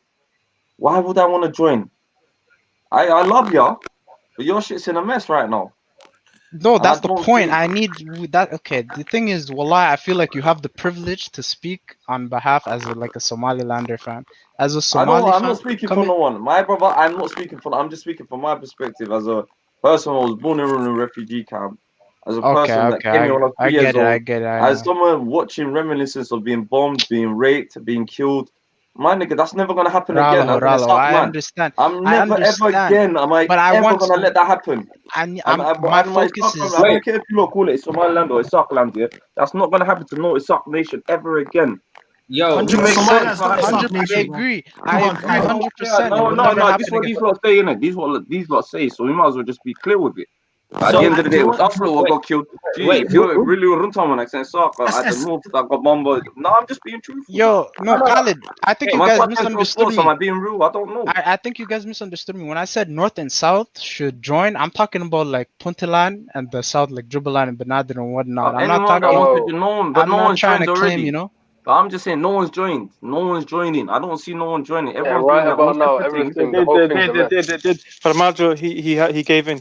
But right now, he came out to the people. Look, there's a new video of Farmajo talking. Your people. I don't know what people. See, that's what I'm saying, bro. Don't say for us, Khalid, man. Come on, listen. I'm not trying to say. I'm being truthful. Can we be truthful? Or we living in La La Land? Let me talk about the situation. Okay, if we're living in La La Land, yeah. I'm saying if we're living in La La Land, I'll be like, all of us together. But I'm gonna be truthful with you sometimes. No, Khalid, I want Somalia to gain to the point where we have incentive for Somaliland and even maybe Djibouti to join us back. But if we don't have anything to offer you guys, if we don't have anything to offer you, 100%, don't even talk to us. I get that. But I'm so jealous. Wallahi, I'm jealous of Somaliland. That's my point. I want to get to those, like, even if we could make Puntland, Benadir, and whatnot as strong as, like, in control, you know what I mean? At the moment, less corruption, more stability. Absolutely, I would agree. But I agree, you know, we don't have anything to chipping in together, making money together. Go. Yeah, that's what was you saying? I'm not gonna lie to you. I do apologize. I do apologize. Yeah, I do. Sorry. I do apologize. I'm never gonna be no one's hola ever again, fam. That's not gonna happen. So I just want to throw that out again. Sorry, go ahead, Toby. I was saying Farmajo was coming out because he gave into Madobis and Dini's stance, right, on the 4.5 and only having 101 votes. So he's saying that, and the 4.5 system. So he's telling the people, you guys got to protest. You guys got to make a noise now, because he can't do nothing, bro. Because if he passes it, guess what happens? They're gonna set up their own government, and then we're gonna end up in the galley house, bro. Yeah. So that's how it is. That's why the 4.5 is gonna be like it's a reality, bro. You can't do anything, man. It's the worst. It's the worst. You can't do anything, man. You know, Fos Adado, haddaad dhegeysta hadda markuu xafladda loo qabanayay wuxuu yiri waan tanaasuluu yiri waxaan u tanaasulay markii raggan ay iga diideen uu yiri iga madax adkaadeen waxaana diiduu yiri haddii aan maanta diidi lahaa uu yiri arrinkeena go-aankeena wuxuu u gacan gali lahaa dad kale okay marka 301 meeshii ahayd ayagu waxay yiraahdeen 101 waa la qaatay ayagu waxay yiraahdeen annaga soo dooranayna aqalka steedyada dadkii matali lahaa aqalka sare wuu ogolaaday marka isaga markuu waxaan ha ogolaado hataa asagoo hadduu rabo hataa waxay ku xiran tahay baarlamaanka aqalka hoosena markiisa hore wuxuu uu mariyay sharci dastuuriyin ka dhigay doorasho qof iyo cod soo hadduu tan yeesho qodob dastuuriye ka hor imaanaya waa ansixiyay ma fahanti haddii ninkan la diidana haddii arrinkan la diidana asagii ra'iisul wasaaraha labadaba haddii la diido farmaajo meesha waa ka baxaa asaga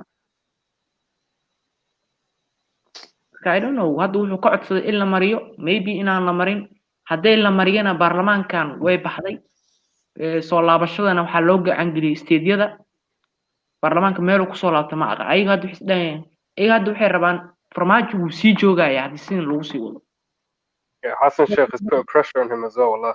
Because Hassan ayaga kan ninkan hadda la keenay waa damul jadiid hadda taqaanin ma aqaan hadda aragtay markii la doodo hatta markii hadda la magacaabay mucaarid muxaafid ba sawirey la galgaleen ninkii waa la soo dhaweeyay hadda aragtay ma aqaan xasan sheekh iyo sawirada way soo dhaweeyeen dama judid waa ninkan sawiradooda horaa la soo bandhigay xataa markay wadama judid ayaga keenay markii la doortay xasan sheekh markuu madaxweyne ahaa ninkan baa meesha hadda Fahad Yaasin ku jiray oo dowladda gacanta ku kala waday so ninkan dama judid ka socdaa wadankan haddii sharcigan la mariyana 6 bilood maybe 6 ilaa 6 markuu baarlamaankan dhaco wadanka 6 bilood camal uu baarlamaan la'aan ahaana inta baarlamaan kala ka imaanay marka farmaajo inta isku sii neekinay koosayna uu sii joogo waxaan rabaa farmaajo soo Sorry guys, I'll just come back. Did I miss something? Farmaajo for second term. Well, I don't really care, man. My president's more subject to all. I don't know who's going to be president down them sides, but I wish that guy good luck, and I hope peace and stability. That's it. Agenda, independent. I hope the next person gets peace. You know, that's how it is. You can count on coming from. Can I make a point? Can I make a point? Go ahead. Someone's mic is fucked. Whose mic is this? Wallah, please. Maybe what? Yeah. Go on. Carry on, G. Go on, GS. So my point is, I feel like in Somaliland, something that's been forgotten in Somaliland, the people that we were at war with was not like the Hawiya people. We were at war with people that live with us. But after 1992, we forgave everybody. Everyone was forgiven. And I feel like the people in the South need to start forgiving each other. That was my point. Yes. I don't understand, Neil. It's like these people went through something and they don't want to go through again. Like, I really don't understand, like, the wider Somali community. What do you want from Somaliland? I don't get it. Like, why is that so hard to understand? He's from Somaliland. Where's your stance here? I'm honest. I don't know. Are you what? I don't know. Were you unified? What is it with you? No, I'm good behind this, so my stance is Somali. Okay, I like that. You said it with your chest. I like that. Yeah, go on. I like that. You said it with your chest. I love people like you, you know. No, لكن dhulbaanta ma mataladee isagu naftiisa ka hadlade dhulbaanta boqolkiiba 80 waa Somaliland soo maaha meesha laga hadlaya let me respond. Arab, it depends which month you measure. Marna was Somaliland. No way, dhulbaanta waa Somaliland. wax Somaliland idinku hadda waxaad ka hadlayseen dee xamar iyo baad ka hadlayseen marka ma soo gelin. laakiin markuu ninkaas yidhi dhulbahantaan ahay Soomaali weyn malaayiin dhulbahantaan yani Soomaali weyn aaminsanayn wax Soomaali weyn la yiraahdaana ma jirto ma ogtahay No, but there's the aspiration other. Mr. Gold. hadda mushkiladii ma garanaysaa idinku dhalinyaratiin wax badan oo wadankan iyo dee maartay duruufaha la soo maray markii dee Soomaaliya ay jirtay ma garanaysaan hadda baad ku garaasateen yani telefishinada iyo Somaliland la hadal hayo Soomaaliya la hadal hayo laakiin dee wixii labada wadan soo kala maray dee xog badan kama haysaan ama dee magaranaysaa taariikh badan kama haysaan The high other that's why you're here naga jaahil bixi xogaa nolosha history the anigu aan iska kaftamay hadda markaan eega maartay screenka telefoonka aan eego calan Soomaaliya baa halkaa igaga soo baxay mara Maxamuud buu saaran yahay marba muraayadii bas ka bixiyaayo masaan sidaa talo maxaa saartaa heerkaas naga maraysaa garanaysaa mid yaroo TikTok ka macruufana waa tii Hargeysa calanka yarinta shaaha koob waa tii aanu daaqalka dhignay waanagii daaqalka dhignay ma garanaysaa والله أنا قصر كاي كده بعد أنا أقول ولا صوت صاحب what's wrong with you man know your costa border you know carry on halkay naga maraysay idinka dee dhalinyaratiin oo iska sheekaysan anagu waxay naga taagantahay dee waa SOS ma garanaysaa waxaanad ka sheekaynaysaan Soomaali iyo waxaas anagu kulay dee lama dhaqayaan moogtay wax leeyahay Somaliland baanu aaminsanahay Somaliland baanu u soo maartay yani ma garanaysaa idinku xambartiina iyo dee iska sheekaysta laakiin marka laga hadlayo Soomaali weyn Soomaali baan nahay anu de Soomaali baan nahay idinkuna Soomaali baa tiin Soomaalidu waa muqaddas ka Itoobiya jooga ka Djibouti jooga ka meel kastaba ha jooga Soomaalidu waa muqaddas halka adiga marka halka marisid anu halka marka marayo de lama kala garanayo which one is which mar lama kala garanayo moogtahay Soomaalida waa muqaddas laakiin waxa loo baahan yahay shanta Soomaaliyeed Djibouti meeday kilkii shanaad meeday kuwa Kenya meeyay Soomaaliya yeah you're not against it if it does happen كم سقاد ويبدعضي adiga ma jijibilheed never ma jijibinayo hadii la helayo shanta Soomaaliyeed caalanka ku yaal caalanka Soomaaliland uu ku yaala caalanka Djibouti uu ku yaala caalanka kilka uu ku yaala shanta Soomaaliyeed hadii la isla helayo wanaagsanaan lahayd ma garanaysaa wala xasmo hala shay you know most of us are like that when told why not hadii la helayo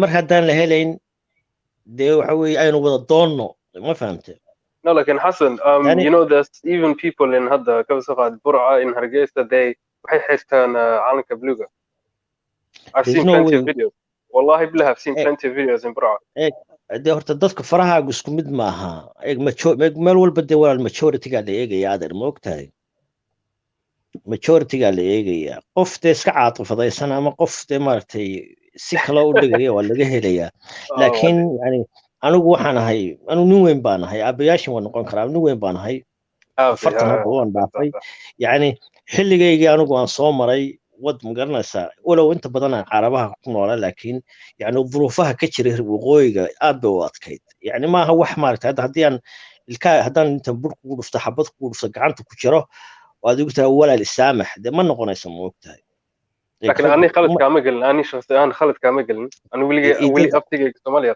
تمام دماغ هذا هديان ماركتي هذا هديان ماركتي أديك أن يعني قاعد كاتشره وأن كوره هذا أنا يعني نبرك عن قبه أديك قلت هذا ولا أي نسامحنا دم حين نسامحنا مركورين كوض هذا الله وحي أي مارس شو كان يا عم دم قرنا سا يا مركورتين ولا هذا ونكسن بوقتها وده حاول كرلا إياه لكن inta la wada hadlo hadhowta wixii looga gudbi doono dee aynu eegno laakiin marka de maaragtay hadda meel maaragtay satel anagu meesheeda waa iska degan tahay Soomaaliya wax waa iska degan tahay ciidamadii wax walba shuruudo kastoo dowladda leedahay waan leenahay dhinaca ilaahay ha u fududeeyo wadaadkaysa xeerarka ay wasiiraddu ay soo dhigaysay baarlamaanka iyadoo ay taasi taa tahay haddana maaragtay markay dee waxaa jira problem badan baa jira markay dee sidan oo kala noqoto waynu ka wada hadli doonaa laakiin hadda dee diyaar uma tiidin idinka gudihiinii baa maaragtay mashaakil ka jira nobody is ready now wallahi runta fiican nobody is ready now development hadda yani hadda xasan sheekh markuu hayay iyo dee maaragtay ay hayay way ka wanaagsanayd oo dee xiriirku wanaagsanaa waatii dee wada hadalkii la furay waatii ma garanaysaa laakiin wax walba dee wax badan baa dee ka khaldan koonfurta anagu mar walba dee diyaar baan nahay Soomaalimada dee cid naga xigtaa ma jirto laakiin si yaro easy laakiin dee maaragtay ku iman mayso idinku ma garanayo dee ninku soddonka gaadhay ma jiro waxaan maaragtay aad ka hadlaysaan weli waxay yani wixii odayaashaad iyo guryaha aad ka soo dhegaysateen but sometimes aan sadhaha dhalinyarada inta badan way ku hadashaan moogtahay aniga ma fiirsaday runta wallahi runtan sheegaya aniga ma fiirsaday it's just a dream I have aniga uqdadii kuma jirto I love my Somali people I'm in a country that's not mine hadda qaxootiyan nahay dhulka Ingiriiska joognaa waxaas ma fiicno magarata marka anu hadda dhalinyara hadda ku sheekaysanaya waa iska xiiseeyay inaan soo galo iska sheekaysta laakiin wixii caqliga gala ku hadla Soomaaliyadnimadu waxa weeye muqaddas wax badan baa loo soo maray si yar magaranaysa lagu sii dayn maayo Soomaaliyana dee saaqa quraamad degaana waxa dega dee ilaaha wiya dega foqashini baa dega cid walba way degtaa ma ogtahay marka cid walba way degtaa marka waa dhul Soomaaliyeed haddaba dee adigu haddaa tagtid ama anagu aan tago Hargeysa iyo Burco iyo Boorame iyo waxa doontaa dee saad doontaa u degaysaa waxa doontaa ka samaysaa dee waa dhulkaaga صح waa dhul Soomaali laakiin dawladda waa dhul Soomaaliyeed hadda suuqa markaad maraysid laga yaabo inaad dee afka in laguga soo yara dee ma garanaysaa aad afka dee accent-ka dee maaragtay lagugu yara garto laakiin dee cid ku qalayn mayso yani qofna kuma oranayo dee ka baxa ama ma garanaysaa sharci keen ama wax keen ma garanaysaa alla dee markaa ictiraaf iyo wax la helo laakiin يعني waxa weeye waa dhulkaagii haddaan xamarkan ma cid ba iga soo dhex qabanaysaa no cidna iga soo dhex qabanaysaa صح laakiin dee maaragtay in maaragtay yani wanaag iyo maaragtay walaaltinimo lagu wada qaatay oo aan dee la magaranaysaa hadda wax badan baa magaranaysaa cunaqabatayn badan baa dee lagu hayaa waddanka moogtahay oo qolada xamar ay ku haysaa ama dowladda xamar ay ku haysaa dowladdu way kala yara fudfuday laakiin dowladda farmaajo yani waxa weeye dadka kala fogeyn bay dee sii wadaa moogtahay laakiin dowladihii hore sheekh muxuu ahaa magaranaysa labada xasan iskaga dambeeyeen way ka wanaagsanayd xiriirku somaliland iyo soomaaliya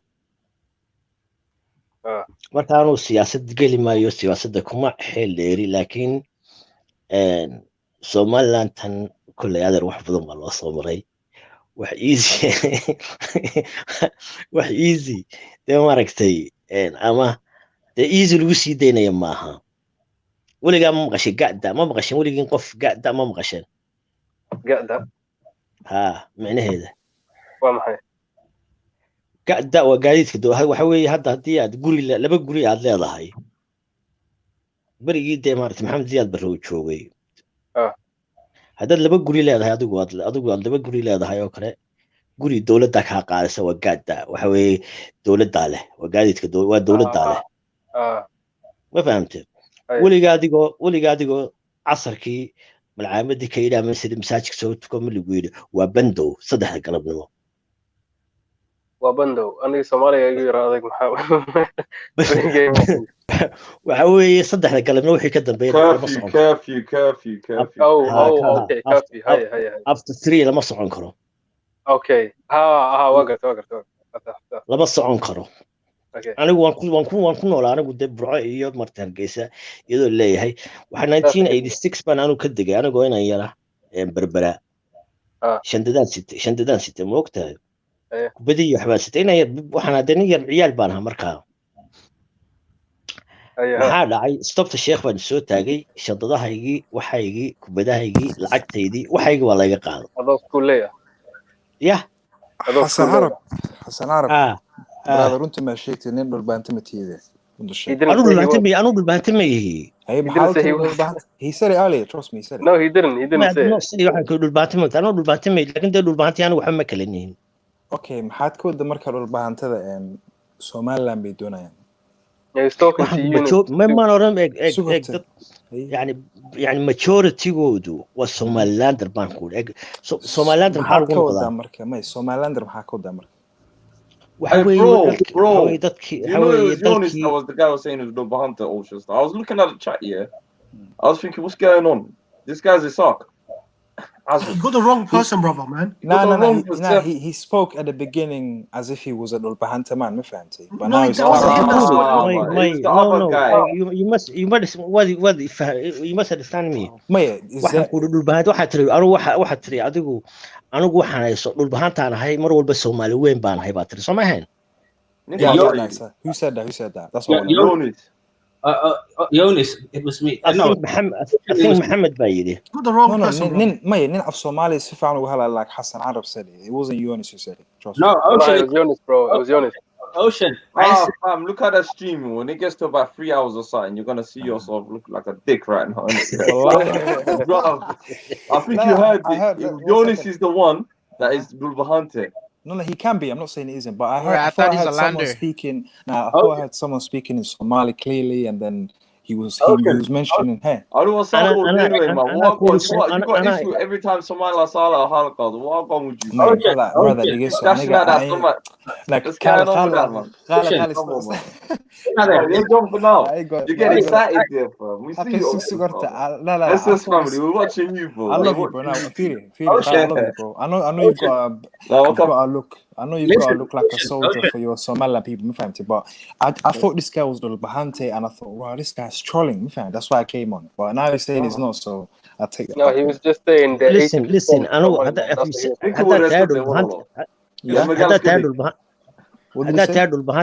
Dhulbahante dee anigu waan ahay yani home family baa ah anigu meeshan kasoo jeeda I don't have to say qabiilkayga inaan idhahdo ma jecli waayo okay xaafadeed kasoo jeedaa marka sheeg anigu listen hadda dhegeyso haddaad tirahdaan dhul ما bahantay شيء محافظات كسو جدا شيء that's what I'm horta asking. oo dhegeysade aswet waatan hooyada waaya anu isaaq baan ahay right isaaq baan ahay Okay, as laakiin I isaaq thought. ani waxa dhegeysade isaa anigu intaan isaaq ahay intaan isaaq ahay intaan dhul bahantahay badan how how amligiisa de meeg hadda walaalahay all of them dhul bahantay ka qaban aabahay dhul bahantaa dhalay anaga dhul bahanta dhalay yani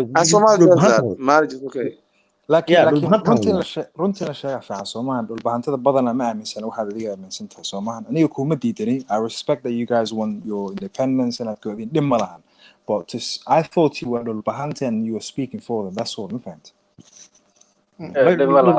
anu dhul bahantay laakiin waxaan ku adigu waxaad anu Soomaaliya laakiin waxaan ku dhul bahantay uma hadli kartay dhul bahantay majority Somalilander de adiga naftarkaaga uma hadli kartay ma sug no but he was saying that anu uma hadli anu uma hadli waan ka hadli karaa uma hadli karo good okay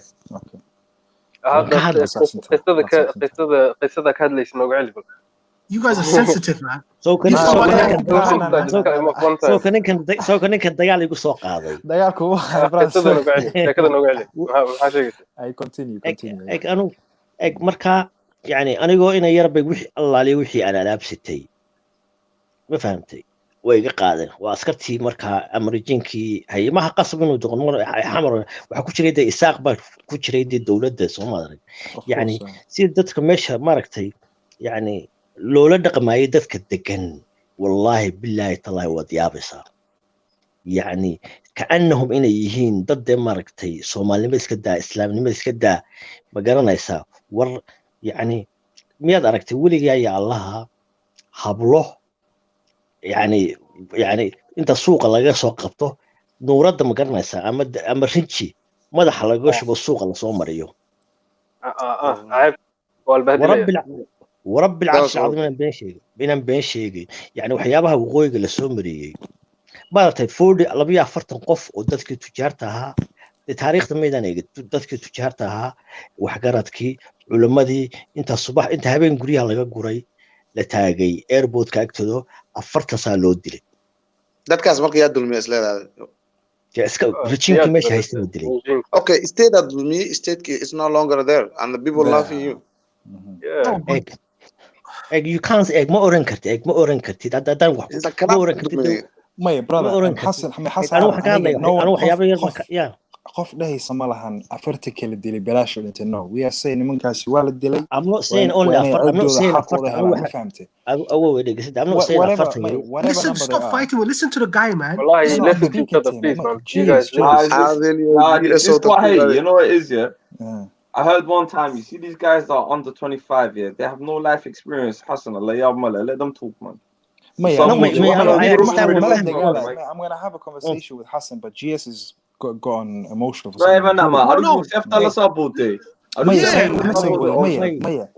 you see yourself okay once Khalid young man let the big man talk in it let the big man talk okay Khalid may wuxuu doonayo wuu oran karaa ilaa inuu sheekay ma xor buutay bas safety loo soo boodid waa inaan yar hala soo boodid safety ma raggu is okay hala soo boodid حق بولي هلا سو بود no problem لكن adeerow يعني ما هو wax easy oo kale lagu dhameyn karo يعني waxa weeye wax maaragtay waa laga wada hadli karaa hadii la israaco waxa ma leh hadii maaragtay hadii la kala tagayna si wanaagsan loo tago laakiin maxaa ka hor in la wada hadlo goorma la wada hadlaya wada hadalkii goorma la wada tagaya goorma la tagay hadda mar hadda waxaad ka hadlayseen hadda anigu reer waqooyiga markaan nahay ama Somaliland marka aanu dib ganacsi laga hadlayo waxa jira yani wax badan oo anigu geedkii baanu tagnay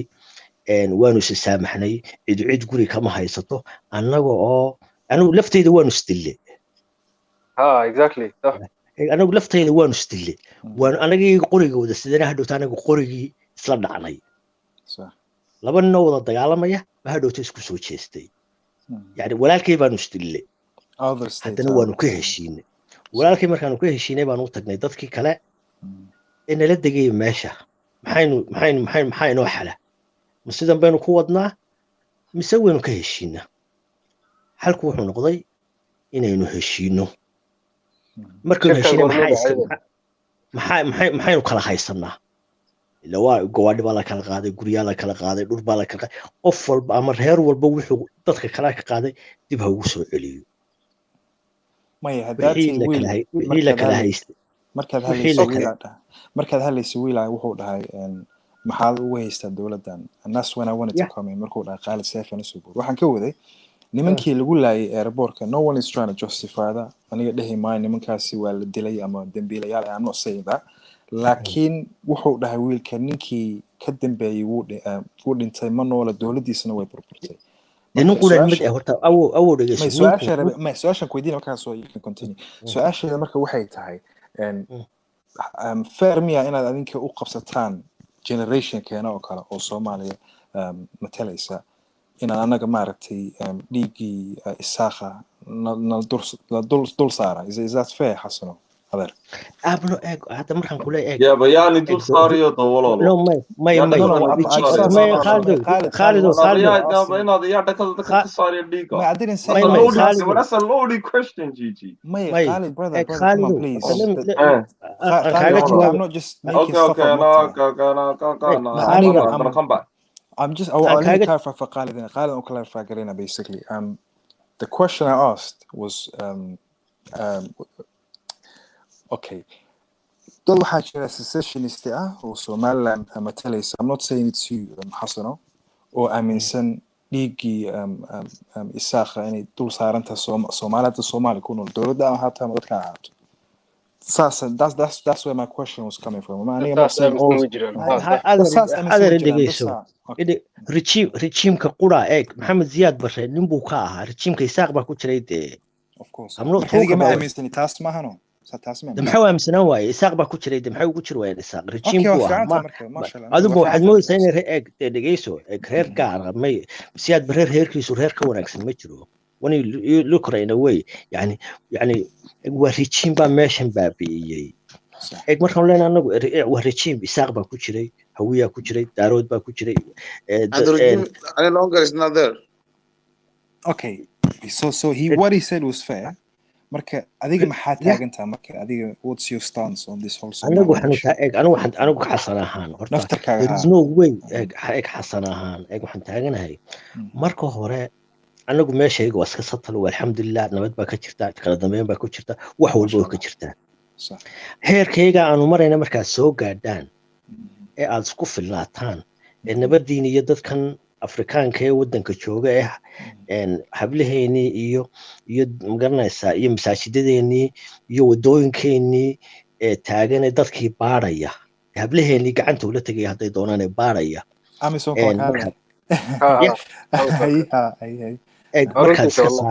horta dhegeysadee markaad iska saartaan magaranaysaa ay soomaalinimadu ay dib ugu soo noqoto Soomaaliya waa laga wada hadli karaa taas aniga aaminsana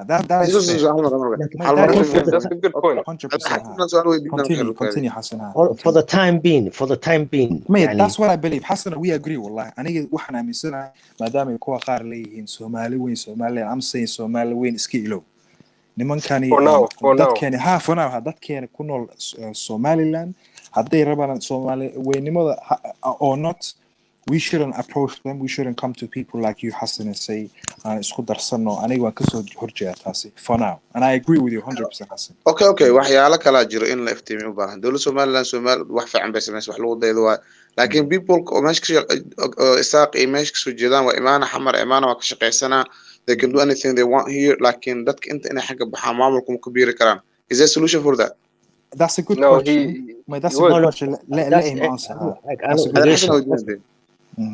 qofka Somaliland ka yimaada xamar qabta anaga nama matalade you cannot say that when you say how many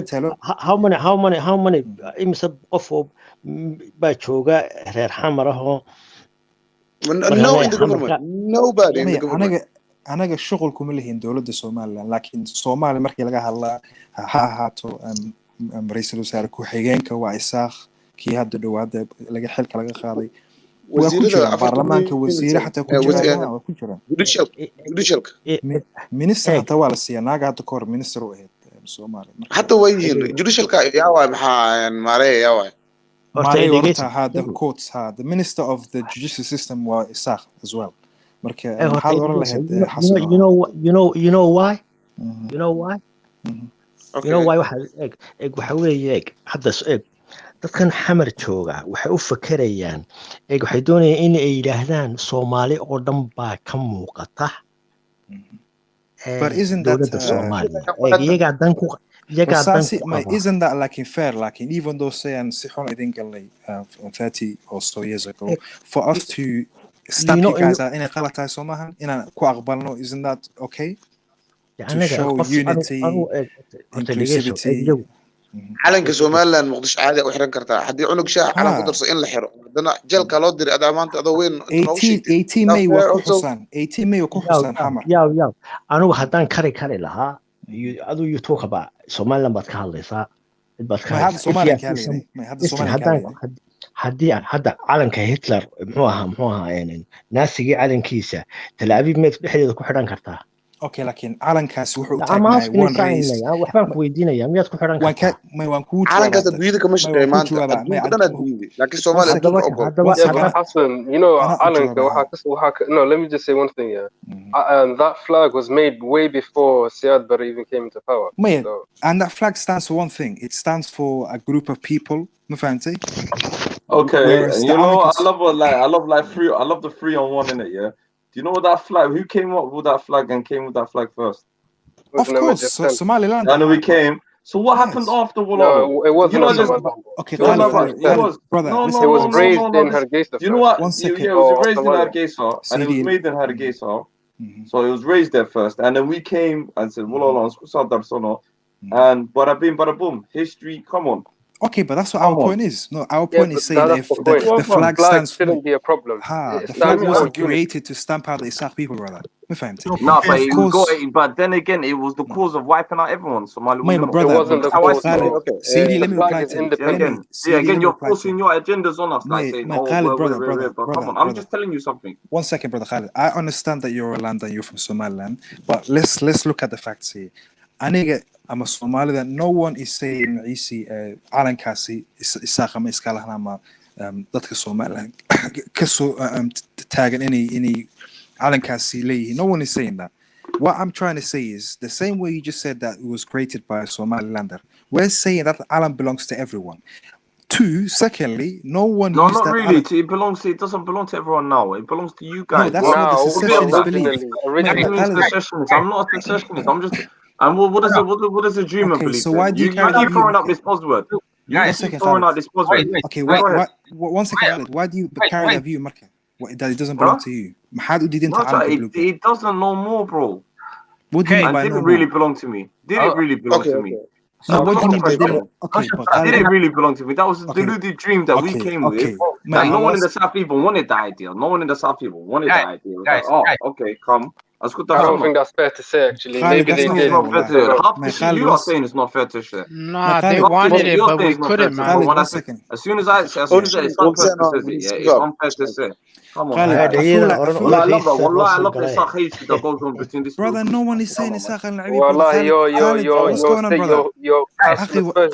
Khalid, brother. But you know, nobody loves himself more than me, man. Nobody loves himself more than me. No, I don't care what you got. Guys, I'm just saying. No, it's just the way you diminish and belittle. Brother, no one diminished anything. Brother, no one diminished anything. But you're talking out the side of your mouth, fam. What did I say, brother? What did we say? Can you say one what did we say? I'm hearing that. I'll see you tomorrow. Don't watch that, man. Now forget all of that, man. I love the way you're diminishing everything and all you always play down that it's. Khalid, what did I say, brother? Let's brush over it and then it's up. What did I say, brother? To brush over what? Yeah, man. I'm saying Alan belongs to everyone. Come on. You have your own fucking theories, innit? Khalid, but brother, the views that you carry right now. Okay, let's move on. Okay, let me finish. I was gonna say to Aniga Hassan Arab what we were trying to say to Hassan Arab was Anaga, even though Isaac is in the north, in the South today, no one is using that as leverage against the South people. No one's saying Dawladda ka baxa, businessidina ka wata ka haysta meesha. No one is saying. What we're saying is, anaga, we are not against any group of people. That's all I was saying to you, Hassan. Maya, guys. No. By the comments. Guys. And I have a solution. حل بندين هيا. I didn't. You know, the funny thing is, if no, one second. If I had said something like, "Dawladda Somaliland is the only flag that should exist is the blue one," if I had said something like that, what fahmi? I'm giving the Somalilanders their respect. But what I want to know is, محو قالت كحناقي. That's all I want to know. The funny thing is, I'm the opposite of what he thinks I am. I'm saying Somaliland, man, hala siyo, halaga leexdo. That's what I believe. But I want to find out why. I'm saying unity is kedaya, and he's saying let's move somewhere. Yeah, I'm saying, brother, I'm not even saying unity. I've said it many times. I don't know. I have a question. No problem. You see, Somalia people believe in democracy. Let people live. Okay, but Hassan, I need one brother. No.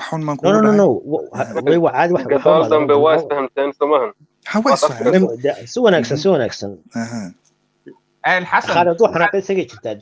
حسن السؤال بنكو هيا إن هدي ما أنت علنك الصومالية كلر كلا قبل دلو أو عصان لقدقو دولة الصومالية وهم كشيء لحد. So color put color to aside, yeah. No one is saying let's use this flag in Somaliland. No one's saying use this flag in Somaliland or anything like that. Well, I know, but now that's moved on. Ocean. أو دقيسو. أنا علن كان أنا كان حمر صو ما هين أنا. Which is good, ها. علن كان horta ilaahay baan kuu dhaashaa adigu weligaa miyaad maqashay noloshaada intaad jirteen aynoo dhalinyaratiin miyaad aragteen weligaa diyaarad intay ka kacday airport ama magaaladay ka kacday haddana dib soo rushaysay may ku soo celi question ka brother I didn't hear clearly diyaarad intay airportka magaaladay ka kacday intay kacday haddana diyaaradii magaaladay ka kacday haddana dib u soo rushaysay magaalada ka kacday inta u soo you mean Hargeysa Soomaan ama Hargeysa ma burcad inta diyaarada ka kacday rusheysha meel ay ka dhacdo jirto meel ay ka kacday hadana bombooyin ku soo riday bombooyin I don't know why I laughed I thought you said something else my bad Mama, he's right. Of course, meel ka dhacday waxa ma jirto dhegeyso calankan anaga keenay calankan huwaneynaan u keenay ee aanu ma garanaysaa u dagaalamayna u heeganka ahaynaan xabashida iyo meel walba u marnay calanka laftiisii baana la ku dilay okay marka dhegeyso waanu isdilay markii dambena waanu isdilay صح markii dambena waanu isdilay calanka ma garanaysaa Hitler naasigii calankiisa Tel Aviv lagama taagi karo anaga heerkaas uu nooga taagan yahay okay saasa message Somahano Okay. That's crazy. Wallahi, I didn't think about it like that. I wanted to ask him a question. I wanted to ask him a question. Ocean, wait. Okay. وحودينا حسنا سؤال ويدينا سؤال مرة لو سعد ولا مرة في عن مقتل. سودا. I want to ask you like how about the people, other people live in Somaliland or different view has. ما يتعانوا طلاب حسن. The majority of people in Somaliland believe in Somaliland. What does Somalia have to offer us? This is the question you have to go ask. Wait, brother, 1 second, JS. Before we even go there, I've never proposed Somaliland and Haliskudarsan. I've never proposed. I was talking to Maulud. But why am I being made to look like I'm a hater? No, it wasn't you, bro. I was talking to Maulud. But I'm being made to look like a hater. What is going on here? Like, what's this nonsense? Maya, I'm trying to highlight inclusivity in the South, and all of a sudden I'm a hater of the North. You like how you're not. Let them think what they why are we speaking in that way, Lucky? Why are we speaking in a way as if I think I've said, you know what, let them have come on, guys, man. Maya, I respect what they believe, but I have not said anything to offend them. That's the sad part. That's what you would Khalid. Maya, that's what you would Khalid. Hassan doesn't accuse you of anything. Like Aniga, Hassan other سؤال بنكودي سؤال جواب تدوين ونكاسو which is yes calanka Hitler iyo calanka Soomaaliya haddii markaana aad la barbar dhigtay fair enough. My question to you adeer waxa weeye, what can dowladda Soomaaliya today do to change that perception? Calanka, if we haddii idin ku dilay, what can we do today to rebrand? Ma calankaanu bedelnaa? What can we? It's very simple way. waxa weeye hadda waxa weeye maamul goboleed waxa la sameeyay 500 maamul goboleed baa la sameeyay Soomaaliya iskaylow. waxa weeye caasimadan aad sheegaysid dadka Afrikaanka ah nin doonaya inuu wadan u taliyo laakiin saaran kaara qof kale ajnabi baa ku ilaaliya wad meeshii kira xoolo daarood muu jooga wali meesha xoolo daarood ka away don't say anything Khalido, don't say anything about Darod. Nice boy, so hatred kan yarma every night try. Who said I've got hatred, man? Khalido, come on. Khalido, Khalido maxad sheegay? First of all, 1 second. First of all, Khalido, I'm not Darod. Wait, 1 second. Khalido, I'm not Darod. Secondly, Khalido, what's happening to Nani Magalna, bro? Like seriously. You've made me out to be someone that I'm not. هذا محك شيكينسا إنك كداد وحربوا يوحورنا يلي. Mate, I want to have a conversation. But I wanted to say it out loud, fam. I prefer when you come say out. What? No. You're trying to make me my film kind of one down helped him, man. Khalid, what have I said to offend you, brother? What have I said, please? You said a lot. I've heard you, man. I heard you on the chat. Khalid. It's all hatred, man. Khalid did that مو صميني لا let him carry on, man. He said that's his business, isn't it? Brother, I was speaking to Hassan Arab about him saying I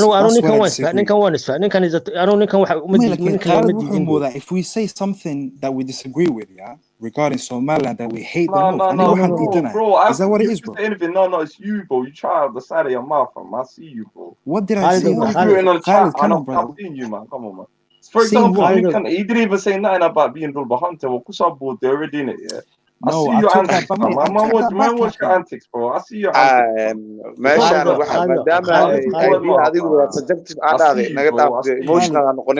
Khalid, 1 second, brother. If the guy was saying Dulba Hunter and he was speaking like that, and everyone knows, yeah, that no Dulba Hunter speaks like that, what I said, is it a fact or not?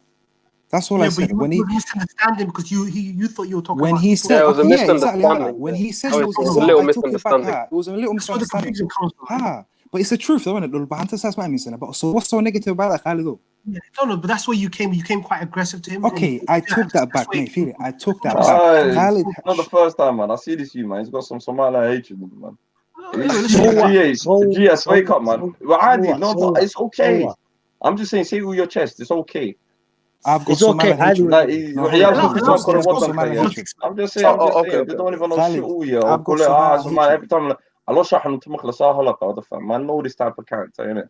كنين بس هنا سكت ده اسك حنوتين لكن مت اوكي alright حاولوا لي هنا نكدا مع خالد واو كده خالد ده وخالد the funny thing is I think waxan ka soo horjeeda the Somali flag being labeled as a Nazi flag and Khalid is taking offense to that cover.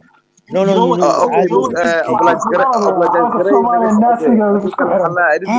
That's all I'm against. That's all I spoke about her. And then he thinks that I'm being. You said you've done it before. I don't understand that though. I've never said anything to offend Somaliland. That's the sad part. Okay, we got it now. Can we go on? Okay, continue. Guys, I want to make a point. I think the reason there's a cultural difference between the Somali people and the Somaliland people. The Somaliland people have this culture where they honor the people that have died. You know, like for them, it's like someone dying for them. It's like a big deal. In Somalia, when someone dies, it's not a big deal. It's just another day. Do you see what I'm coming from? Thank you. We got it. Okay. Comment yourself. So actually, no جواب يونس ماد. ما نيجا. ما سأشوف واحد علينا يا حسن هذا روح تري and the واحد لو ويدي why and Hammer they can wear the Somaliland flag like in Somaliland you get in trouble. مرة واحد تري علم كان represents يعني bad things that were done to us. مرة سأشوف واحد in what if we change the flag or what can Somalia do to erase that bad history? That's what I'm trying to think of, Aki. That's what I'm trying to have a conversation about. But Khalid's making me look like I'm a hater saying fuck the Somali. Nah, you're not a hater. You're not a hater, man. Don't worry. Move on. You don't have to prove that you're right, man. You said what you said. Character assassination, bro. I'm the opposite of what Khalid thinks I am. Fantastic. Let's go. Okay, he's one person. Then this is a panel there. let me أنا سؤال شيء دون جوابي ما فهمت. Go ahead, bro. خالد wuxuu yidhaahday don't worry about him, man. maxaa yaanu kaaga cadhaysinta adiga. Okay. marka eeg anagu hadda anagu Soomaalinimo ma diideyno. eeg waxa weeye idinku gudihiina eeg markaad gurigaaga nadiifsatid baad guri kale maartay nadaafadiisa aad eegi kartaa laakiin gurigaagiyo gubanaya ma wacna inaad tiraahdid maaragtay saasaan bataaganayba and this is rare badana waxay leeyihiin isku imaada anigu waxaan taaganahay Somaliland faraha laga qaado for now let them be in their peace marka when we fix our problems then we can propose unity that's my stance that's the best that's the easiest you get it akhi and then for some reason Khalid thinks I'm against the North. I'm actually disappointed. Even haddaad tahayna yani wax micno ay samaynayso weyn ma jirta ma garanaysa haddaad Somaliland cabtay I don't care yani wallahi fiiri brother منعبي I have family إساقة ما فهمت منعبي the issue is أنا waxaan diidanahay in la dhaho the Nazi flag and the Somali flag is the same because to us to me yes okay to you it is but to you it is but Khalid came in earlier saying it was created by a lander which goes against the whole thing of him saying you saying it's a Nazi flag ما فهمتي if it was created by a lander are you saying that I don't think so I don't think so I don't think so adiga Soomaaliya soo jeeda fikirka waa dhiibin kartaa marka ninkan ku soo jeeda is okay hatta offensive ku hadli kartaa wax waa debate qofka inaan la qasbin okay قسمي maayo but aniga intaas la sheegay I wanted to say of course Hassan wax weydiina dadka kala soo jeeda Soomaaliya or different opinion haystaan matada ku impose gareynaysa majority gun baa shaqeynaya wo وقفت صومال majority inay rabaan Somaliland nimo isaaqooda daaroodkooda gudubirsigooda kulli they want Somaliland 99.9% markaan hadda Somaliland markaan Somaliland anagu aanu is challenge gareynayno iyo markaanu dibadda u tagayno waa different anagu waanu isqabsanaynaa waanu isdilaynaa waxba male laakiin markay noqoto haddii majority haddii loo bato dadku inay Soomaaliya raacaan hadda Soomaaliya jirta xagee raacayana wuu come on man adigi African baa jooga meeshiiba African yani 1 kilometer madaxweyne ma This is a minor problem do you have a problem with the Somalis or current situation anu Soomaali baan haytay maxaad ka sheeganaysaa Somali government waa problem la haysata ama nabadan dhibka jira ka soo horjeeda haddaan nabad helno you are going to join us listen there is no way markaas even if AMISOM leave we shouldn't even propose unity because Somali mel sar ma taagan horta dhageyso so I wouldn't even propose that okay Somaliland mel sar ma taagan I'm not saying that but I'm saying anaga markaan meel iska taagna mataqaana where they can look up to us then I can say you know what brothers we are thriving we want you to thrive with us that's what I would say my friends we can't sit on a table hadda minaga miis ma wada fadhiisan we can't mate that's what I believe wait you know Hassan I want to ask Hassan wallahi hadii su'aashaada ku xiran tahay inta Soomaali soo hagaagayso le anaga in ka maqanahay oo dood in la furayna dad ma ahan dood meesha Somaliland waxay taaganta we don't give a fuck if just Somali peace ka dhacaan we are different country saasa data ay soo murmi kara hadii ay tahay nabad soo dhashadan I agree with you rax soo ku saxanta meel gubanaysa ina ku dirtid amba Hassan go on cabar baan dhegeysanayay gebi ahaanba idinkoo dhan waxaan rabaa inaan weydiiyo Hassan tan calanka ku saabsan marka labada calan aad ku fiiriso midda koowaad calankan waxa naasiga create gareeyay Jewish-ku maysi rabin midda labaad waxay tahay calankan target-ku wuxuu ku ahaa hal qolo minority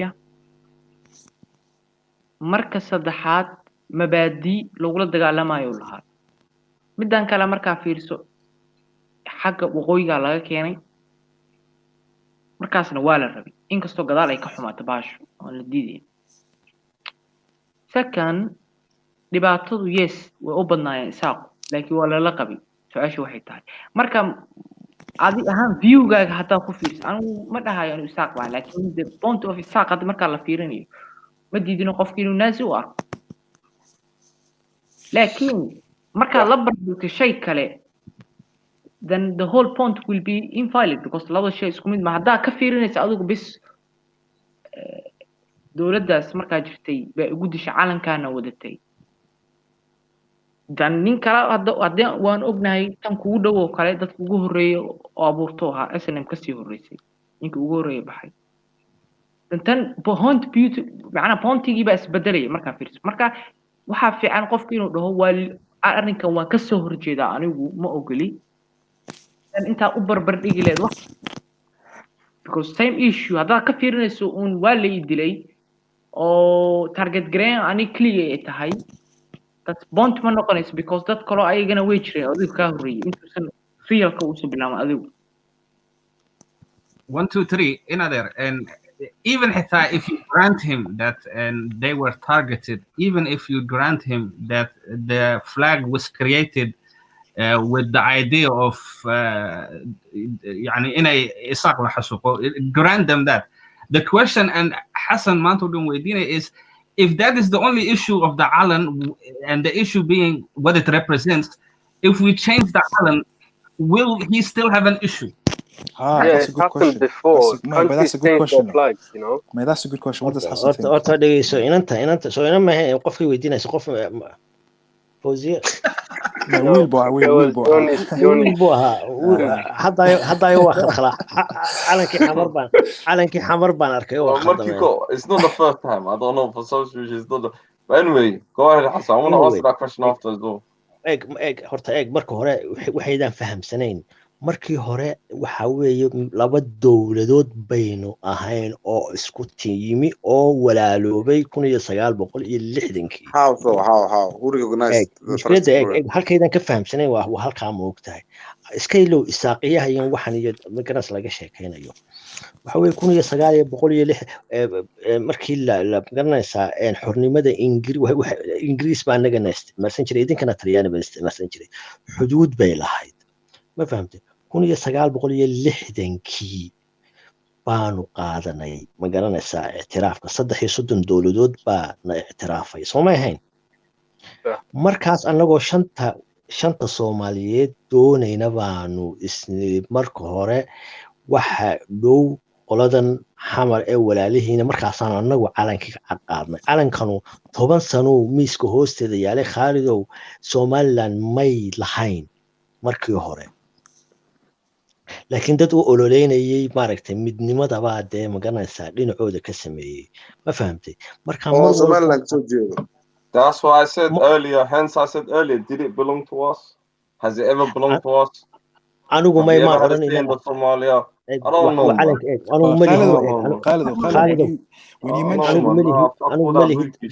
I got a question for you, Khalid. When you mentioned earlier, when you mentioned earlier, let me finish.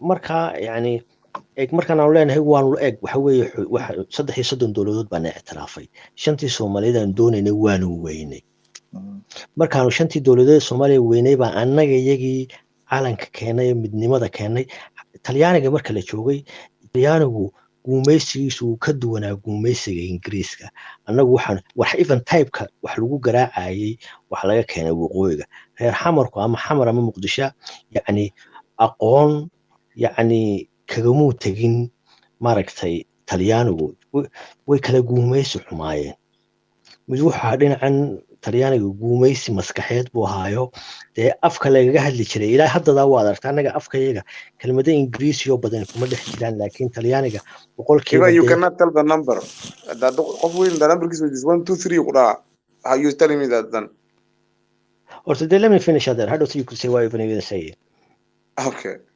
marka markaan u hadlay marka laba dowladood isku niyoob ahayd waana la isfahmi waayay waa la dagaalamay xorniyadeedii baanu dib ula soo noqonay waa dib u soo noqosho maaha micno waa dib xorriyadii aan 60 ka helnay baan haddana dib ula soo noqonay 1990kii Okay. ma fahamtay tanaydaan fahmi la eg waa xuduud waxaad ku leedahay qabaa'il ka soo jeeda maaragtay dhinaca u badan baa degan eg waa xad weeye ingiriiska xadeedka dee adduunka isagaa xadeedkan sameeyey soo ma anagu waxaan ka hadlaynaa xadkii ingiriiska buu kaga tegey ma garanaysaa 1960kii buu kaga tegey baanu anagu ku xisaabtamaynaa Okay, xasan waxaan rabaa inaan lii arkin dee nin anigu labada meelba waan ka imaado koonfurigu half baan ahay marka ma rabo inaan meel qabsado ma rabo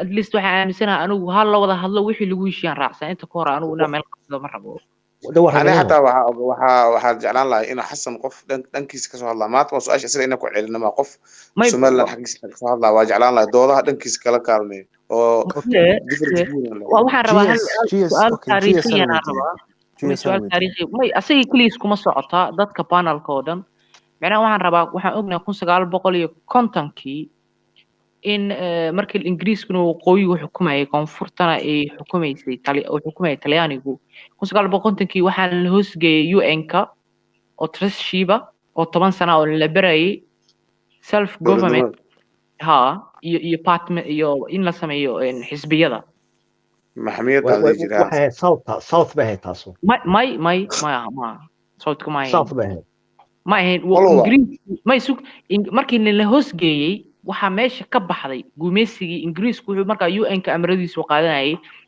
isaga ingiriiska bartiisa waqooyigu ka waday talyaanigan wuxuu joogay dama noqonayso laba gumaysi ba kala wataada ilaa maya trusteeship taala markaas that's why 1960kii baan qaadanay 50giina trusteeship baan hoosgeeyay UN dan marka xornimada ka hadlayso maxay tahay ma UN-ka adigu aaminsan tahay mise 50kii trusteeship la hoosgeeyay anagu waxaanaad ka sheekeynaysid waxa weeye u dagaalamay ee wadanka in xoreeyo rabi waxaan leedahay Soomaaliland u dagaalamay Soomaali uma dagaalamin ma taas ma noo sheeg rabtaa adeer de marka ma halkan uu ka sheekeynay de of course xamar buu laba guulaysan whole purpose u dagaalamay only to save Somaliland kuma Sayyid Maxamed Abdullah Xasan Daraawish beriga ma waxa Soomaali oo dhan buu isagu dagaalamayay shanta Soomaali that makes sense yeah shanta Soomaali what does that mean though sorry Walid what does that have to do with fucking Dadla like okay Khalid I'm sorry I cannot discuss I'm sorry dude I'm sorry man I don't want nothing else to do with no one yeah I'm just saying intina halaj anu intayna halaj did the don't be emotional there wala ila mera suma fiicna bo you said this let's talk we have freedom I want to express my opinion please no express your opinion I want to express my opinion back well go ahead thank you yeah but just like but your opinion I'm not going to lie to you on a lot of your opinions I don't okay historically with evidence you did like and with emotion you didn't I know that something happened I'm not giving you emotion I'm just telling you the mental illness or like okay and I want that's my emotion okay I want to ask this question for the support all right so I'm going to done haniga you get you tamalaha this guy is saying that Somaliland will get Somaliland ahead and I rejected that مولود محلل أنا وحليه واي أنا محو دجالما سيد محمد عبد الحسن سيد عبد الله حسن دراويش محو دجالما عيدك اللي سومالي بود دجالما عيدي يا سومالي ما هو مس سومالا سومالي جيبوتي سومالي سومالي أردن بود دجالما عيدي أوكي خالد محاكو دي أنت مركز تاسي خالد Yeah, did I say anything about Z? I'm just saying. No, but that's what Moulid said, Khalid. Though. That's what Moulid was saying. Yeah, but I'm saying why, and I'm saying, do you know what I'm saying? Forget what Moulid said. 1950 Am I allowed to speak? Let Khalid speak. Go on. I'm saying he said something. He's entitled to say what he said. I'm just saying, Bon Zaid and Bon all of that history, bro. What we're saying is, I'm just coming with an opinion. I'm saying, why do I need to listen to that? Okay, brother, the Somaliland thing is not bro. I understand, but the Somaliland thing is not. I'm not gonna forget I'm not gonna ram it down you lot's throats every time you speak about it. Yeah, I'm gonna keep saying, why do Fair why am I enough. But it saying wasn't us fall back? though. Fair You're enough. making. One No, second, I'm let just me saying reply to anyone that that. diminishes the Somaliland Okay. and everything, I'm just gonna Wait, rub but that down your Khalid, throat, innit? brother, no one. First of all, the Somaliland thing is not in a threat. فهمتي? No, I'm just willing. saying, I'm just saying. Secondly, This brother, whole, I'm wixii just gonna dhintay. each minute you lot pick that up, I'm gonna be like, well, that's what happened to me. How do I know that's not gonna happen to me again? Mate, we're not even talking about. Mate, history, we're not. because Mate, history is we're not not even. going to repeat itself. Mate, we were talking about the independence of Somaliland, and this was way before the Hasuk, brother. Yeah, we're talking about independence. Independence can carry nothing to do with the Hasuk, brother. I think Khalid, brother, I understand in Hanun Kusomartay, please, brother, like, I think don't take it that way, brother. Come on.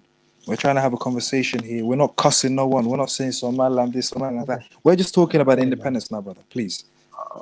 Okay, waxaan rabaa inaan weydiiyo dadkan hadda ka hadlaya unity inkastoo anigu dhexdhexaad moderate ahay then hadda dooda hadda meesha ku wareegaysa waxay tahay Khalid iyo Xasan iyo dadka waqooyiga ay leeyihiin waxa weeye horta inaan ka wada hadalno maba ahaba anigu at least idin is hagaajiyo gooni halkaa istaagay baan ahay loo jeedo waxaan ahay mabaadiin aan leh iyo wuxuu ku doodayo may walina la idilay no once you feel waxa ku daadsan nin agraan la xasuuqay waxa lagu sameeyay ana cinda ka saal jaran ana cinda ka jaran adoontiisa soo wada fiir markaan ku leeyahay mabaadi waxa weeye wuxuu ku doodaya cad leh waxaas isaas baa lagu sameeyay kale ma maqashin aljazeera waa arkay documentary-ga aljazeera ma maqashin mawlud ma maqashin aljazeera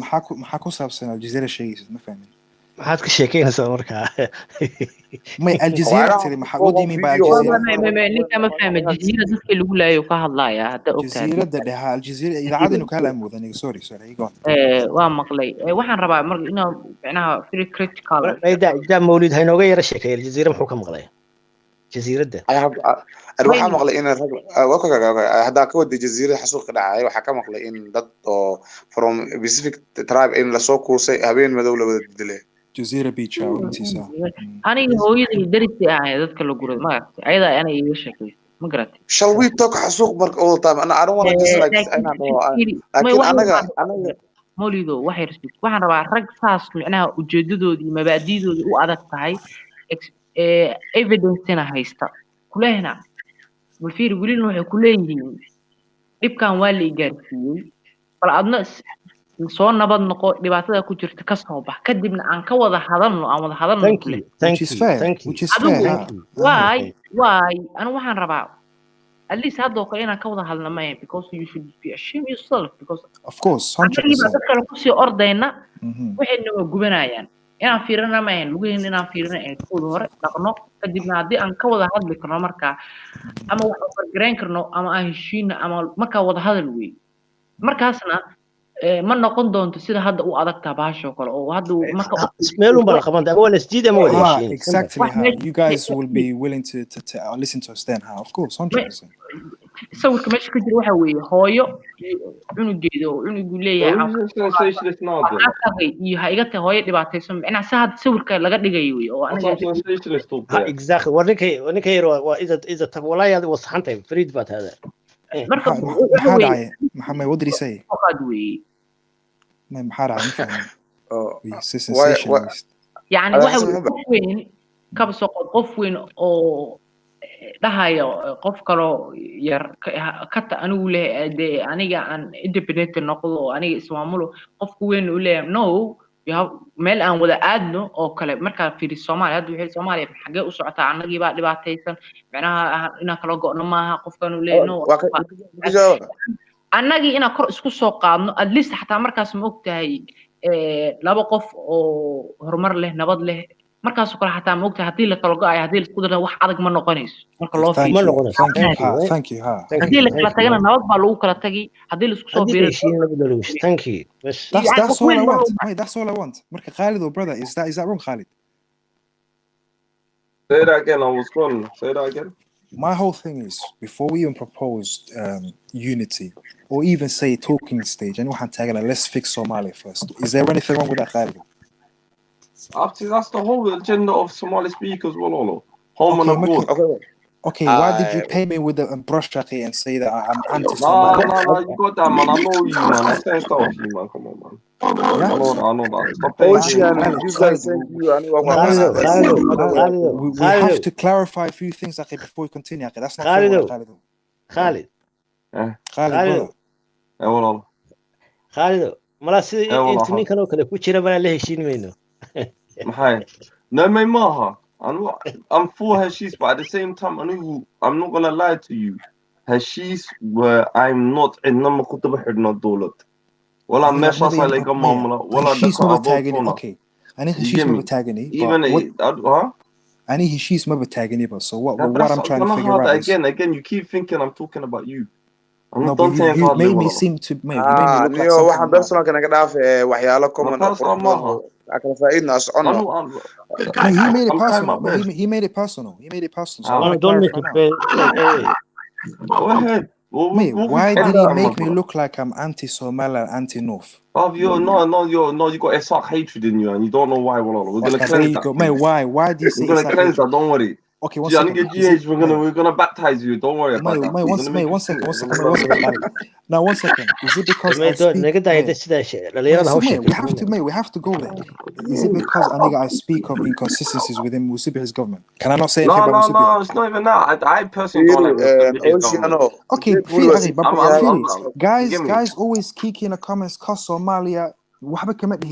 But the minute I say something wrong about Musibihi, come on, brother. Man. Who this is Somali? Who this is what? No one this is Somali in the chat. Every day with chat brother. Come on, man. Who? Everyone gives it. Man, don't care what goes on the chat, man. Big man, not like in the chat. They bad mouth. You're not in the chat.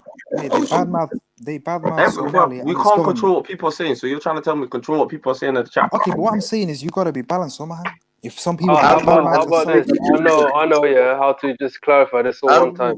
Ocean Star, adiga ku daaro inaa isaaq nacbeen. Just ku daaro leh. That's even a joke to even say something like that. No, it's like Khalid is actually proper telling you've got isaaq.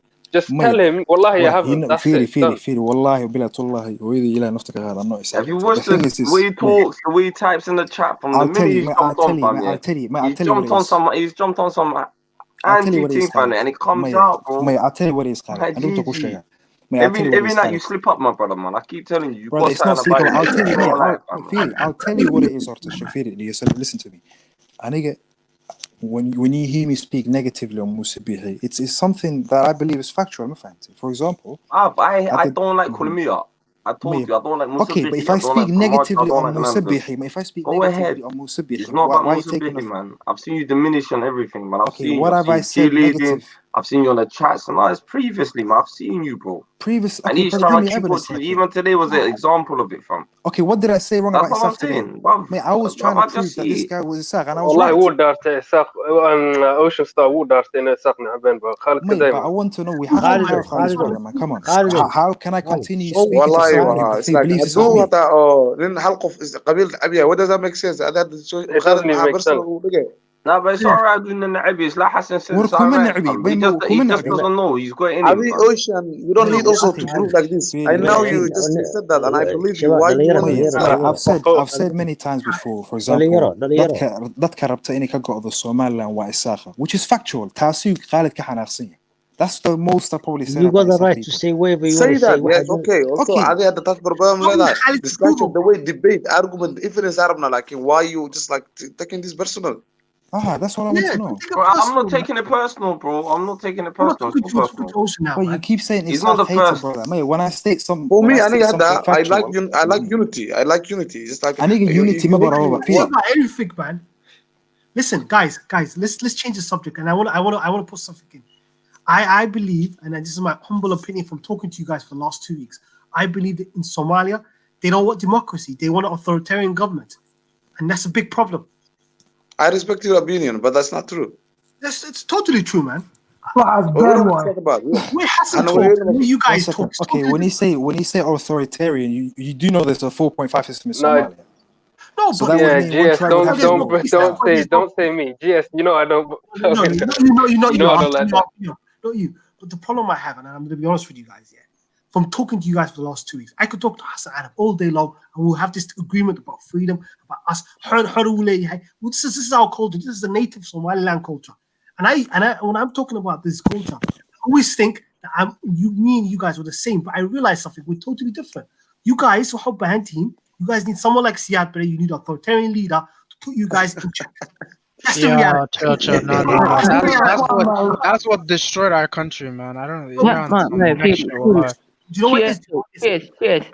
aniga hataa nin qabiilkayga ama nin meel ka soo jeedo ama isku deegaan aan nahay nimanka kale waa iskaga fahmayna ogowtaa taas micnaheedu maaha inaad dadka kale ka duwan tahay ma fahanti sax ogow horta fiiri waxaa ogaataa ninka adiga isku qabiilka tihiin dad kale horta kow inuu ayadoo aan nacayb ahayn dad kale inuu kaaga dhow yahay kow ogow ninka aad isku deegaan tihiin in sense uu jiro inaad dad kale iska fahanka hadallada qaabka waxa laga yaabaa ninka uu qabiilku tihiin waxyaalaha qaar oo dadka kale sharaxaad wax kale kaaga baahnaaye inuu hore iska fahantii luqad ahaan iyo ujeedada la kala leeyahay qasab ma hadde macnaha maya waxaan ka hadlayaa majority-ga kuma lihi anigu dadkoo dhan waa nooca ad qabiilkaaga laakiin dee mostly ma garatay Can I not speak negatively on his secessionists? Say, for example, if Khalid is a secessionist. If he doesn't like it, wallahi, he can say it with his chest. Wallahi, billah, he can say it with his chest. Wait, that's all. If I'm anti-secessionist, why do you have to take offense and say, I hate all Islam, I hate all landers? That's all. Khalid, why you worried about Khalid Adugu? Hadu doonayay in No, because wallahi, he's labeling why you moaning? He's painting him a certain way, wallahi. I'm being labeled, painted a certain way as if I hate all people from there. I think if someone hates me, okay,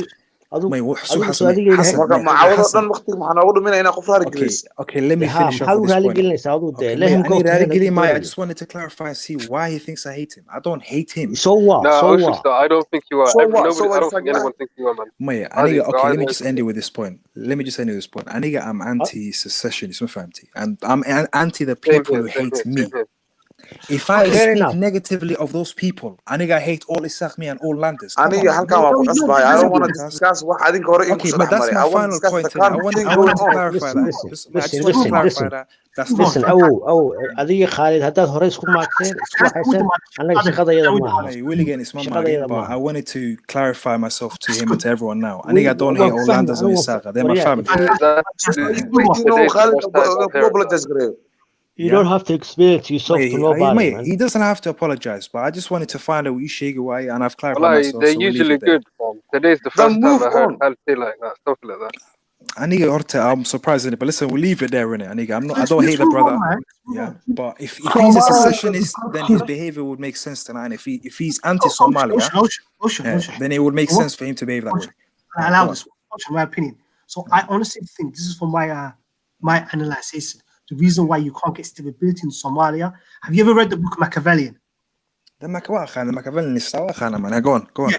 One of the points that he makes is he argues that some people, when countries have been oppressed, they seek an oppressor. In Somalia, with the Italian culture, I feel like the structure has been broken so much that there's nothing to bring you people together under a tree and to bring peace. Of course, this is why you need another 30 years. We all agree on that. So you guys, there's another culture. You guys want authoritarian leadership. We want democracy. Different culture. I need to marry with us. Who said I do? The majority of your country. Yes. Clarify your point. You have to be fair here. Clarify his point. Clarify your point. Just clarify your point. When you say authoritarian, you do know there's a 4.5 system in Somalia, and one tribe would have to rule. Now, okay, what tribe do you think wants to rule Market GS? Be clear, man. Emil, listen to me. What I'm trying to say to you guys is, and I'm going to be really clear with my point here. You guys, what's happened because of the breakdown of the hierarchical structure in Somalia, and I'm talking about Somalia in general, the leadership of Somalia, it can't function with a democratic system. That's why it's the way it is now. Yeah. It's not functioning right now. It's a failed state. It's literally no, failed state. It's pretty much because the failed state.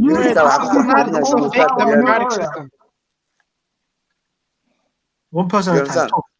What do you say, yes bro? wuxuu dhawayaa mataqaanaa maxaa lahayd gumeystaha Talyaaniga wuxuu ka fiicnaa xumaa wuxuuna ka xumaa gumeystihi Ingiriiska taas inuu noo cadeey rabaa.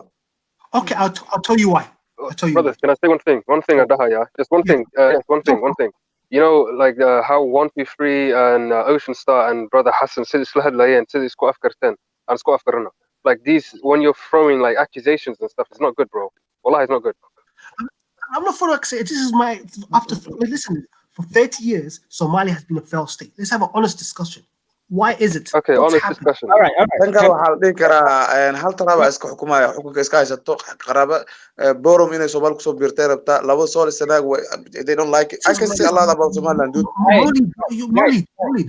GS Sahib. Okay, the question why Somalia is a failed state for 30 years, and I guess you're implying, you know, and Somaliland relatively peaceful.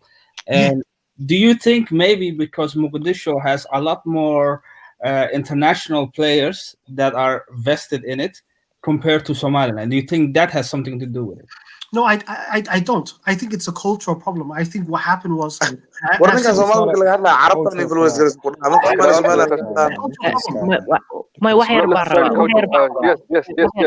I want to say one thing.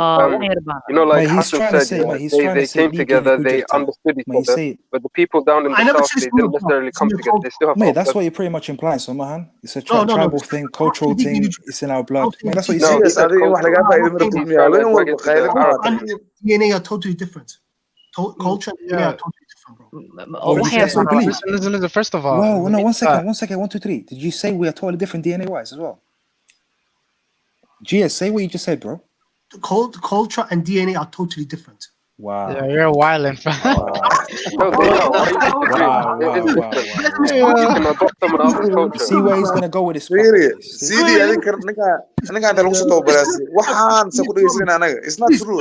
No, bro. Yeah, he just look. Let me clarify. He just look. DNA is not the same as culture, fam. Culture, you can adopt someone else's culture. That's all he's saying. Yeah. I know what he's trying to say. GS waxay rabaan rabaa horta labadiina horta waa lala yaabano waxa weeye laba nin oo adoon ah oo dhahaya laba nin oo adoon ku doodaya anaa ka maaragtay master boss fiican anaa ka boss fiican doodada haday noqotana waxa weeye waa doqonnimo un baa ku doodaysin labadiina no wallahi midda labaad waxa weeye dhigayso haye kale 1 2 3 Somalia حين Somalia ma ku dhaqmayso Hassan weydii okay Hassan weydii inuu sidaas 1 2 3 horta dee labada adoon labada qof ee kala adoonsanaya waa u kala dabacsanaan karaan soo ma mibdaan rabaa qof taariikhda yaqaana weeye ma diidani in systemka ingiriisku xoogaha uu system ingiriisku wuxuu ahaa bulshada si xooga uma soo arrimaheeda ma soo dhaxgeli jirin badanka thank you runta in la isku sheego rabaa laakiin Talyaanigu aad buu ma aragtay xataa dadka qabiilada xataa marar qaar waxa arkaysaa mar hadda akhrisaatay kala aad buu dhaxgalaya inuu xataa ma aragtay isticmaalo maskaxiyan buu ka guumeystay my dad I agree why feast kala ka daranay maskaxiyan maxaa la ninka feast ku qaracay way waa iska aqbalay Talyaaniga inay ka adkaayeen Britishka waa aqbalaa taas midda labaad waxa weeye inaad laakiin for the sake of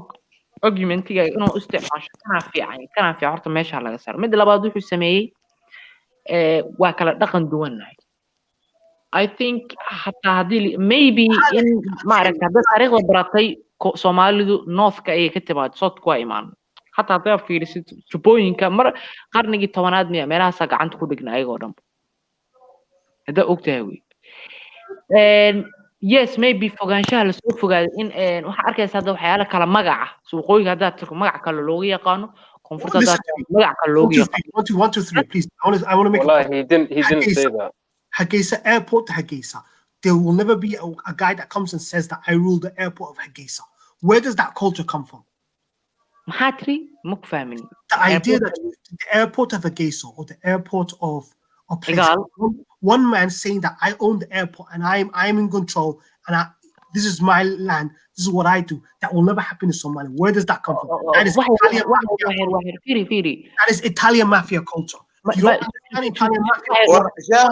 شاه عالك لو حدثت قف الحراي محاواي واحد نولي ما انا في روحها قلت مولد واحد سوق ادو just say some dead shit ادو انا critical اهم بفكري ادو like some emotional you back up I gave you example Somalia oh my day warhorta dhigeyso hal airport oo koonfurta ku yaalo oo hal xukumo hadaad sheegto anaa beenlow that's what used to happen with the warlords what did they used to do what did the warlords used to do I control this port or I control this airport it's only reason كالي waxaan ku kala duwanahay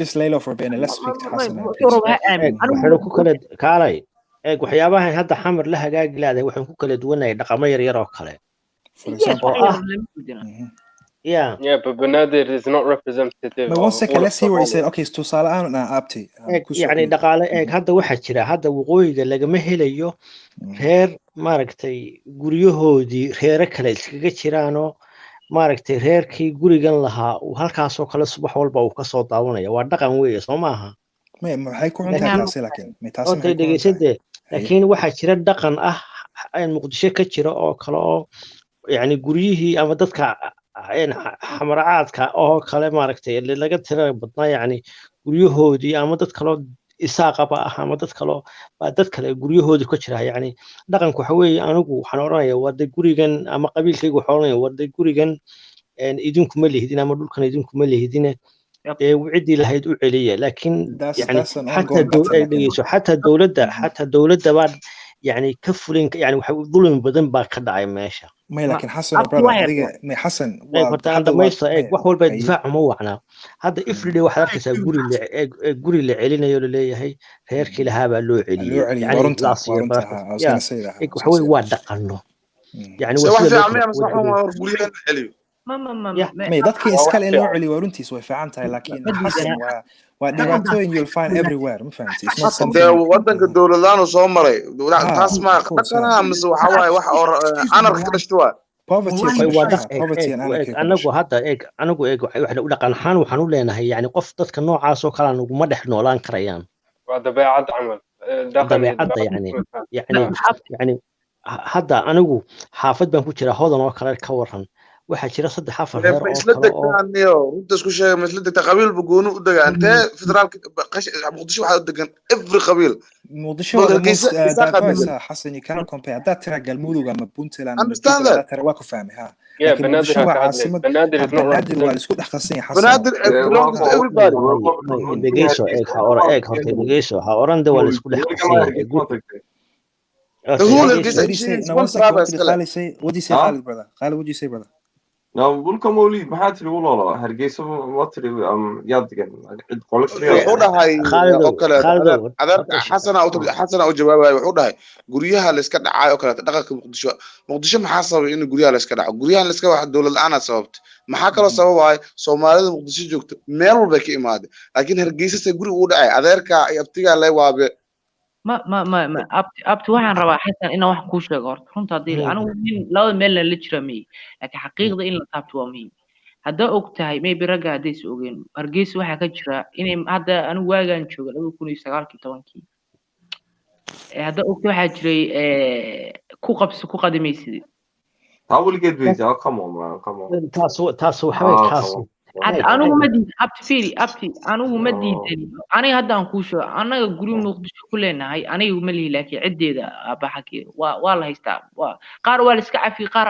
dokumentidii kala ma aragtay ayuu la haystaa si qof kale laga iibsaday ma fahantay lama diidan dawladdu ma fulin karto abtort ma justice haduu imaado guriga waa yeelanaysaa justice Soomaaliya wali xasan maalin kasta guriga la celiya ma fahantay something we should strive towards xasan wax la caayama ma fahantay wala qaatay anigu waxaan leeyahay base kan xaq hoose naga soo hortay in isfahamno how is that dhaqan dhaqan la kala dhigi karta xasan difaacu ma waynu sheekaysanayna ma fahantay hadda inagu iska sheekaysana waxna ka qaban karin mayno soo maaha laakiin waxa weyn musliin laga yaabaa inaan anigu khaldanahay waxa jira dhaqan baa jira dhaqan islaam baa jira soo maaha dhaqan islaama baa jira dad muslima baynu nahay ma fahamtay يعني أنا وهمودن إن أنا دعوين كدعي حمر لنا عيقة كدعين don't think إن أنا كدعين أوكي إك وكدعي لكن وإك محل وحلي أوكي بعدين كده سوما دينو ونبدأ كجرتا هي يا أرت إك نبض وين تانا إيمان وإك نبض هذا ولي جايك نبض وين تانا إيمان يعني سيدا حمر بالحلال صومر تانا وان صومرنا ثم فهم لكن أنا وحنوني محاين وطنا دنتين هو محي دنتين وحوينين نسامحنا محين نسكو سامحينا وحين نسكو سامحنا دد ودا دقن بيننا وين وسودا نقانا نين ولوبا نينكا waxa kala ka haysatay Yeah, I love the picture you lot paint. Well, I look at the picture these guys paint, and they try to like, well, there's very. SS, don't worry. No. Also, start you watching. You blind to that. You blind to that. Wait, this part. No, you didn't read it correctly. Wait, Khalid, you didn't read it correctly, brother. This guy's agreeing with me. Read the what's comment. True? Let me say this. Like, if I'm not Isaac, what's true about this? I can don't know. حسنو أنا Soomaalida kala jeclaysi runta inaan ka hadalna fiican kala jeclaysi xaqiiqa fiican kala jeclaysiga naga dhaafniyo waxa rarna maxaa runka ee waxa ay sheegayso evidence back up samee dhaqana waxa ku tilmaanteen Mooriyaan guriga dhacday أنا ما جيت anagu sooniga kule walaalo sooniga kule anagu markaanu joognay Burciya Hargeysa Booramiyo iyo Laascaanood wixii aanu kala haysanay waanu kala qaadanay waxa ka soo bilaabnay from zero baan ka soo bilaabnay maxay noo sax cadaalad ku soo hormartay waxa lagu daydo waay idunkuna waxa weeye intii waxa xamar waxa daga 500 milyan oo reero kala nooc baa jira Soomaaliya waa fahmayaa waxa weeye aniga waxaan ka wadnay ma xasan ay goonay markiiba dowladnimada lagu soo bo in la xisaabtama wanaagsan geedkeen liya dhaqankii diintiin dib loo noqdo hadhowto xagga hoose laga soo dhiso dadku ay kala bogsadaan war reero dhan oo maaragtay cadcadaba guryahoodii iyo hablahoodii dad ay ku maqan yihiin. Of course, Hassan, we agree with you. Like, أنا waxaan leenahay waxaan hadda ku sheegaynaa. Hadda dowladda markiiba maxaa keenay Amazon tan waxaan maxaa keenay. Okay, but Hassan, idinkii baan saaminay Soomaa. Hassan Firi, we're not disagreeing with you, but we should be talking about the solutions. I think you just passion at waxaan ku dhahnay. Ocean. GS, let me speak, brother. Just mic up in it, GS, brother, please, just mic up for a second. I want to speak to Hassan, man. I can't speak to you. I can't speak to you, GS, please. Hassan. Wadanka soddon sano burbur ku jiray is gonna take time. Eventually, we would love to reach the point where you guys have reached in Somaliland to agree on all the houses. Waa waxaan rabnaa Soomaha Mawlid. Yeah. Marka leedahay dhulal baa la dhacay iyo guryo baa la haystaa. It's not something we are proud to mention. Hassan. I'm sorry, just like injustice I work. أنا guriga ina dib u heshidaa jeclahay. And I'm just like Somalia. Can I make a point? Go on. Can I make a point? Okay. You know, this is my problem here. We've got a lot of niggas fahamsanayn ba waxaan waanu soo marnay baan ku leeyahay yani marxaladda waxaan leenahay wali waa marno anagana bade wax lagu dayda istaashino you beautiful like we're going to be also just like you and I continuing we're striving towards inshallah wad gaari doontaan bas Hassan inta saan ugu filan marka Soomahan I acknowledge that you're better than us now inshallah wad gaari doontaan laakiin waxa loo baahan yahay maca Burundigan iyo askartan iyo dadkii cadowga ugu dhawaa Ethiopia cadowga ugu dhaw xamar bay joogaan oo ay leeyihiin Amazon way waan ilaalinayna laakiin adiga su'aaladan ku weydiiyo askartaas ma iska baxay tomorrow maya Soomahan waa in la isweydiiyo sidee ku baxay doonta Soomahan Somali ciidan heshaa hub heshaa markaas laga saaraa laakiin weliba ka baxay maahan that's what we know don't say that maxaakiimtii imisay ku hagaajisay 6 bilood bay ku hagaajisay 6 months kuma fahmin why would you mean by maxaakiimtii kuma fahmin maxaakiimtii 6 bilood ee maxaakiimtu xukumaysay Soomaaliya maana satil noqon malaakiin Soomaaliya ahayn maxaakiimta dartood inay u soo galeen wadanka oo Cabdullaahi Yuusuf nagu diray hay laakiin waxa ku leeyahay xukunka yani within 6 months that's irrelevant laakiin the whole point they came into the country was gaaladii waxay tiri nimankan muslimiinta oo wadanka nabad ka dhiga ma haysan karto Soomahan that's all reason they are there Hassan are you playing about brother Abti والله وبالله وطلع I'm not being like you're enjoying that Somaliland is better, Somalia is beautiful. I'm not so jaded. We agree with you. He's joking, man. This is joking, man. Come on. Can I make a point? Joking, man. I just want to make a point. And there's something that, in my opinion, the intellects truly wipe out. This idea that all these tribes can't live together. Why can't they live together? The reason they can't live together is what did the Italians bring to who taught Hitler about fascism? It was Mussolini. Italian culture was based on fascism. Okay, so you're saying that we're Somali people. And then Nazigawi. Mussolini, who colonized Somalia. Why is it that why one of the biggest crises where you had thousands of thousands, maybe the biggest crisis in the 90s was who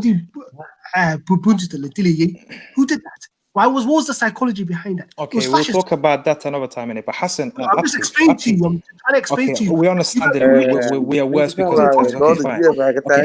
Okay, fine. Okay, one second. Okay, one second, Jess. Hassan, Abti. I think عيار ما قدامي سداعي كاتعود. ما eeg horta abti aade ilaah baan kugu dhashay gurigaagi waxa ilaalinaya Burundi iyo ciidamo shisheeye abti ciyaar ma u tahay meesha mise waan la sheekaysan so you having a conversation with wallahi billahi ma eeg wallahi waan la sheekaysanay he's not allowed to express his opinions or something. Khalid, do you not see what's at play here, brother? I'm not against him. I just want to clarify something.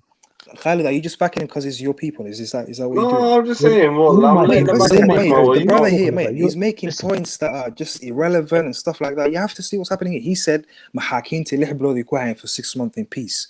And then he's saying, why are the Burundi soldiers there? And I'm telling him they're there because of those people. What's so hard to take about that?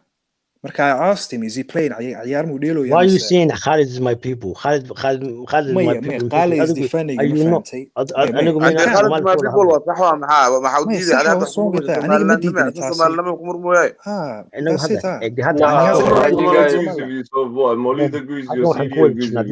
No, I don't. I disagree with him. At the same time, you cannot be two people. You can be one person. Okay, let's not go there. Let's not go there. Khalid, if someone is trolling, they say, are you just going to defend them because they agree with you? Are you going to defend them? Do you feel like he's trolling? You know, you shouldn't have said, is it because he's your people? You shouldn't have said that. Mate, I thought that, mate, what I see is, mate, okay, I'll clarify. What I see, mate, Khalid, brother, let me speak in it. What I see is, Khalid, it's good دفاعه, the guy is mentioning Mahakinti, and I've told him the whole point that Burundi and the soldiers are here is because of Mahakinti. So I want Hassan to let's talk about the solution instead of the problem. Let's talk about solutions. Hassan talked about the problem. Now let's talk about the solution. And then Khalid came in and goes, can you not express his opinion? I'm saying, brother, this guy's not expressing an opinion. He's just bad-mouthing. That's all. لبدنا هورين isku heshiin waxa weeye wargu eeg what did he say that was bad? What did he say that was bad? He said nothing that was bad. He didn't say it wasn't bad. It wasn't bad. It was just a problem, but there was no solution. You're gonna get accused of sticking up for me. Don't even go there, bro. Okay, Khalid, you're trying to create two sides now, please. What I'm saying is, allow it, please. Abti, حتى كالي أبتي أو دقيش أبتي حسن إلى بان كوداش you listen to me for 1 minute please هذا واحد شراء دولة Soomaaliya hadda ka jirta waxa ka hoos dhisan dowlad kale oo ah al-shabaab Soomaaliya fahmin waxa jirta way ka hoos jirtay waxa jirta lafteeda inay cashuur ka gurato xamar gudaheeda waa la ogyahay taas horunta horta dhageyso horta waa adeer dhageyso cashuuraha ka gurato maaragtay al-shabaabka magacayna soo hada qaadan doonay ay ka gurato xamar gudaheeda si dadka shacabka ah maaragtay sida u siiyaan al-shabaab iyo sida dawladda u siiyaan waa different ma fahamtay yani dawladda siday uga baqaan qoladan qamiisada gaagaaban leh al-shabaab la yiraahdo siday shacabku uga baqaan dawladdu ugama baqaan cashuurtana uma siiyo yani waa la xukumi karaa Soomaalida waa la xukumi karaa Okay, your point is up to me. So 1 second, up to point I want. Burundi waxaad ka sheekeynaysid $1,500 buu qaatay inanka askariga Soomaaliyeed $150. Ma fahamtay? Soomaalida waa la xukumi karaa ama gacan shisheeyay. Barasaan ku leeyahay waxa ku leeyahay marka horeba geedka hoostiisa taga Soomaalinimada hala soo nooleeyo dhulkii qadiyadu waxay tahay iyo islaamku wuxuu yahay hoosta ha laga soo waxay laakiin markii taasaan hadday taagana abti taasaan ii taagana. 100% workers I agree That's with what you. I agree That's with the her. solution. That's what That's solution fantastic. her. 100% Hassan. I don't disagree with dowladda you. haddii lagu soo boodo imse hadda dowladda haddii markiiba lagu soo boodo waa mushkiladeeda weeye waxa weeye maxaa inoo dana hadday shabaabtu dan inoo noqoto inoo xukunto ha loo dhiibaba xukunka no problem waa That is Soomaali beautiful. Allah is like I had nothing. I got nothing to say 100% against you. nothing to say against her. laakiin haddii aynu mar walba haddii mar walba inagu maaragtay aynu ku maaragtay ku mashquulno Somaliland iyo tatatata iyo tatatata hadda ilaah baan ku dhaarshaa Somaliland waxay noqotay dowlad ismaamusho oo kale maxaa la sameeyay si Somaliland loo waasiyo waxa la yiri Puntland waxa la yiri Jubaland waxa la yiri Puntland waxa la yiri Tutland yani si loo la yiraahdo Soomaaliya waa maamul goboleed inagu iskuma xukumi karno maamul goboleed haddii isku waxaas waa ka weyn yahay haddii aan life loogu noqdo waxaan in Soomaali bis ku fikirto wax ka weyn waaye in oo Jubaland la sameeyo in oo Puntland la sameeyo in Soomaaliya ay ku fikirto there's some other just like outsiders يعني وقبيلتي أو رير والبمشيسي شارك كشضي. Okay. I had highlighted that Somaliland we are beautiful 100%. Nothing is wrong with us. We are completely just like country might there. يعني ما حد رادر. دولة مستر وما ما إليه Somaliland ما أنت وحبك بدينا صفر أنت هايسته أو محلها هي أنت دولة إنه اعتراف وبهنا له أفرت شيء لها هاي.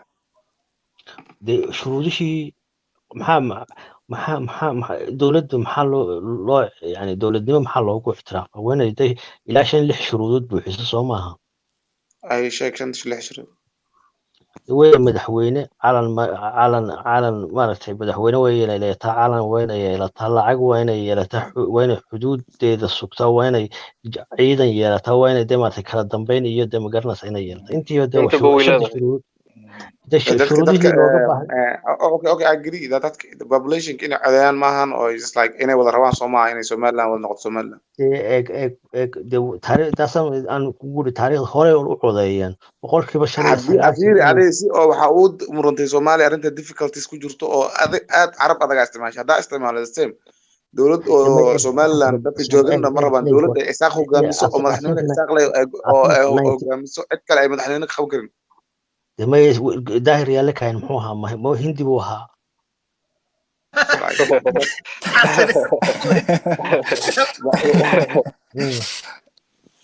It's like that's that how you say it's funny like in صدق حزب وصل رئيس دلك يا هاي tell me صدق حزبي وصل رئيس دلك يا كتيرة صدق حزبي دلك وصل رئيس دلك who is the header Tribalism is killing you, man. Wallahi, we're just taking shots. You know, at this point, we're just taking shots. At this point, wallahi, you know, let's just say Somaliland has peace and stability. That's what you should strive for. At least they have that in it. We don't even have that. هذا حكم ومشينا. ما يعني ما تدين إنه Somaliland واحد بالقلدين لكن don't say that. No, but you're saying, oh, why are they acting like they have perfect country? They're not saying they have a perfect country. At least they have stability. Let me tell you something. Ahmed Mohamed Mahmoud Silanyo iyo musabbixaan haysta hadda wadanka labaduba waxay ahayn jabhad soo ma ahayn soo jabhad ma ahayn jabhad bay ahaayeen iyagaa wadanka laakiin yaa madaxweyne u ahaa ninaan weligii soo dagaalamin weligii magaranaysaa ina cigaal weligii muu dagaalamin ina cigaalinaysaa qabo laakiin weligii muu dagaalamin wuxuu ahaa ra'iisul wasaarihii Soomaaliya buu ahaayay Somaliland adeer hadda Soomaaliya rabtaa Somaliland cadaalad xaq ka jirto waa ku saxanta cadaalad way haysataa Soomaa horta dhageysadda horta ku warramay dhageyso ina cigaal madaxweynihii magaranaysa labaad buu ahay Somaliland weligii jabhad muu tagin isagoo wadanka yimi baa loogu yimi madaxweynuhu ka noqday daahir yaale isagoo aan jabhad ahayn waxna ma wadanka loogu yimi madaxweyne jabhad markay labadan nin ka noqdeen bay madaxweyne ku xigay madaxweyne ay noqdeen ninkii jabhad ugu horeeyay Siilaanyo iyo daahir yaale intay tartameen buu daahir yaale cod kaga qaaday isagana ahayn jabhadna ahayn daahir ina cigaal sidaas leeg buu ahaa cadaaladda intaa ka weyn doonaysa waa maxay أنا معود قبيلة superior أنا كجرت. I can إندي مخرسين كري قبيلة كلا سرين قبيلة ما يجروا وجوه. حقوق كجرا قبل كلا سرية Somaliland isaaqa hogaamiyo abti waa majority isaaqa hogaamiye waxay waa majority hadii hawihii okay the majority it makes sense man stop saying that as a point wallahi if they're the majority it's going to happen okay I agree aniga daadi majority ahani wadi xilqi qaban I want to unite with Somalia khatum isteeda bilaawtay oodala bilaawtay borob they want just like you I don't have a problem look if for me if a Darod always has the control or the leadership I don't have a problem with that person because they're Somali personally Maulid is saying if we want to say unite and rule but say if you do have a problem with that if you do have a problem with that no if we say if no I want to answer CD's question CD you answered a good question but say if you do have a problem with that yeah, because of what happened in history. I can understand. I can 100% empathize. It's not even that. What's going on right now? Like I'm saying, right now, but you know, it takes turns. Though. It's not just the road, though, innit? Hawis do take leadership. Okay, so you want people to take turns, Marcus. You're not saying taking turns is another. That's fair. I don't want saddexda labada kursiyo ugu sareeya dawladnimadu waa maxay Somali mise Somaliland kale de waa isku mid una Somaliland bade Prime Minister iyo President Somal madaxweynaha Prime Minister madaxweynaha Somaliland oo kale baarlamaanka iyo madaxweynaha marka ya baarlamaankuna waa nin daaroode marka maadi waxa taagan tahay waa in la isu bedelaa marka madaxda mar laga dhigaa daarood may cod baa lagu anaga cod laakiin hadda cod yeelay inuu second citizen ka noqdo wax ku dhaca haduu madaxweyne laga qaado second citizen isku maleeyo he never ever allows nin hadda ka dhigtid nin iyo cod every time xudurna nin qabiilkiisa it's better to take turns somehow it's like problem ma jira aniga hadda macna waxaas macna wax qalbiga ka abuurnaa mise problem meesha waa ka jira ana shiiw we have to speak in the facts and I'm not trying to badmouth again but when someone says the Isaaqa the majority in Somaliland that's the truth so of course markii la dhaho one man one vote Isaaqa are going to win every time so no it's not they way hore u dhacday Isaaqiya waxaan ku ninka jabhada Ahmed Siilaan iyo Soomaaliya madaxweynahankii ka horeeyay muxuu ahaa Ali Musabbixi iyo Daahir Yaala tartamay nina waa nin jabhadan SNM ta waa gudoomiyihii SNM wadanka magaranaysa soo galay waa la fooday majority muxuu raacay Daahir Yaala ka hano gudoomiyihiisa صح maaha because Isaaq ba majority muxuu markay Isaaq majority mar walba haya muxuu fooska Daahir Yaala 80 cod baa lagaga helay Siilaanyo Okay, that's a good example in the parliament somehow black in one man one vote it's no 100 it's no 80,000 or 1 2 3 4 5 to 80 waninkii wadanka u soo dagaalamay waa nin Isaaqa waa nin maaragtay jabhadii intaas ku jiray waa nin maaragtay dawladii hore Maxsiyaad Barre wasiir ka ahaa waa nin magarsa laakiin Daahir Yaala he was in the Siyaad Barre dawlad how was what problemyada ka jira oo kaleeto aku daa ku weydiiso 18 May oo kaleeto Somaliland rin badan waxay taagan yihiin 18 May qol gaar ah iskale dadka dhan kama dhaxeys how would you react to that waxa de markaad gurigiina joogtid iyo asxaabta aabiye la joogtid waxay ku sheekeeyaan bad anaga noolay bunasa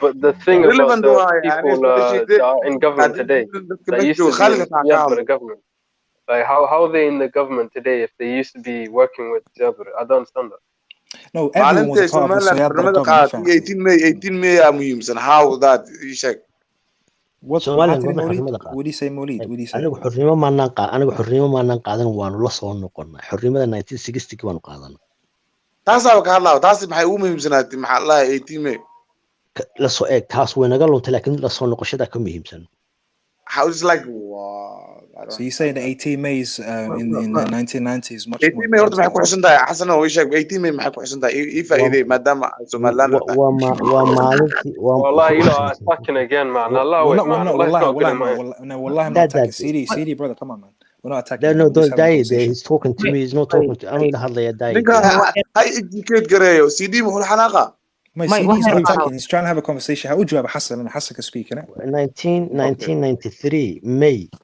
ya 18 baan ku dhawaaqnay inaanu gooni isku taagnay Burco صح 1993 bishii shanaad 18 May baanu ku dhawaaqnay inaanu Soomaalinimadii dib ula soo noqonnay aanu ku dhawaaqnay inaanu dib ula soo noqonnay waxaa maqlay waxa la xiriiriyaa xasuuq 18 May xasuuq bas laga sheekay xornimo laga sheekay xasuuq bas oo Soomaaliland anigu kaale awow xasuuq ma jeeg anigu markaad xasuuqay la dagaalamay anigu de gacmaha dhagaxan kuma sidoo qori baan sitay waa la isdilay hadii aan waa ku shaqeeyay in la isdilay oo xasuuq ka dhicin adi eeg ma marka eeg soniga kuu sheegay markuu ku yiri eeg soniga ku eeg xamar oo sheegay ninka xasuuq ma dhicin tahay waa la isdilaani in waxa maqlay in Soomaali state ay ku xasuuqday oo Somaliland masaakiin dad xasuuqday okay way sugday Aljazeera dad ka hadlaysay bal ii sheeg maxaa ka dhacay ii sheeg wala xasuuq runtiisa Aljazeera wala xasuuq yaanu waxa amisanahay dad awoodin ka badan inay saameyso oo wax la in dhib oo just like kale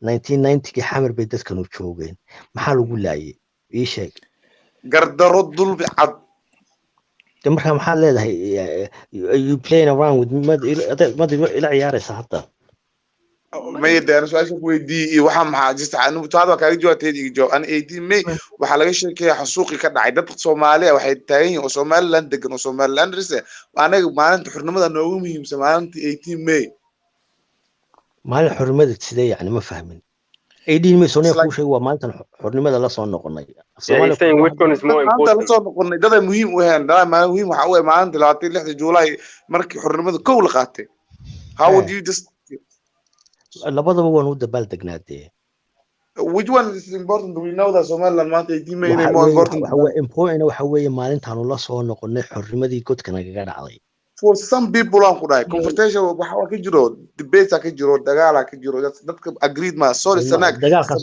Maxamed buu ka jira marka aanu maanan maqleen no sorry Sanaag u dabaal dagaal sorry Sanaag kala runtiis sorry Sanaag u dabaal dagaal what you waxa u dabaal degtiin Sorry, Sanaag waa wadankaygii. Don't worry about what happening. ما he saying. Okay, don't worry about Muqdisho marka. Waxa debate waa mugtahay. Debate-ka ha ahaado mid oo trust ku dhisan. Ani maanta dhama marka Soomaali jafaysi. I agree with you. Laakiin waxa xaqiiqda xaq ka jirta. Agree with me man. Waxaan ku leeyahay 18 May waxaan ku leeyahay 18 May waa maalintii aanu ku xagee ka maray hadalkaygu. maalintii aanu ku dhawaaqnay 18 May how do you satisfy people oo adiga ka tirsan oo maxaa la dhahay maalintaas muhiimad u lahayn maalintii oo xornimada la qaad u muhiimsan tahay oo xageed labada maalmood waa laba maalmood oo muhiim ah Sanaag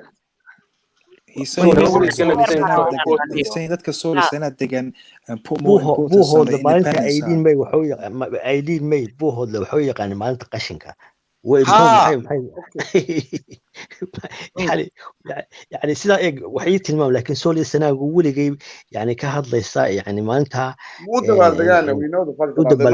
ما مقلده لكن واحد مقلي إن مقرنا يسا إن بو هو لوتر هذا ما أنت وما أنت قشينك يعني ما مقلده أنا ما مقل إن بو هو إحنا سنة يد إن محي توي بو سنادي سولو u dabaaldegaysa okay taas waxa gartay dadkana ogyihiin Khaatumo State what would you say about Khaatumo State Khaatumo ninkii ugu horeeyay halyeeyigii wasiirkii hore xagla toosiyay waa xaguu jooga Cali Khaliif Galeer xaguu jooga waanu heshiin dis waxa Somaliland baa leeyahay Cali Khaliif Galeer zona saara anagu waxaan it's just like it's messing up with you say that waa gorgortama waa if this wuxuu raacday waxaan soconayaan I will go back to my Somalia wata dhageysa aw Cali Khaliif Galeer xagla toosiyay waa ragii asaasay SSC waxa weey wada Somaliland dara anagu waxaan dadka kale kaga duwanahay dadkaas waxay tagtaan dulmi in lagu haayo dada exist Somaliland anagu waxaan kaga horta dhageysadda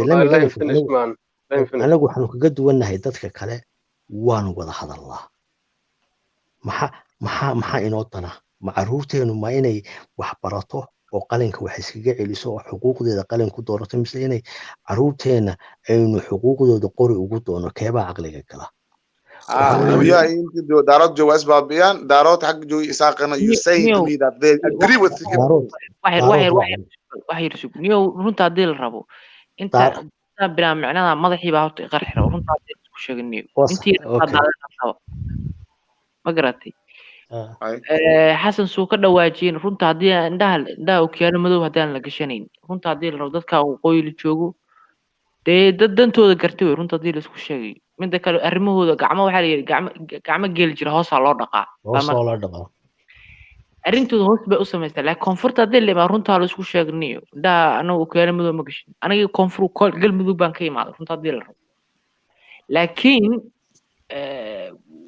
ma aqama dagaalkii baan na saameeyey si hadda si baan nahay runta haddii laga sheekeynayn waay dadka waqooyi joogo si kasta ay isku dagaalaan geed hoos u tagaan koonfurteena is ugu jirin waay iska daa qabiilada kala duwan xataa why you journalize koonfur Puntland has done something good beautiful thing ma runta may kasoo taas central why journalize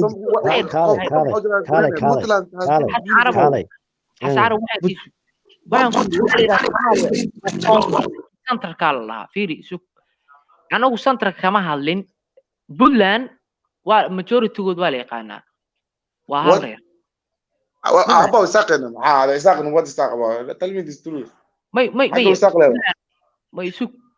انت dhulbaanta sakanka xagga dhulbaanta sakanka kaba soo qaad Isaq waxa dhala at least 60 dheeb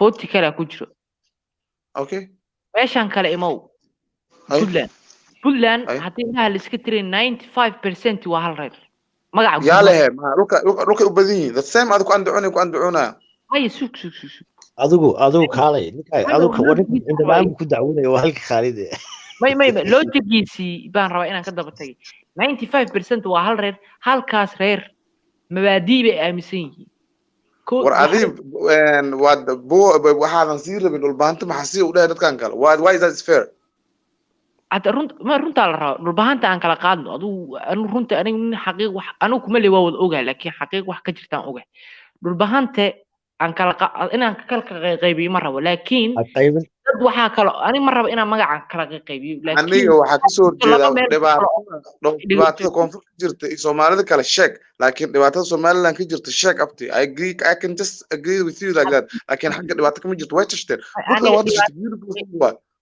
dadka anigu Somalia in lagu daydo mudan first Somaliland second Puntland say like that why you are biased kale lehem finish adu markii waa boodina inaan ku dhameeyo sugdo hadalkiisa okay waxaan ku yiri waqooyigu anigu kuma leeyahay Isaq baa u badan laakiin dad way la degaan kumana lihiyo dadka la dego way wada rabaan way wada jecel yihiin boqolkiiba dadka soo jeeda jiri karaan dadkan kale sanaag jirana kuma lihi waxa weeye ana hadda ku sheegay xaqiiqo waxa jira qabiilka ka soo qaad diida lafaf baa jira waxa laga yaabaa xaqiiqo jirto waxa weeye laf oo xaq Somaliland wax weyn ka heshay lafta kale dhinacan kale u soo ordaysa runta la rabaa mugti xagan kale imaan fiiris aslan ku dhooyo aniga laakiin wax Soomaali guuda ka jira ha specialize gareen waxay reedhigiisu macnaheedu maaha ayadoo saa ay tahay oo waxa laga yaabo dhulba lascaano isla wada degan yahay haddana wuxuuda gacmo hoos bay u dhaqdaa runta la rabaa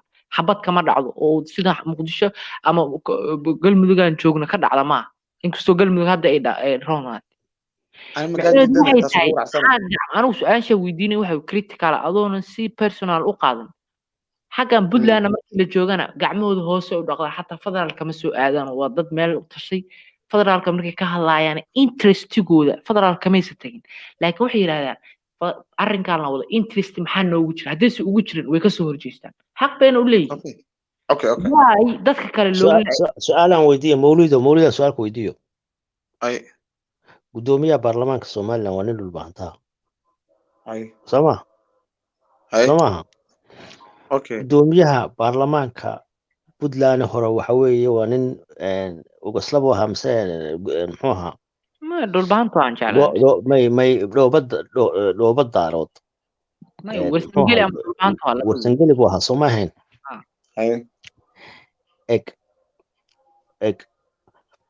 hadda ninka haysta baarlamaanka Somaliland waa nin baashe la yiraahdo bal ka waran hadda inta ciidan la geliyo staafkiisina la dilo isagana inta kursigiisa laga soo qaado kalarka inta soo qaado la yiraahdo orado laascaanood qaba ama garanaysaa muxuu ahaa sorry kana qabo ma garanaysaa so maxay ahayd buuhoodle واي بوهال سوري صدق بسوي maxaad isleedahay Soomaaliland way ka dhaci lahaayeen سومال أنا أبغى أمان له بلا يقول عليه maxay ku dhaci lahaa عالمكم مقطع واحد يقول حنا دت تسوي واحد بلا يقول عليه caalanka iska daa maxaa dhici lahaa dadka shacabka maxay sameeyaan دارود حناقي له دارود يساق نقول له دقالك دعيله ما حكى دعيله ma lagu dhacaa markaa ما nobody can do that okay Puntland markaad dhoobo daarood intaa gudaha loogu galay waa intay kalarka soo qabtay staafkiisina 5 la dilay markaasaa la yidhi orodoo baran qabo halkan reer baa ka tariyay wax ma ku sheegaa si kale u sharax dadkan waa isku daarood waa iska xigan dhegeyso ina koore waa nin dhulbaantaa ma fahamtay intuu baaskoola soo qaado halka kaga qabtay baarlamaanka dhexdiisa yaa la hadlaya hadduu doono ku dhufanaya intuu ku kaajo nin isaaqa intuu ku kaajoonaya yaa samaynaya wax yaa la hadlaya cidna la hadli maysa dee there's something wrong with dadkan dhahayo horta dhulbaan there is no wrong cadaalad baa loo qaadaya ada fiiri ada hadda laba qof is dhalatay oo dhulbaan isle how this is so smart and this is so dumb dhegeysadee horta iga jawaab dee why ay uga dhacday Puntland haddii isaaq maanta oo lahaan lahay ma dhici lahayn sababta dadkan waa iska kaaxigaan dhiig blood related waay the matter is not the same adiga country taganaysa country wax ku dhacaya kuma fahmin waxaan ku dhoobo daaray waa gudoomiye baarlamaanka inta gudaha loogu galay baa 5 staafkiisana la dilay dibadda lana soo saaray baran qabo if you are going to prove in Somaliland ay Puntland ka fiicanta yes I agree lakin Puntland is a second something all amaan Puntland waa haysataa yaa u raacsan saaxiibayaal Molly, you just changed the goalpost wow. ciyaar mana yaa igu raacsan waxa laga hadli maayo yow runta la isku sheeganayo waa yaa Molly adi 1 2 3 waa kugu raacsan runta waa ka dhageysana laakiin please don't Soomaalida kala xaqirin ma xaqirayay sugniyo annagii baa intii yareedahayna daadinay maanta dhan dad biraan ana soo dhigeysanayni wallahi wax kale aan ka hadalno naga daay wallahi hurdadiina way tagtay wallahi horta marka waxaan ku runta hadii la isku sheegay koonfurta waxba ka qaldan aan isqabano runta la raac macayb ma runta la isku sheego hal ma ku dhahay aniga koonfur wax ma ka qaldan koonfur ka soo jeeda ma soo dhahay may kama soo jeedi dadkaas kale fiiri hadaa aniga dhibkayga sheegto ma dad kale dhibkooda inaan sheegto maxaa iga galay dhibkoodu ayagu wey dhibkoodu ma muuqato dhibkoodu ma muuqato waa qabtaa bude I'm saying I'm just like 1 2 3 Khalid cannot speak Khalid you think I'm against you for some reason why I just think like every minute I'm having what's up with them I jumped in because I thought you were talking to me. Come on, you talking to you, bro. Are you highlighting me as well when you say that? No, I never said that. I said more. Oh my god. Okay, mate. If I'm not in it, then fair enough. Cool. How you going? Mate, wax yar bal joojiyo waxaan ku yiri. At least anaga aan isku mashquulno anagii baa waalan maaragtay dadkeeni anagu kuma lihi dadka anaga yaa waay anigu waxaan ka hadlayo koonfurta hadii laga hadlayo anigu kuma lihi laakiin dad kale way naga wanaagsan yahay hadda taas u qaadato waa ra'yigaaga iyo saa interpretation kaaga way Soomaalina joogto why you going hadda bis maxaa lahay hatta ma lihi hatta dadkiina oo xagga waxba u hagaagsan waxna la saxataa ma lihi I don't know ma fahmay marka warkaaga kisto waxa igu jir bias may fi hadii inferiority complex ay kugu jirto ma aqaan anigu laakiin dhibkayga inaan sheego at least fiiri qofku cudurka markii la baarayo ku baro wax yar cudurka markii la baro horta waa in la ogaadaa dhibkiisa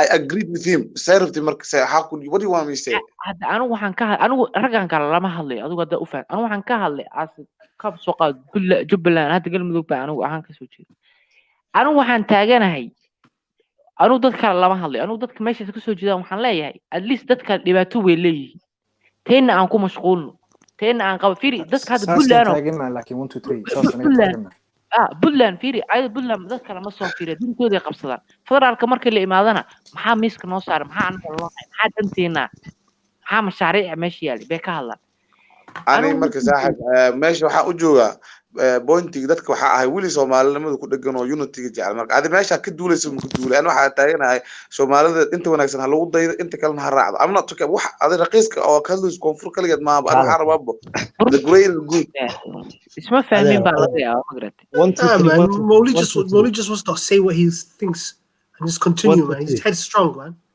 1 2 3 1 2 3 دقيقة yes والله إذا حكى فايدة وراك every night I think وحاول ورطة بوسيني emotional وقتها you just silly man you just silly أنا مقعينة أبتو Soomaalinimada doonaysid horta iska soo saar dadkan Burundigan iyo Xabashidan iyo Djibouti baa ku ilaalinaya we will inshallah Siyaad barre markuu iyo Kenya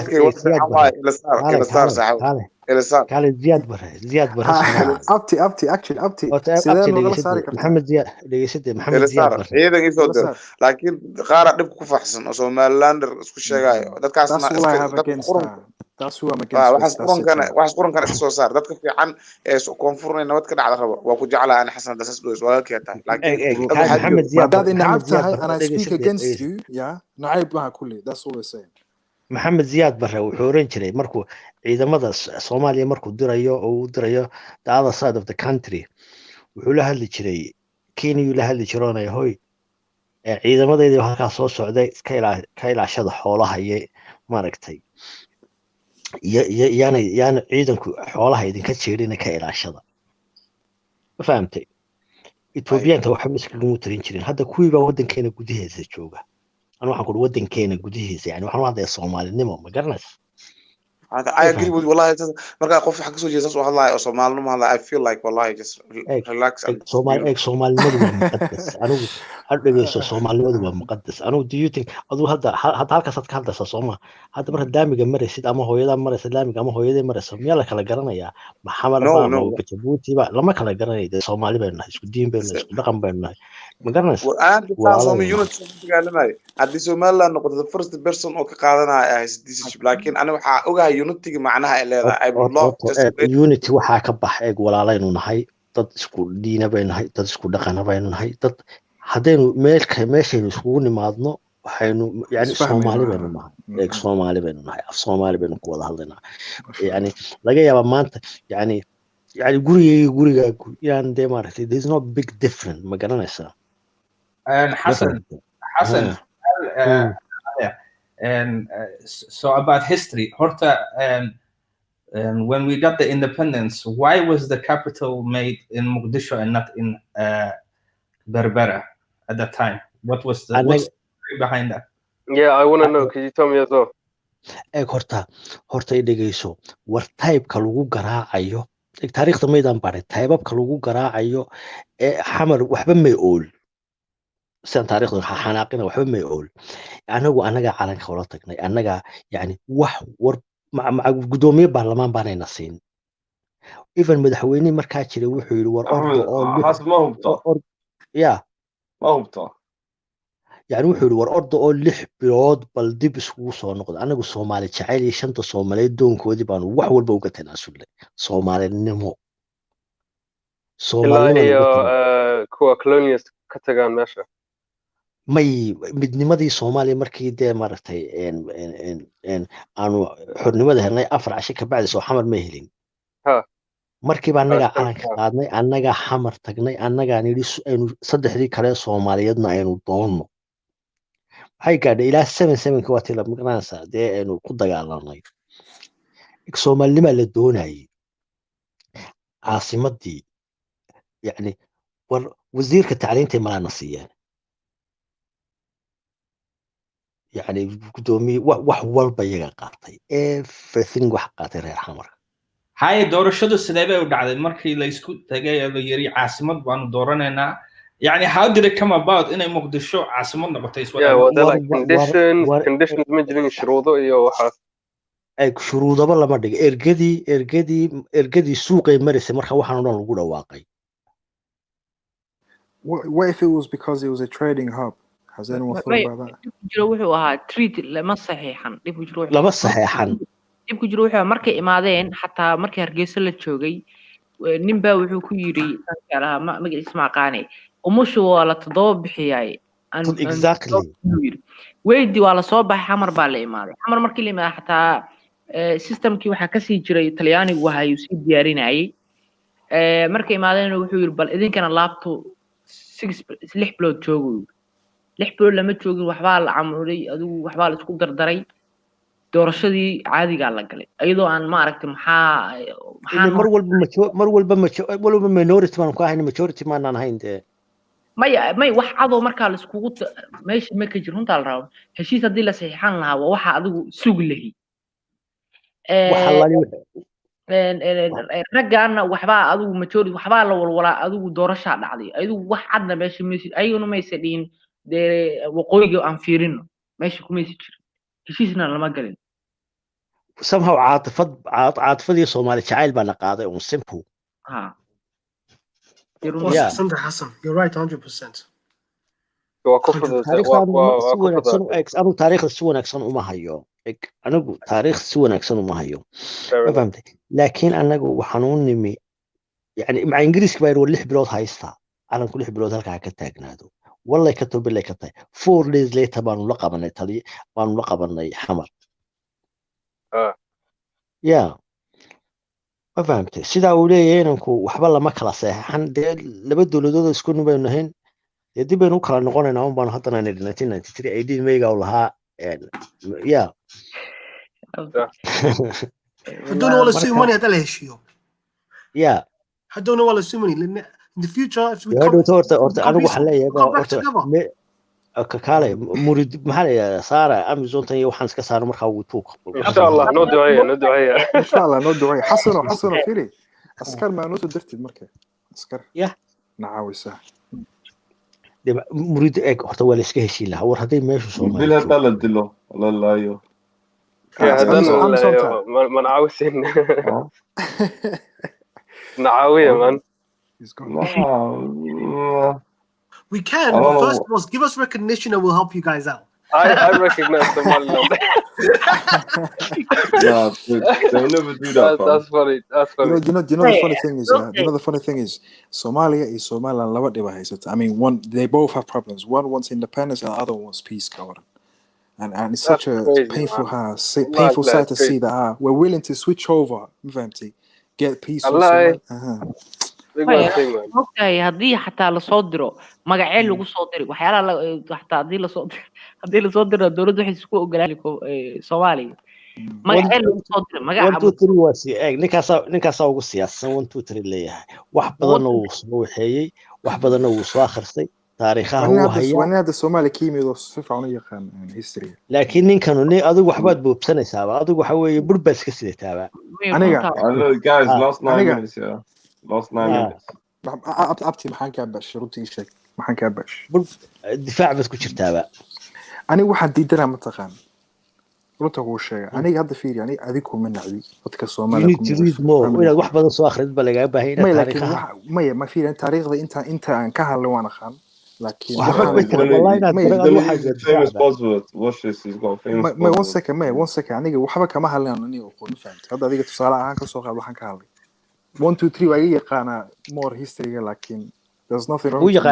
He knows aniga ma sidoo ninka yar uu waxaynayo waxbuu he knows something waxbuu og yahay aniga diaspora inta ku koray ma fahamta marka of course aniga I'm not saying he's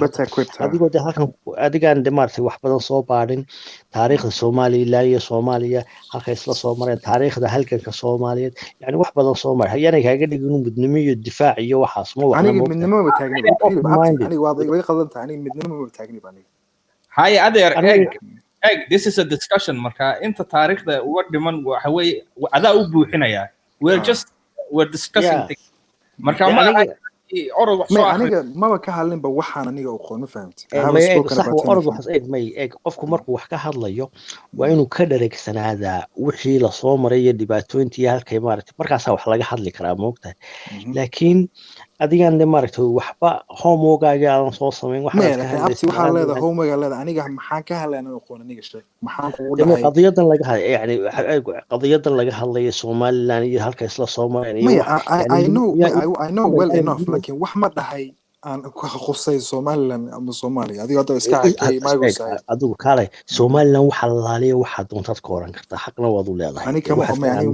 kama oran please ma abti wad maag dhageysa waa horta dhageysade Somaliland anu kaaga ma soo jeedi karo suma fahmi malakani ma iska maaga Somaliland markaan iska maaga ma hada doontid يعني معيد بك حكتها معيد بك أورانا سلقولي جاي of course يعني عيد واد ما كتا ودليلي كرتا وحي راي جايو وجانا سايكايو وجهنت يو واحد هداد من دون سد وين واحد من نمو أوكي no problem ما هداد دون سد لكن وين أوف يعني من هذا أدو قد بقولتك ستة ما جانا سا واحد من مدة لو دون يو وحاسيتها يحل كده وين واحد بدن دماركته يا لكن كان فيري قرب كاغان تاغانا waxaan ku leeyahay hawshaada wado qofku dhahaysay hadda nala xiriir maahan that's where I stand ma fahmt adiga waxa leedahay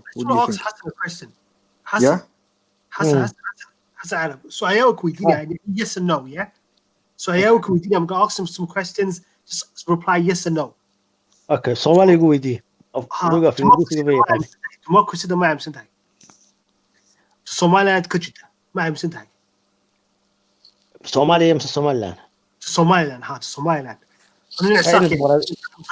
yeah Somaliland ka jirta ma amsantahay muradin ka jirta Somaliland do you believe in the democracy in Somaliland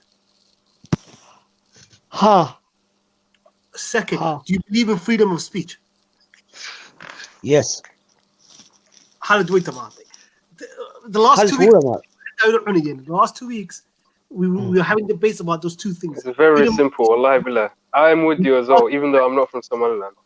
And it's and I thought like I was really weird. I was like, well, but then I realized there's a cultural difference. Like in our country, freedom of speech, democracy is the centerpiece, is what we have fought for. We have died. There's the blood of our ancestors on the floor of Hargeisa for freedom of speech, for democracy. والله عاو در waxba wareejinaysa I got a question for you waxa dhacday different culture aan leenahay mar waxa dhacday Italian mafia nahay hadal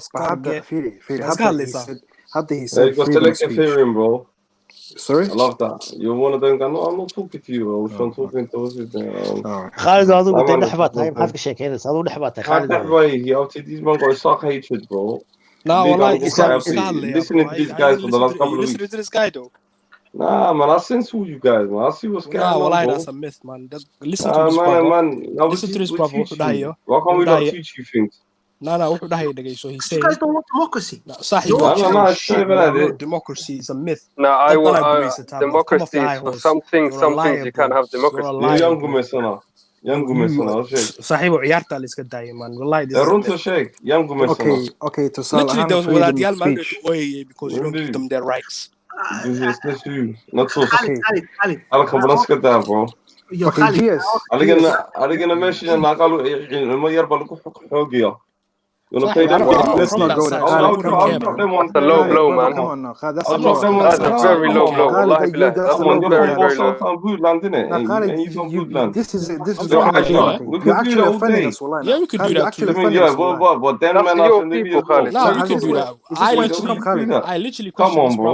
Khalid, this is what it's become now. A platform to just bash each other back and forth. Wallah, Khalid, you're the host of that's a low blow, Khalid. I'm actually offended. Well, it's your people, man. So what?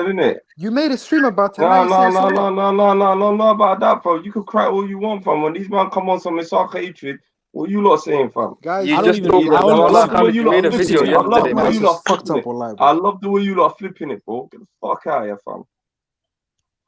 Khalid, odayga ma ka gaarsiiyeen? Nah, man, they're pissing man off. I love the way he's flipping it. I told you, fam. Khalid, me igu yara dayeen.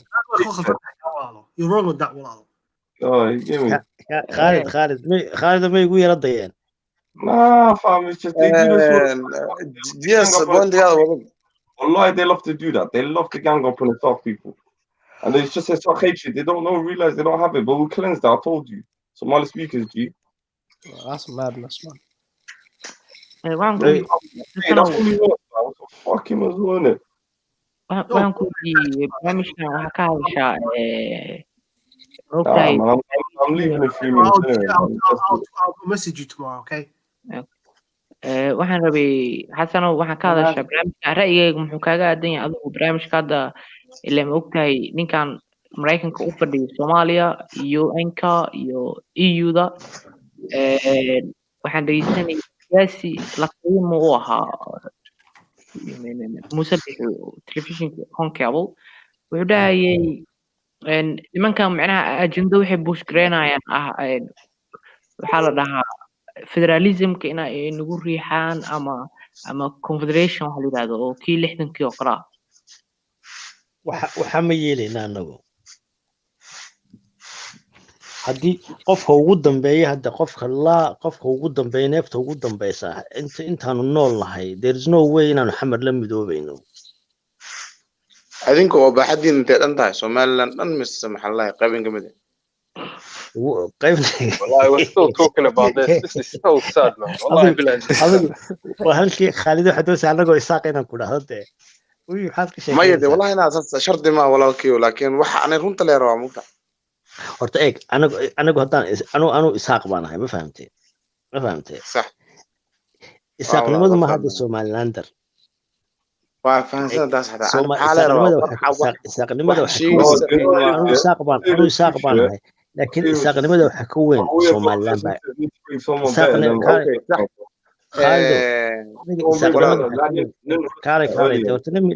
finish.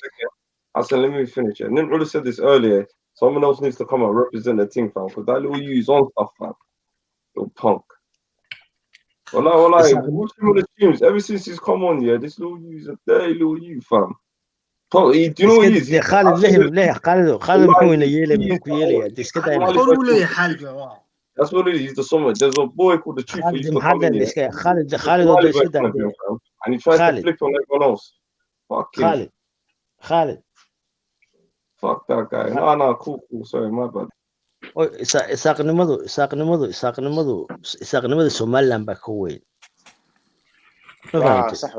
صح anigu isaaq waan nahay laakiin isaaqnimadaydu haddaanay gudubirsi jirin haddaan dhulbaanta jirin haddaan fuqashin jirin haddaan dadka laga tirabada jirin we are nothing mate.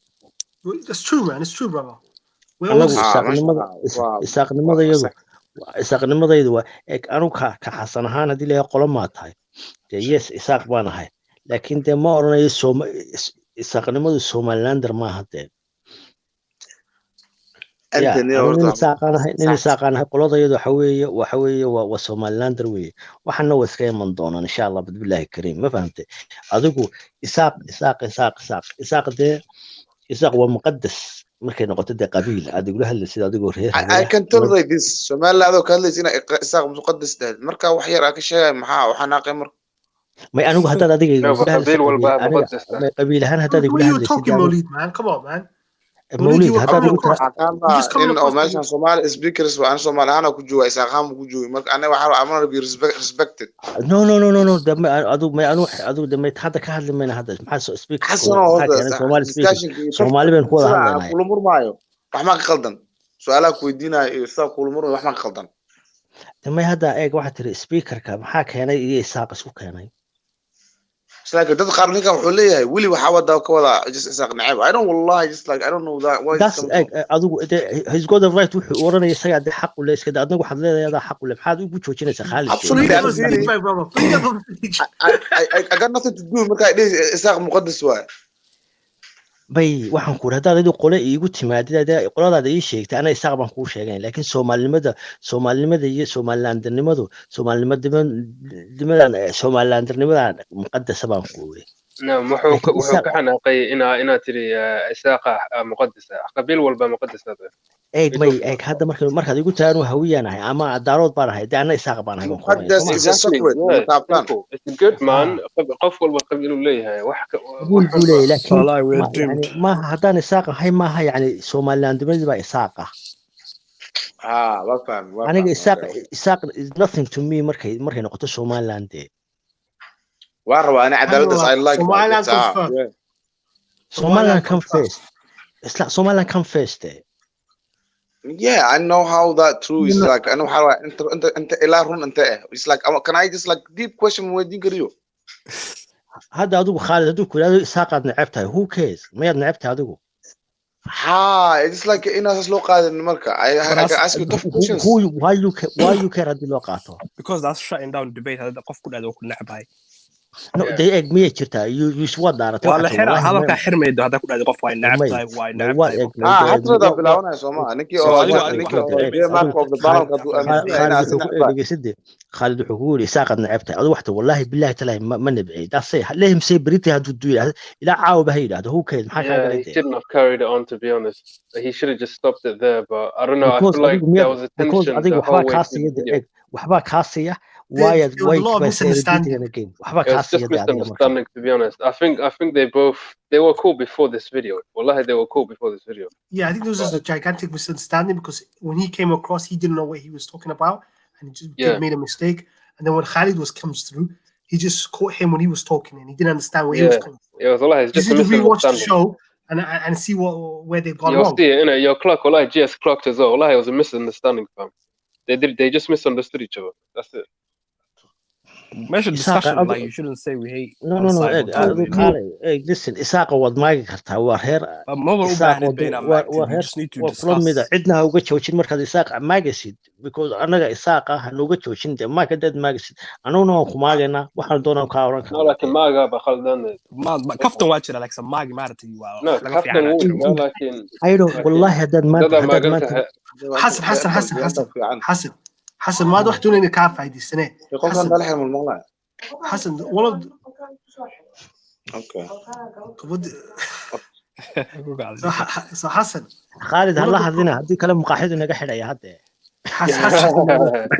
حسن. Yo GS. What's the problem I have with you guys is you know the most basic things like the most basic things you're not even in agreement. No, I'm what basic things? No shake that. I've agreed a lot of stuff you said. Yeah, you have. Well, what I'm saying to you, how can you fix a country if you don't know where to put religion and where to put culture and where to put democracy? How to elect a leader? These basic things there's no answer for it. In Somaliland, those basic things there's an answer for it.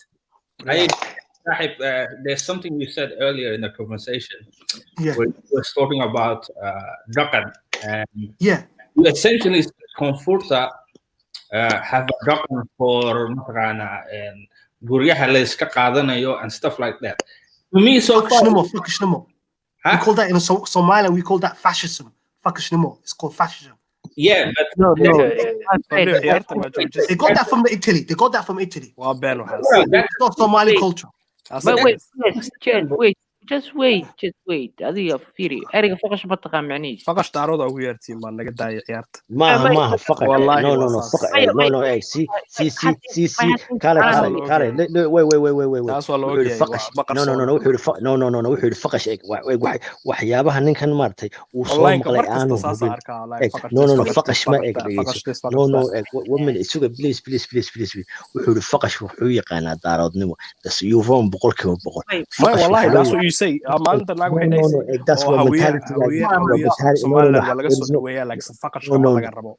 No, فقش أنا أقول listen دقيقة let me tell you أوتي دقيقة هذا أنا هذا ولالك هدي وأفحمر كهذا لمحن نحنا هذا هو ورهر حمر معنيه هذا بحوي ولالك هدو كهذا إن أفراد حمر وحنا هنا ورهر حمر فقشتو ما أحد قبيل سلو بدل أظن حقارين no وحوي مسكحة وحن خالديرة شيء يا ملا وحكي حس عرو رونت أنا أشيء رونت الشيء والله like والله أركي فقشت وحوي إساق باكوتشري دارود باكوتشري ideology it's an authoritarian ideology it's not about Qabil, it's an ideology. It's not about Qabil. Fascism. I keep telling you people how many times this is Italian culture. It came from Mussolini. British culture. You're just defensive. You don't have an intellectual discussion. Because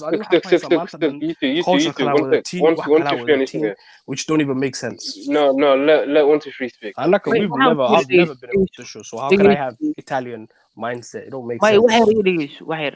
فقش marka waxa loo yaqaanay dawladda rejiimka ee mar jirtay kadib markay kadib dadkii baa waxay u qaateen runta haddii laga hadlay dadka runta sheeg walaal annaka ciyaal ma nihin meeshaan dad specifiga baa loogu yeer runta haddii laga hadlay you go anaaba maanta runta la rabaa runta hal isku sheego mawlido faqashta waxa la yiraahdaa ujeedka macnaha uu lahaa waa laga wareejiyey anigu kuma lihi dadka laakiin dadka qaara waxay ugu yeeraan specific group majority anti-Darwinism waayo sax waa loo geeshay ma dhahayo anigu you ball expert ka hadlaysa wax mawlid don't say that faqashtu waxa weeye isaaq baa ku jiray faqashtu maaha cid gaara walaal ma ahayn dee come on man waxa yar basic waxba ku sheegay 1 2 3 dhigaysa sheekadiisa hadhowtana ka gare waa sida dadka markii dambe loo turjumaanay abta waxaan ku yiri maagii dawladda ay jirtay rejiimku yes markaas waxaa loogu yaqaanay ama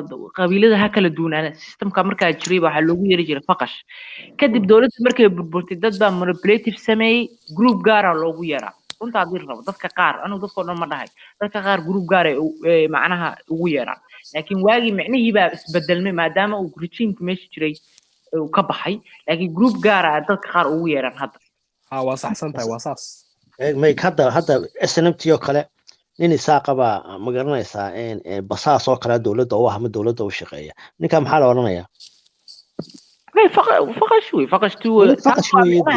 macnaha markaa taagnaa weeye laakiin manipulative hadda laga hadlaya today specific dad baa hadda loogu yeeraa that's why ku leeyahay hadda aragtay madaxda Somaliland ninkan la yiraahdo ucud haysto marka qaar codada daawato soo rifagreenayo uu ku leeyahay anaga faqashka ma macnaha ma la hadleeno specific hadda aragto marka qaar hadda daawato weey macnaha fiiri anu kuma lihi dadkoo dhan weey laakiin dadka qaar specific bay la aadaan ba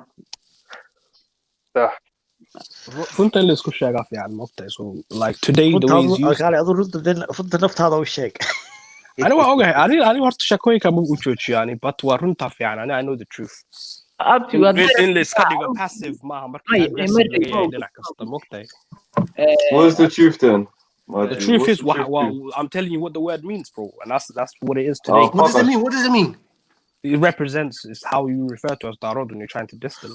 No, he just said there was a sex in the. That's what it. Listen, when the military existed, that's what it was. But I'm talking about today, man. Today, GS said it's an ideology. He said it's an ideology today. That's not strong. Yeah. فقشوا محلها فاسيستا كيما الإيطاليان كيما that's not a strong argument. ما صحيح بس كنت ليه meaning ولا بدلي absolutely exactly magacyo badan inaan sheego dad loogu yeero well just google it I don't need to Google it, some stuff because the same talking point was on CNN marka ilhaan ka hadlaysay dawladda loo Mareykanka loo gudbiyo xalay she belongs to reerkaas so waxay leedahay faqash mentality ciyaarta la iska daayo iyo may ra'iisul wasaarka ku-xigeenka hadda kii wariyaha ra'iisul wasaarka ku-xigeenka muxuu ahaa isaaqa hadda maxaa magaciisa muxuu ahaa guleed weyse waa faqashte macnaha ma point of view gaaga Khalid I just put a what is fascism link birina markuu sidiisa ma taracmo soo noqdo faqashka ka baxa you guys taking stuff personal you start taking things that are personal, unnecessarily personal. If you don't understand what fascism is, you don't understand why we don't need to understand what fascism is, Sahib.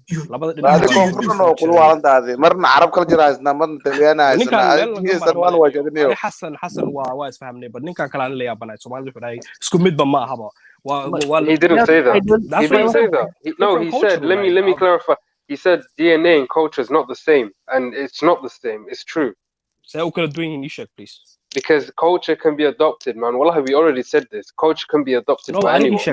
DNA doesn't change. Qofka mesh hargeysa jooga iyo qofka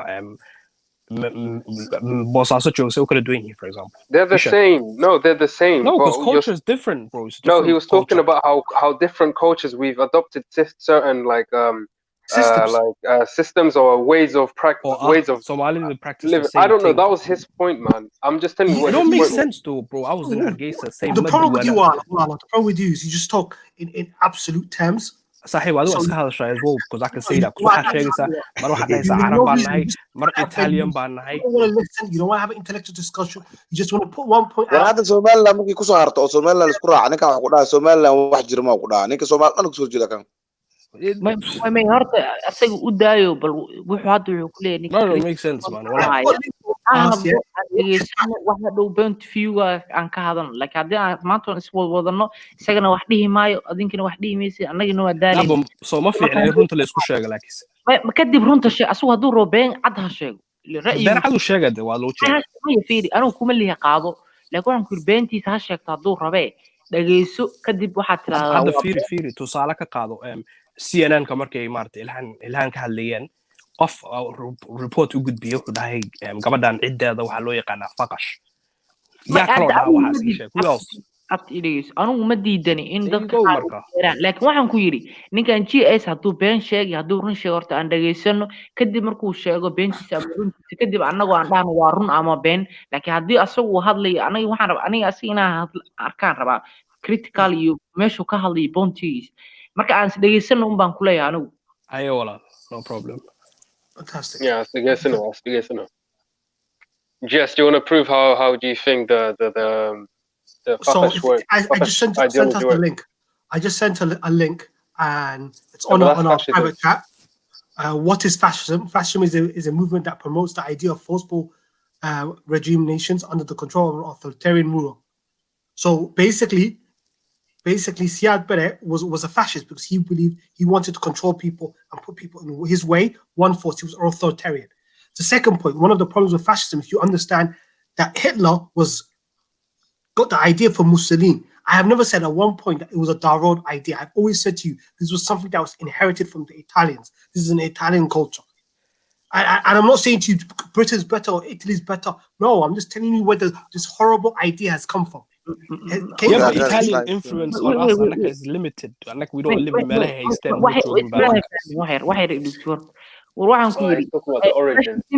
is it culture or ideology? They said, okay, what's the culture of fascism? People that are different from you, you don't like them. You want it's a behavior. You know, culture just means behavior. So I shall my idea was culture. Why? It's kind of the same thing though, because behavior is culture. Becomes a culture.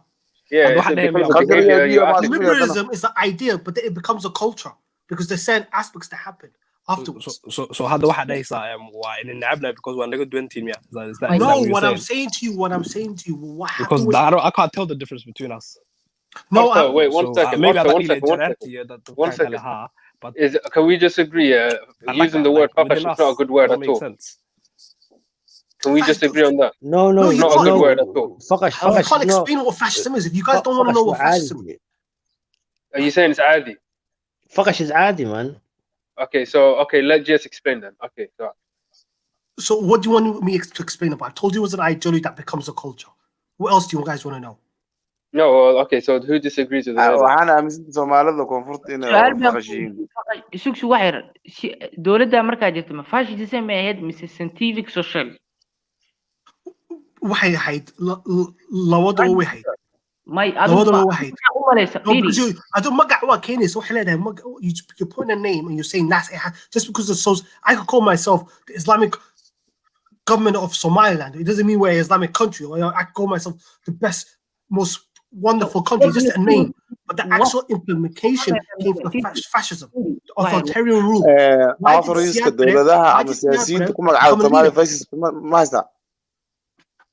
Yeah, I've got a link for you in the private chat. هذا يمسك فقش أكو كذا بقولها ماشان. That's when you become joke, right? That was funny. runta hadii la rabo aniga faqash af idora runta hadii laga hadlo no but this is idor 1 2 3 he said I'm half faqash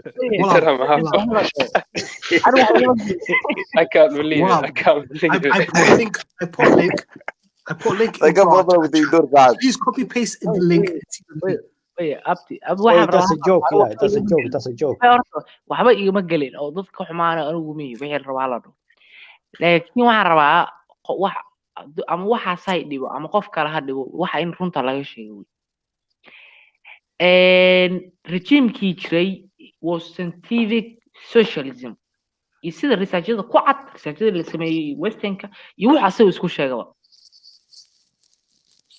ma fahanti dan marka adigu aad fiiriso analyze-kaaga haddii fascism kaaga soo dhexba that means it's not waxa adigu aad interpretation-kaaga ma noqonayo second adigu waxaa rabtaa meesha markaan fiiriyo fascism isagu istu faqash meesha adigu hadda ka raadinayso maanta dhulka soo marayso No, Somali maybe sound the same to يعني ما يدري مركا هم باش هذا اللقيحو analyze كلا سميه واحد fascism كي إن صو واحد كرر سو scientific socialism كي دم فقش كي أشتغل في جريسو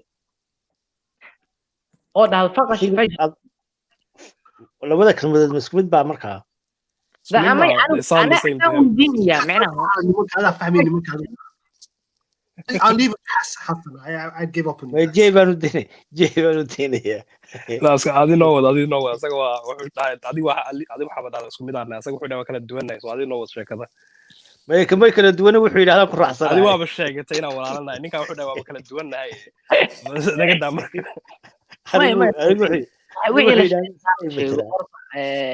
Soomaali isma dhahayo nin intaad wax ku cayso dadka waa lacay runta hadii roo qabili waa iscaayaan nin isma dhahayo Europe oo kale markii qof inta wax loogu yeero uu ooni meel intuu fadhiyo magaca isnoo maaragtay liberalka kuwa qeyle ma joogaan sensitive ma sax waraa loo soconaya نابلكس ما في يعني إلا القرقرية موقتها رنتا البناك فقش معها كلمة حن معها فقش كلمة معها هي فاشل دي وسكوكي سادو أنت أمة أنا فقش لكن على military مركي كباي قشن ترين يسقسوا عن ترين واي أم بو أوجي وي means لكن still low use كره يعني كره ما أنت in social media and how people use it أنا فهمت دو شيء مقرنس فقش كلمة دا معناه هذا حتى الشيء فقشتو حوي كبهي وويناي فقشتو حلج وكا ساس وايلكس وقتها إلا بدليت فقشتو حلج المقال نمدنا قد مركب فقشتو يعني أنا بدي بين مشي موقتها أنا وصلنا أنا واحد لقى مسوي شكله ولا موقتها فقشتو حوي ما هو رنت هذا يعني رنت ده عيب ما هذا سماه صح ده أصلا أول يعني رنت إلا أكسبت كره فقشتو حوي أنا وحنا قانا سيدا أنا وحنا قانا فقشتو هذا كان تمر ربع سيدا لو يوز كره يعني ربع سيدا لو يرى هذا ده حوي وفقشت ما خلنا هاي وحوي عاي معها كلمة عاي معها فقشتو حوي فقش مرة صوص على فقشت يا اوكي كويش كلا غدبنو ما هرت فيكتم هم كان كبحن ما إلا ما أنتوا نبى هرت وحكوشوا جرني يا صح والله هافقش أنا أدنى كلمة فقش عيب ما هذا إيجوا وحوي ومقعون ده أفقر ذا وي أنا مركادت كيد ما قلنا سأني فهمي ولا أصاب اسكت المام هافقش that's funny man oh my god كلمة ما هذا مركز No, I know. It's funny that some people are trying to say it's a bad word when he said himself he's half that. No,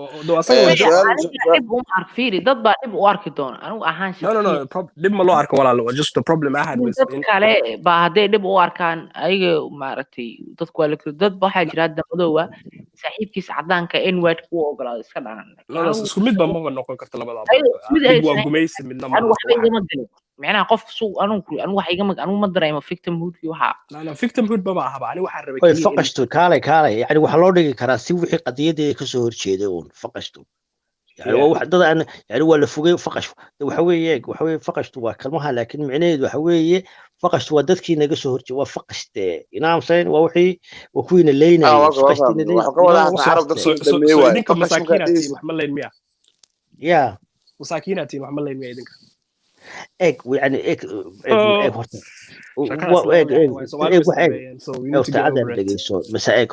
كالي waxaan ka hadlaynaa shacab iyo dawlad hanoo mabla markii la soo galay dhegeyso let me tell you sign may 88 markii la soo galay dawladdan ziyaad bara waxay dawladdii ugu quwadaha badneed Afrika iskamay daadan dee rag baa daadiyey ma fahamtay laakiin waxaa laga hadlayaa waxaa laga hadlayaa shacabka waxaa laga hadlayaa hooyaday iyo faamiliga iyaga iyo dee maaragtay dadkii masaakiinta ahaa ee dowladda inay difaacada ahayd baa guryaha lagala baxayay hadda haddaan gurigaaga booliiska hadday kugu yimaadaan hadda booliiska haddii hadda gurigaaga kugu yimaadaan adiga waxa gurigaaga ku jiraan soo ma kacaysan karaan amba dadkayga ceelaa lagu guray waana la dilay mana waxaa suuqa leeyahay hadda dowladda ingiriiska soo hadda soomaalideena waddanka joogto dhan xabadu lama bixi karto yani maxaynu ka qaban karnaa waxba walahi markaas waxay rejiimda hadda tuulo yaroo 500 qof ku nool yihiin haddii ciidamo kun la soo dejiyo waxay doonaan bay way kufsanayaan way tukaamaday ka dhacayaan يعني waxay doonaan bay ku sameynayaan micnaheedu anagu raggii uu baxo Ethiopia qabtay dadkan la maagayay ee aad leedahay waa la dilay waa dadkii tujaarta ahaa waa dadkii magaranaysa yani joogay magaalooyinka ma fahamtay yani waxa ku kala dhaadhacsan xasuuqana sheegaysa le waana la xasuuqana ma taala laayay baan ku leeyahay yani laakiin ay deeylkii markii la dagaalamay they were different case bay ahayd awow su'aal xagee moodeen ani ka hadlayo لما حتقولي حسوق بس كان سمر والبحسوق وحسوق لي هذا ما تشيل يعني ودتك شعب واحد هذا الدولة أنك هو أساسا وسمينا وكل حاجة دولة بنك هاللينا هذا سياد برهاد شيء سي 1974 كي مركو خد بدي سكة شيء أي محويلي دين تبو كبح هيدا تدينه ما هي ولا شيء يا والله يا لما يحدوا ضروري والله بدك بحي معك ساعدة يحسوق محسقلا عقوبة مشاكلكو أنا كل شيء مشاكلكو وجوهرية مشاكلكو وجوهرية هالكي الصومالي كبلا مطي إسكما يبلا من ده أوكي 1974 wuxuu jeediyay khudbad ah in rag iyo dumarku ay sameeyeen dhaxalka ku sameeyeen diintaba uu ka baxay haduu door markii dambe ha toobad keenaba muxuu laayay qalad diineed laakiin diinka bax maamu idin Soomaali culimada saas ma dheen show ma daawatay the family diinka bax ma yahay maxaa you seen that show diinka bax ma yahay maxaya culimada la qaar kood xataa ma dhihin ninkan gaal waa maysan dhinay anaga culimada oo say dhageysada hadda adan ku quraanka ilaahay waxba kama jiro magaal baa tamsa muslim hadii ilaahay salaad bay tukada maxaa taado markaa wuxuu في some element of ignorance they jirto qofku waa loo cudur daaraa gaalnimada qof ma lagu xukumin karaa listen hadda aad waxa waa difaac weey waxaan ku yiri haduu doono after 10 minutes uu toobad keen karaa soo maaha okay صح waay الدفير waxaa suuqa ka hadlaynay what is god with this afeere wax badan isku qasad dawladda Soomaaliya wax badan ka qaldanay koonfur wax badan ka qaldanay wana taama kaalana wax limit horta dhageyso waxaan ku sheegay adigu iska booyisay 1969 buu qabsaday wadanka Soomaaliya okay 69 70 71 72 74 miyaad aragtay wax trabish oo dhacay mashaakil dhacay miyaad maqashay that 4 years from bari ilaa galbeed dawladdu way gaadhay صح wax wacan buu qabtay wax wacan baa la waxay ilaa dawladdu siyaad baroodhan markii ugu horeysay magaranaysa hanti wadaagkii markuu qaatay magaranaysa markuu hanti wadaagii qaatay buu dawladdii ayridee magaranaysa bay dawladdii iyo diintii kala fogaadeen markaas mashaakilka Soomaaliya haysato dhan waa markaasayno inoo bilaabmato. Yeah, more people agree with you. That's nothing's wrong with you. I agree with you. Diin Islam wani kormaado, yeah, you got permission. markaasay cuqubada Ilaahay noo timi. Yeah. markaad leedahay yani adu still siyad bareeg ku khaldami kara waa qof bili aadmi Soomaa markaasuu khudbadiisa I'm not defending wallahi ati Ilaahay soo taashay ana maanta Allah dambiis dhaafa dhaha because I think inuu islaamnimo ku dhintay ama Ilaahay ama dambigiisa Ilaahay ha dhaafayo ma yaanu dhaafin wax Ilaahay isaga ku xiran taas ma fahamtid ana ma oranay Ilaahay u dambi dhaaf amno gana sayda haduu Ilaahay u dambi dhaafayo aniga weydiin maayo adigana ku weydiin maayo ma fahamtid ما فهمت لكن يعني مشاكل اما قصه ما قصه معركه عمرو قشي داينوي والحسن عروه waxa ku leeyahay meel aan u socono dhan wax faa'iido dhinac u socono yani wax badan isku qasina faasiis inta aad Soomaaliland ku bilaaway war badan meel aan u dhameeyno warka eeg dhegeyso waxa weeye sheekada meel lama gaarayso hadda saan u hayna ka dhan حسن سؤال كذا كويديني يا حسن حسن سؤال كذا كويديني سؤال كويديني waxa weeyaan inuu wadaadu president noqdo ma aqoonshay so waxa aaminsan yahay inuu the sheikh to become a president wax wanaagsan ما aaminsan fantastic ما aaminsan fantastic what's happening he's protecting us from the Arabs boys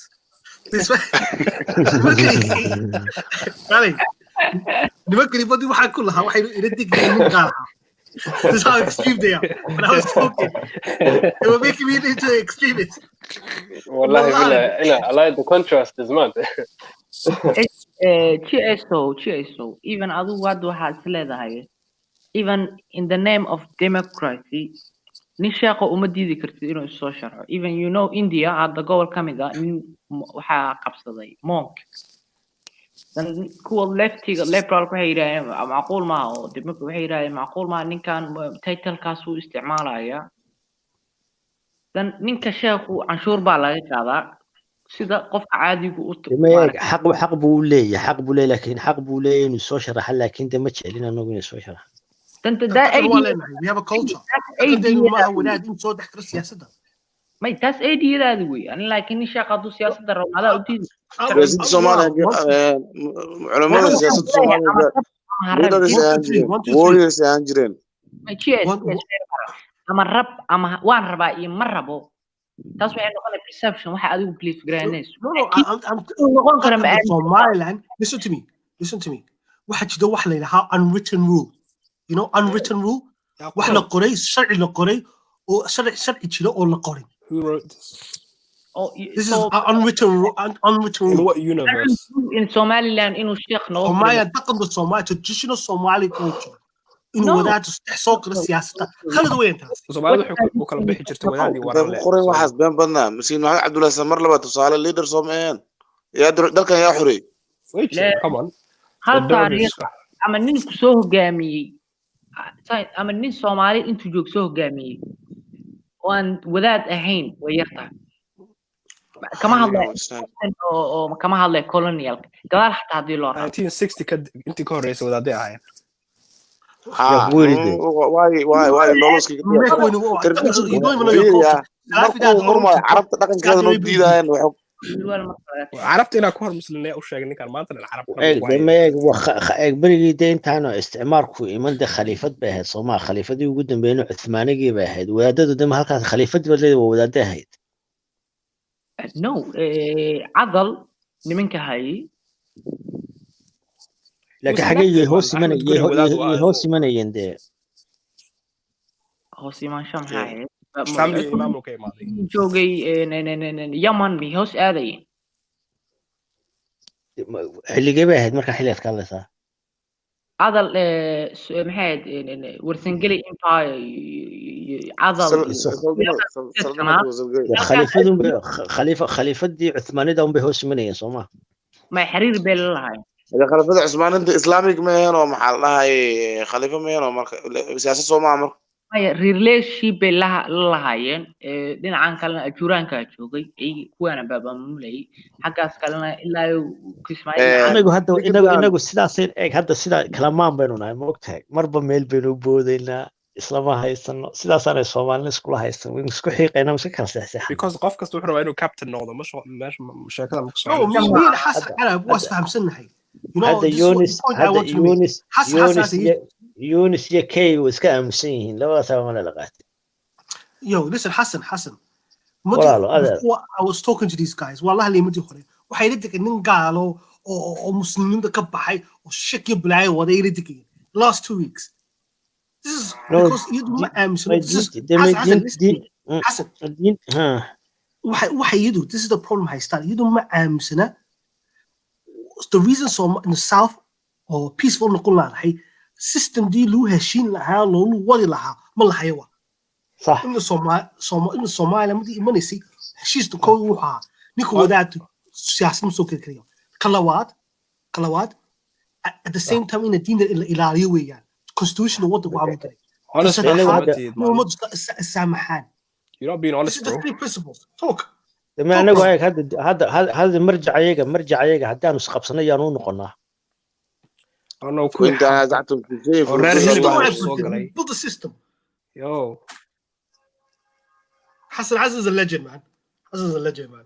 Rare Hilly, but Hassan ورجعت but like صديق الشكل على وطا. وعايز the South ما اسكو حرنا صاحب. South is not one unity.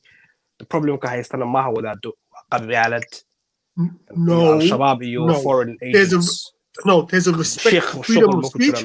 Look off the whole freedom of speech is overrated. Even Europe doesn't practice it. Overrated. Fantastic. Freedom of speech. Freedom of speech. This is the problem.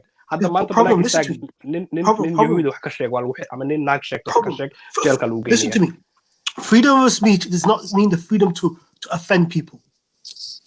Freedom of speech كانت تمحيها وصحيح سومالي. Freedom of speech does not mean the freedom of speech to offend people. No. Free speech كاس عن كذا هذا ما ما free speech كنوت. Free speech كشيء اسمه حوايم because واحد هاري. Because you know محمد مسنا أنت واحد نقول you know تكن كلام ليه. You have a different culture to us. أنت ليش كاسك صورك؟ ما واحد. هي ما شاء الله. وحسك حيجيني أنا هاي ما فهمت. أنا بواي هاي من دون واحد لين معان. Different food one هاي.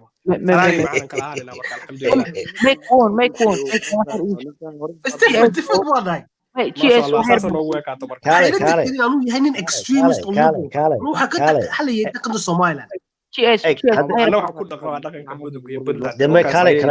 kala dhaqan baynu nahay waxaanu kala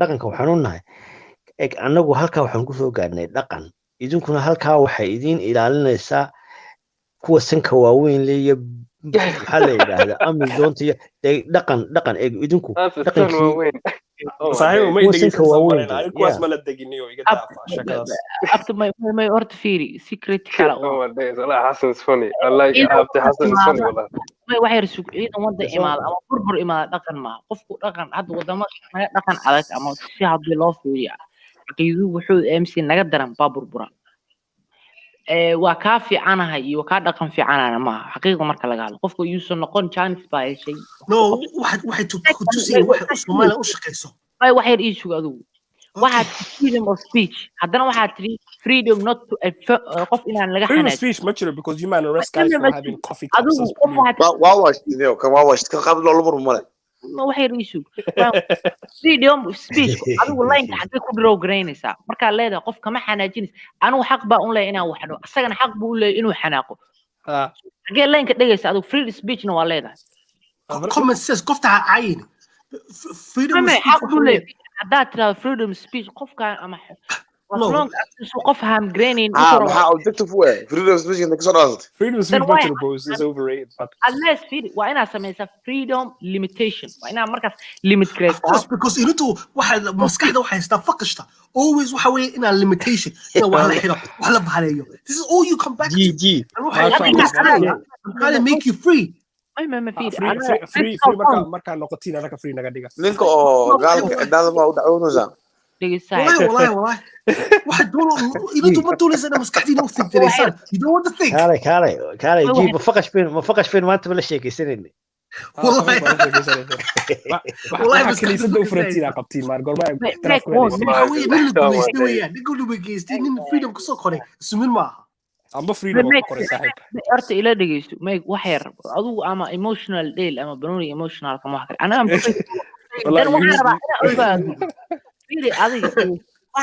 ما كجر والفيري أنت حمر نقول نول بسم الله ما waxaan rabaa fiiri waa laba shay fiiri had waxa jiro shayo mid kamid ah hadaad diido labadaba aa weynayso dan fiiri hadda tiraado love you hate hadda love tiraado clear ay jiro dan hadda love tiraado hate waa inuu jiraa dan ma balance dan hadda speech baa jira haddana limitation that's statement ma dan waa inaad tiraahdaa mar qofku waa inuu leeyahay hadda freedom saxda ka hadlaysid freedom wax kasta ku yiraahdo as long as uu qof gacan ama uu ham graininin يفكن كلام freedom كحنا لقى حنا جي مجرد قفكو هذا الكاي فقشه وكحنا فكره انا حق واقول فقش انا بس اروح الدورس انه كفر كفر كالي هدا كل هذا فقش اسك حناتيد يا كو جوجينيا هذا تاسع freedom of speech صحده والله ما نوجه والله ما أنا واحد ninka hidden agenda leeyahay niyo ninka haweeney badan la murno niyo this guy hidden agenda leeyahay agenda ما واحد راه حس waxay leeyahay eeda ما Molid waxaa sleek I'm trying to enlighten you, you know. I'm trying to take wax walbo arafin had Soomaaliya ka murmeen siyaasad religion way maxaa ka kala meesha ninka wax yar baan rabaa inaan hadlo no GS صاحب and freedom of speech as Sheikh said, does it include my right to wear the Somali flag in Hargeisa? ما قادنيان That's a good question. واحد we was British and shit. 1 2 3 please talk. I can't take these people seriously. mid baan rabaa inaan horta la ogaado anigu hadduu ninka aaminsan yahay xataa inaan bili aadan ahayn anigu waxba igama galin anigu fiiri qofku waa inaan isku xirin hadda anigu ra'yigayga ama noloshayda aan ku xiro qofkaan ra'yigiisa that's bullshit way ma fahanti wuxuu raba ha adho anigu maanta dhan hadduu ana waxba igama galin anigu waa ka socdo qof focuskiis wax kale way midda kale hadduu qofku uu garan waayo ama aad la hadasho ku fahmi waayo dhib male ka soco waxbaa xanaaq muxuu ku hadlayaa hadhiin anigu taa ma aaminsan wuxuu rabaa hadho laakiin waxaan rabaa asoo wax kasta aaminsan dan wuxuu dhahay in critical point iyo common sense lagu fiiriyo wuxuu ku hadlaya logic dan hadday midda labaad waxa weeye hadda wuxuu yidhi anigu waxaan su-aal keliyaan weydiiyey ma uma geysan freedom speech haddii si saxda u qaadatid waxyaalo badan aan khaldamayo dan haddaa limitation geysina free speech ma noqonayo waa limit wey dan labada mid waa inuu doorta asagu okay waa ku sheegaya freedom of speech waxa ina waxa doonaysa ku halintirisid you could talk about the state of the government you could talk about the state and criticize the state no wait listen to me let me finish 1 2 3 let me finish freedom to it doesn't mean that listen to me it doesn't mean what does the status you're going to say horrible stuff like that there's a limitation to it does not mean the freedom to offend so when you go over there there's common sense I can't teach you common sense well you're right start with other people's side Ingiriiska marka tago fuck you aan ku dhaho is that la xiraya ama free limitation no what qofta waa halaya you're going to talk to the person Soomaaliya marka limitation ta Ingiriisku waa caadi freedom speech ka hadana maanta wax la yiraahdo common sense wala yiraahdo macna ma kasmeynone su'aal kale noo keeno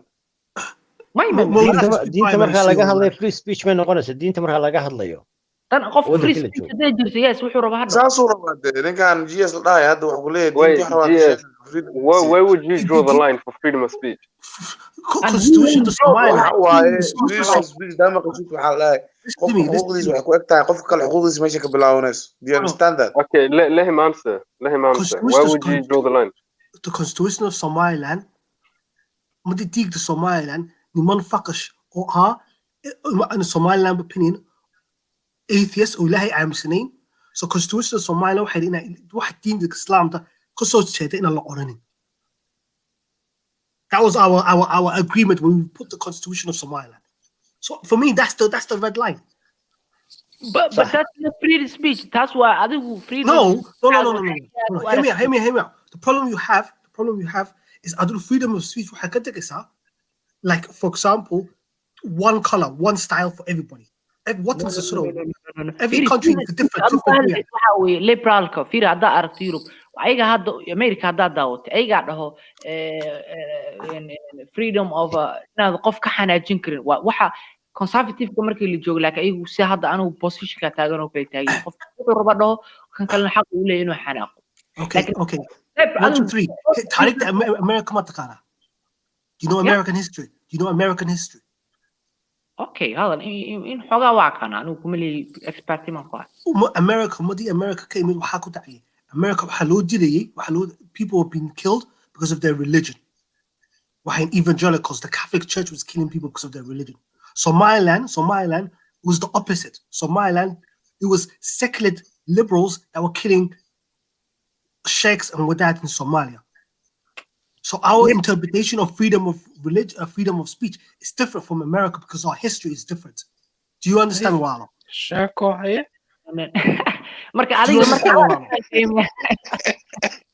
maanta sheeko haye oh wow defining sameyna wax والله ما انت ما كستا لا سمي imaginary thing box ka soo baxayo shaqaale diliyaan It's not my fault you have no IQ dib uma arko saaxiib dib uma arko inaa adigu bounty sida adigu u fasirato sida u fasirato noqonay sida official if I'm making stuff up go Google wallahi star hello go read it up if I'm making stuff up I'm not making anything shaqaale la dilay marka Soomaaliland oo soo xararay ma Google karay no one of the reasons what happened at the time of the second wadaadin wala Hassan Widi imse wadaad wala dilay مليون بلد تريجي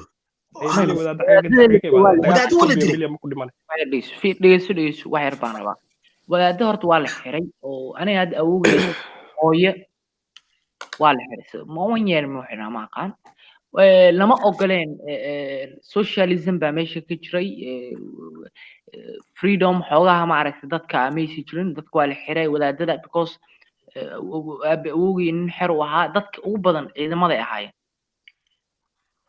ما فهمتي waxaas lama ogoleen waa la xiray taas ma diidin anigu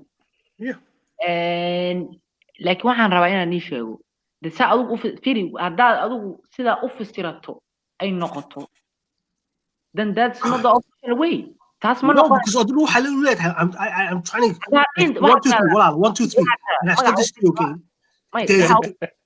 waxaan rabaa waxa u bixisaa Somaliland free speech leh ha ka dhigin wax free speech kaliya hadii Somaliland free no but hear me out imika religion is religion yeah din wajita duda in wuxuu weeyaan Christian in Muslim weeyaan in Chinese weeyaan in Buddhist weeyaan but like at the end of the day what does all come under religion but there's different interpretation of religion adu waxa lu leeyahay religion is only one religion because adu focus what in essence maskaxdii focus la imanaysa only one way what wallahi it's amazing fire no holding back no Somaliland difaacaya this guy I've got with him just like may wax yar baan rabaa GC horta in aanu afligaado iyo waxa ma rabo مدالي والله كان قلوه شقينه والله حلال واقع he's doing overtime look at his sugar do قرا و dhawaad ay waxay is half baan oo mar rabo inaan horta caayo like 1 2 3 half حقا aniga one of my side waxay degaan so called Somaliland aniga ba ma la idinka kaliya ma liidin qofkan bili aadanka kula hadlay aniga wuxuu meelaha soo dagaalami jiray family so lay degaan saaxiib so I can claim it at that way as well you guys are ignorant GC and 1 2 3 I'm sorry for being a bit rude to you okay may actually why all of these people one of the most conversation GS knows Elia 1 2 3 فقش ما لبدا نينا كلا فقش لبدا انت يا مولود proud like 1 2 3 فقش ما وقفت لك انا واحسن هذا والله انت عادتها انك مeel kale ku wataaniyo Somaliland ma jecel ma ilo wax ilo fikrin nimada ku yitubta tawa ku yitubta wallahi mawlid Somaliland yurtu hawa kadan ninka wana hore maana انت Somaliland waxa doonayay shabeed uu baabulaano wixii wahabi dad uu baabulaano Somaliland just like that's what they want meanwhile I never cast doing matter wallahi wallahi dhageysa dhageysa soo taagay guy against Islam waa yuusan ku gabanin under the shadow dadkan iska daa waxaan hor sheeganay inay yahuudiyiin make one ninka ku gaaday ninka is not for Somaliland here solo opportunity waxa wataniyo was like mission goonu may critical aan doon missionkiisa suuqa u goon laakiin aan si critical aan wada hadalno adigu waxa tirjiisi nimanka hadday imaadaan wahabiyadu ma ogtahay salafiyadu in muqdisho ugu badan yihiin koonfurta waqooyi ugu badan yihiin meesha haystaan xagee where is it Somalia waxay aqooyin weeyaan muslim jansi shibda hajo nooc kale weeyaan هذا سنة جو هذا سنة ويز در شيخ در جو شيخ مصطفى حاج اسماعيل جو tell me سلافي والله سلافي ما كواسي او دينتي نقدر دينتي nimanka wahabina nimanka Soomaaliya nimanka Soomaaliya ka soo jeedo waa leynina والله هذا ودادي هذا قال هنا هذا عبالين هذا نوي ما تان وحي تيجي the blood of our ancestors كيس كنوني هذا نوي ما تان والله وبلاد الصومال بريد السوكا صاحبه دجال عدي دجال هو يرنيو دجال هو يرمني أنا هو بحني العديد بحني والله كل دي ده يبني هنا وده كده عاوي ما شاء الله كاري او مولد لم يتلسان وحلالي وحي يعني كسو هرشيستا سومالان وداد هالنقضو شيخ هالنقضو شريف هالنقضو عدو دونه هالنقضو والله بالله تالله عدو دونتا هالنقضو ولوجه هذا داس وحوي يا I'm telling you, it's right. ده وسحية هيدا. definition كيس terrorism بات حجر بات هذا مركع. ولسكدا دتك ورنته على رنته شكتر ما أنت هرنا واحد هين وصار ما هي ولا صار. ما يدقف. والله إذا ما يكون نكوا والقلدة ده ما يكون ونكوا والقلدة حسعرب ولا نسكدا عضو. This guy, you know, Islam. حاله يقص صار. Somaliland دارو خراب وشيء Somaliland المدو مقدس أنا كبرت أكوش ده يا ومني كبرت أشيد يا سبب أنا كنت سيسك صباح حد ولا أطول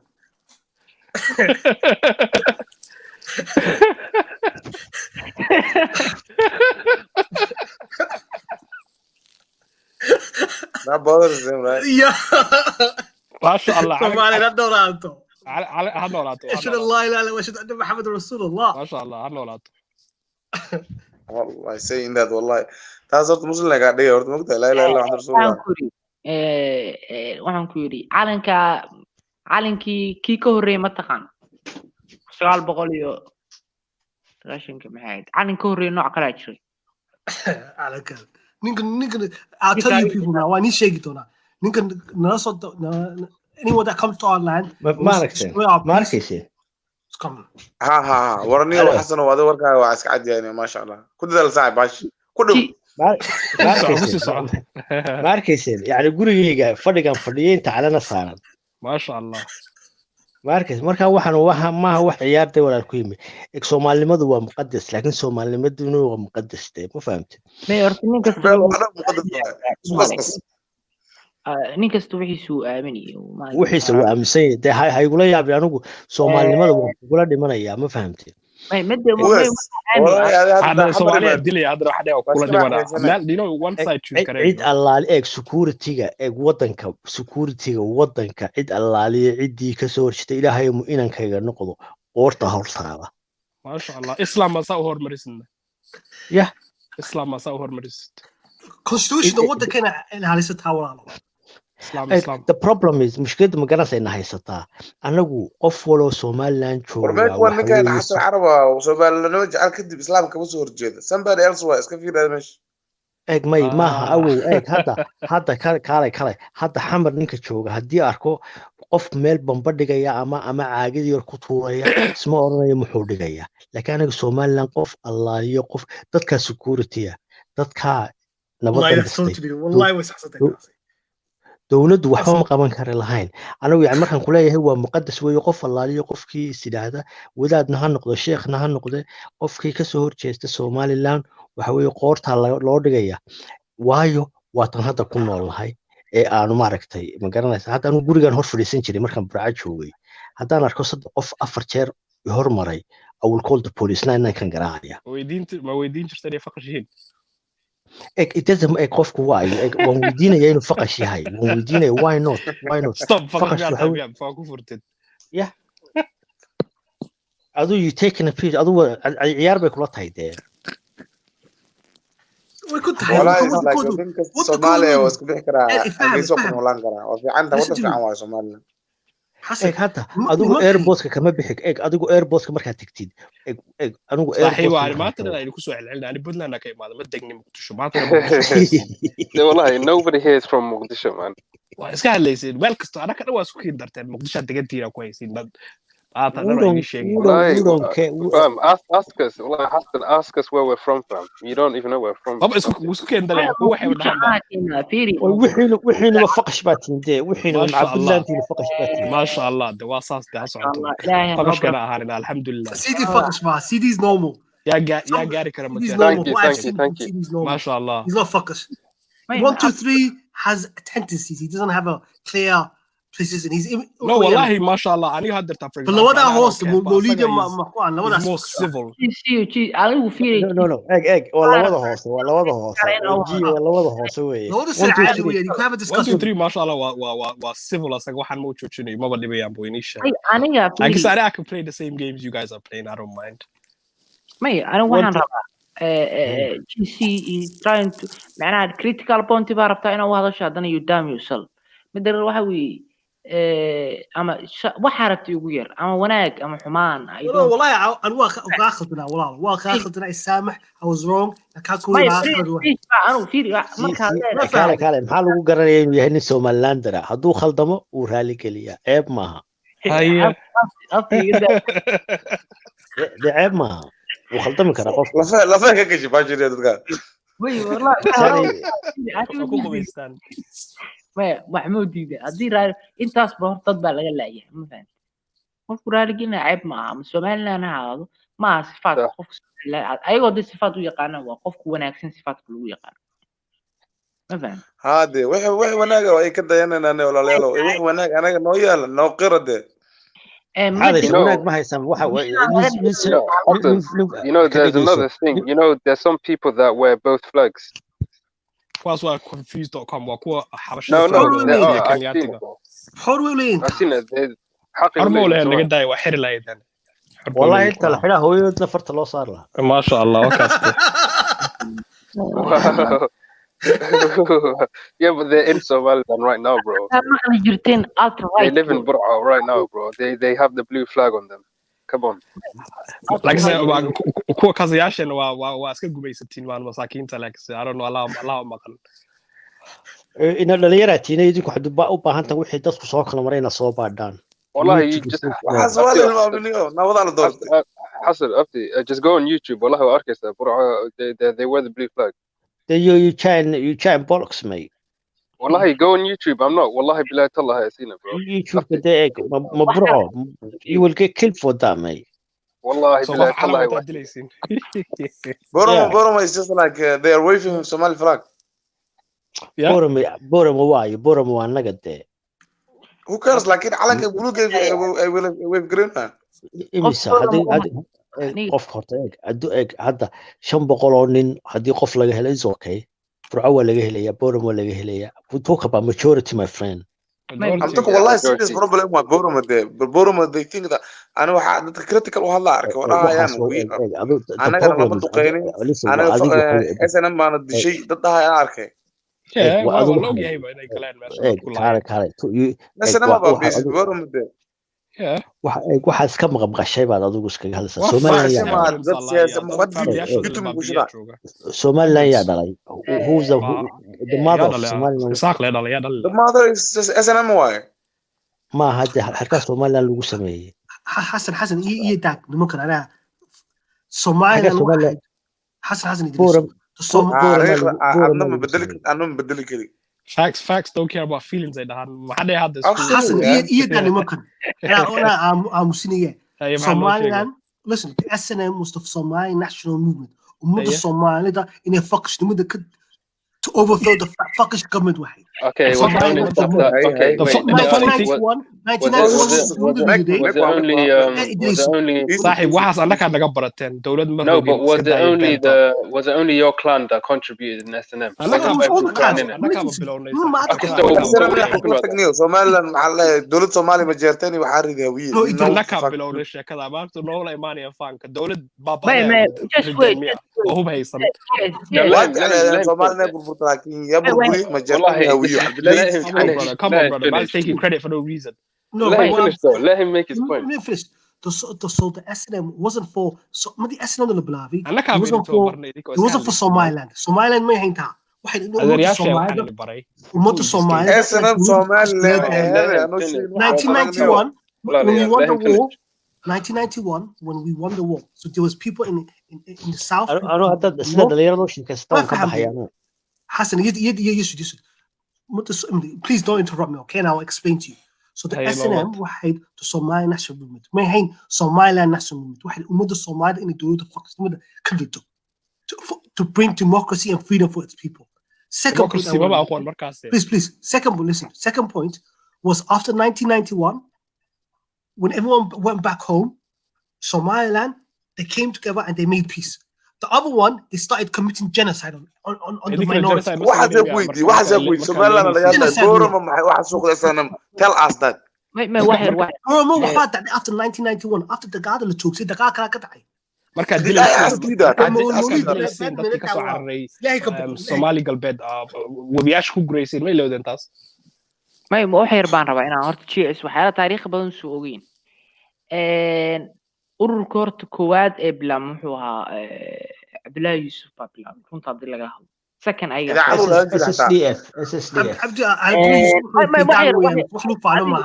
ma GS ma waxa lagu faana ma laakiin joog waxyar fikirkan horta go'niishaha Somaliland horta magaca hore SNM waxa Somali National Movement what is it that's what I told you I said that waxyar shuk muusi jirin wax go'niisha muusi jirin waxa loo dagaalamay taariikhda daafid second go'niisha wuxuu imaan doonaa markuu dhaco shirki la isku imaanay mabruuc aha meel bay ahayd waxaana keen laba sarkaal oo warbixin baa dhageysanayeen hataa joog laba sarkaal baa keentay oo xataa mar la isku dagaal markii dambe la qaadan doonaa markii dambe xataa waxa jirtay in markana ay jirtay in la isku yeeray shir wadama mar kale in Soomaaliland ayadaba ay sheegato wixii Soomaali la oran jiray yeah on that note 1 2 3 we're going to finish off tomorrow open mic it's on 7 hours thank you my brothers and sisters Khalid yeah. I got Hassan to say on live stream that anyone that challenges the democracy of Somalia and the freedom of Somalia is his enemy. We'll talk tomorrow, man. Tomorrow, my brothers. Take care, bro. You guys have women accent, yeah? That's happening new. ماشي خالد مين ugu soo xiray meeshii ما يقول لي ما نحرين جس أنا تقام سي مع السلامة يعني قالوا نبت كلمة no tomorrow you guys come back tomorrow anagu waan joogayna halkan